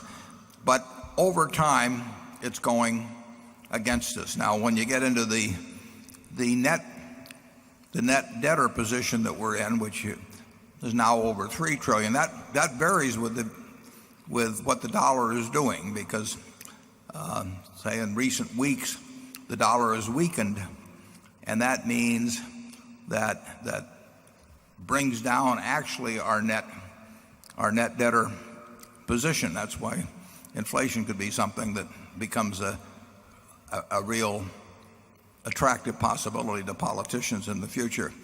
But I wouldn't, it's not a huge factor. I know what you're talking about in terms of those year-to-year variances in the net debtor position. They're affected much more by the actual currency change that's been made, because they're expressed in dollars, and if the dollar gets weaker, it makes us look better for the time being. Overall, that will not be what determines the consequences 3, 5, or 10 years from now in terms of the current account problems, or in terms of the possibility of currency exacerbating some other kind of chaos in markets. Charlie? This is not a field to which I've devoted the same attention as Warren. But I do share his general pessimism that eventually there will be a price to pay for the course we're on. Where I've disagreed a little with Warren is I've always felt there was more ruinous behavior that could be tolerated in a great place, probably, than he does. It's just amazing how much ruinous behavior you can get by with if you're a successful government. Now, if you start with a lousy reputation as a government, it doesn't work that well. But when you start with the reputation the United States had, the people who expected instant calamity, I think, were wrong. Yeah, if you landed from Mars, you'd probably still rather land in the United States than anyplace else. If you stop to think about this subject, do you want to invest in Europe where, 10 or 12% of the young people are unemployed because of their crazy employee security policies, and a lot of 28-year-olds are living at home and going to university because it's a fairly comfortable way to kind of while away the time, with the state paying for most of it? Do you want to go into a place with fabulous assets like Brazil with a lot of political instability that you fear, or Venezuela? So it isn't as though all the other options look wonderful compared to us. And so I don't think it's just totally irrational that everybody still likes the United States in spite of its faults. And so that gives me some feeling that what I would regard as fiscal misbehavior on our part could go on quite a long time without paying the due price. Yeah, and I agree with that. Although there's always the potential when you're doing something dangerous that it can get accelerated. Generally speaking, if you had to bet on anybody who could get away with misbehavior fiscally for a long time, you would bet on the United States. And we still think it's by far the best place to be. And we have a majority of our assets in it. We just recognize certain things going on that it could cause significant problems, particularly in markets. Number 6. Hi, it's Peter Webb here from London, UK. Your views on gambling are well known, and I think most people would agree that gambling is for the fiscally challenged. But when I look at the insurance industry, what I see as an industry, I can't even say it. I see an industry that's based upon probabilities and people not knowing those true probabilities, and money being made for the house in the same way as you see in a gambling market. So the question that I have for you is, how do you reconcile your views with gambling versus the insurance industry? And is the insurance industry for the fiscally challenged? Yeah, well, gambling, I think the distinction that usually is made is that gambling involves creating risks that don't need to be created. I mean, if you want to go out and gamble on where a little ball is going to fall on a wheel that's revolving, that is not something that is a created risk. Whereas if you've got a home or a business, on a coastal area, the risk is there. It wasn't created intentionally. I mean, you can say you build in that place, and then the question is who bears it. So there's a transfer of, in the case of cat coverage, large existing risks as opposed to the creation of a risk that is not required. I mean, you can watch a football game without betting on it, but you can't live in a house, on a Florida coast without having a risk that your entire investment disappears. So that's the distinction, basically. I hope you're right that the house wins in both cases. And Charlie? Well, I don't think I can add to that either.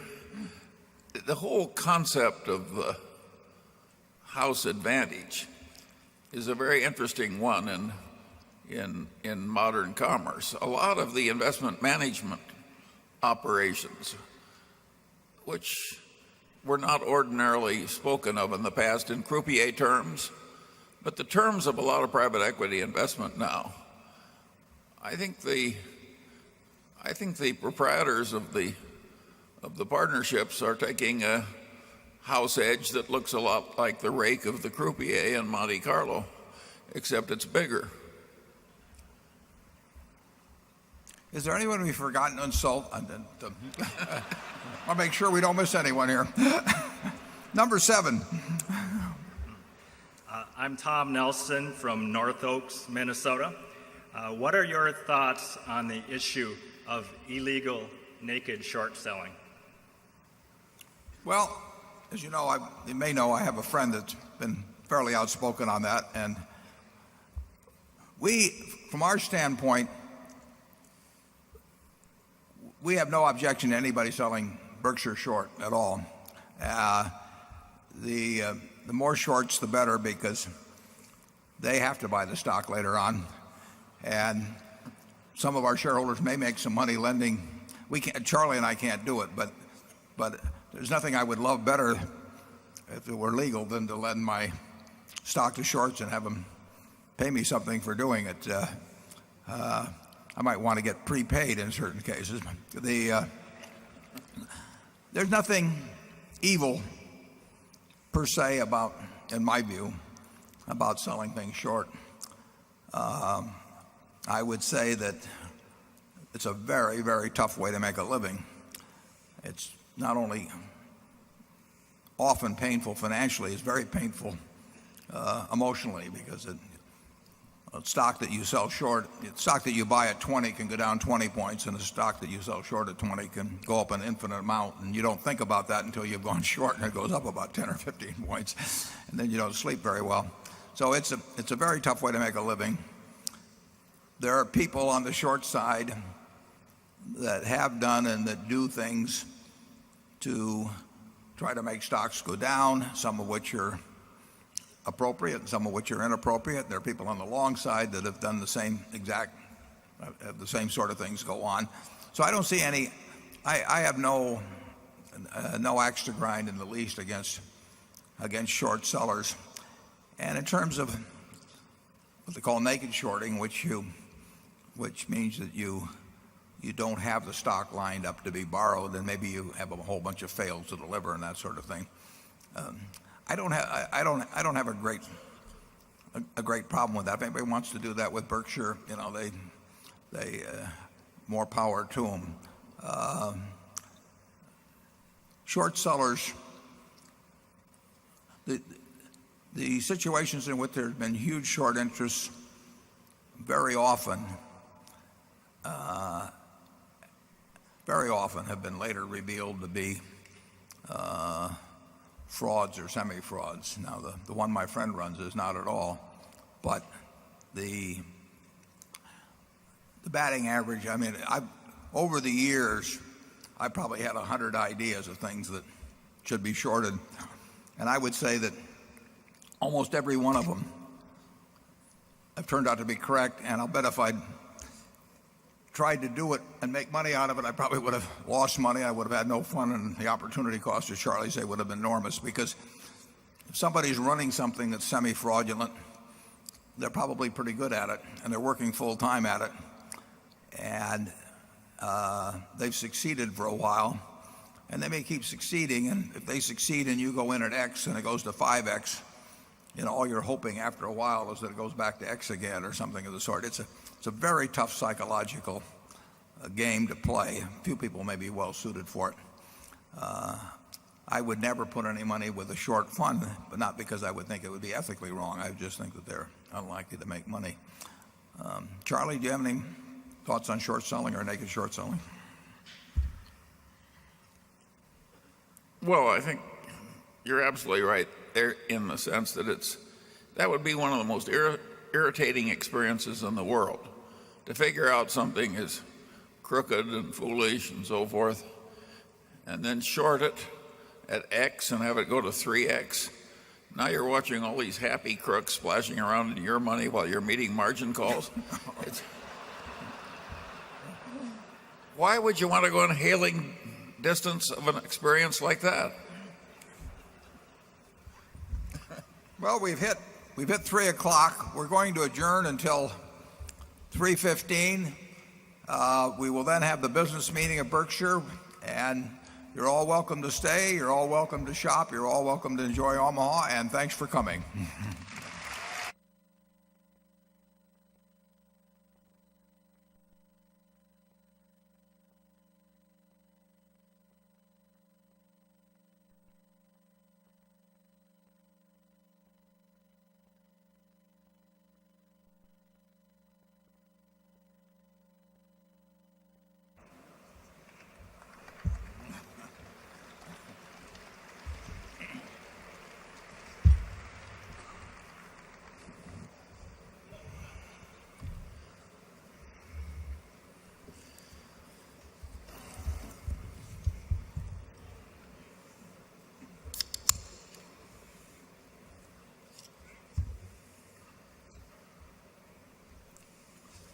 Okay.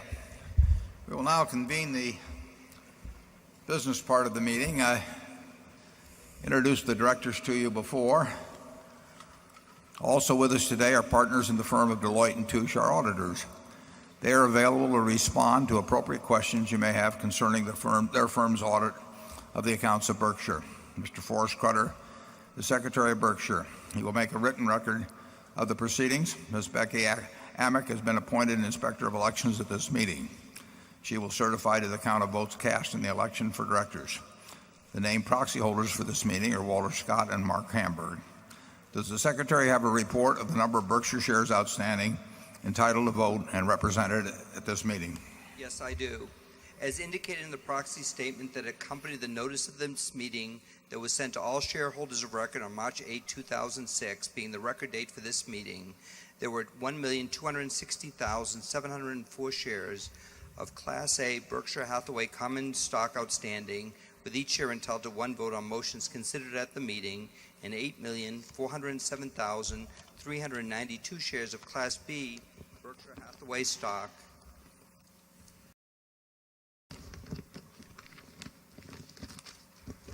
outstanding, with each share entitled to 1/200th of one vote on motions considered at the meeting.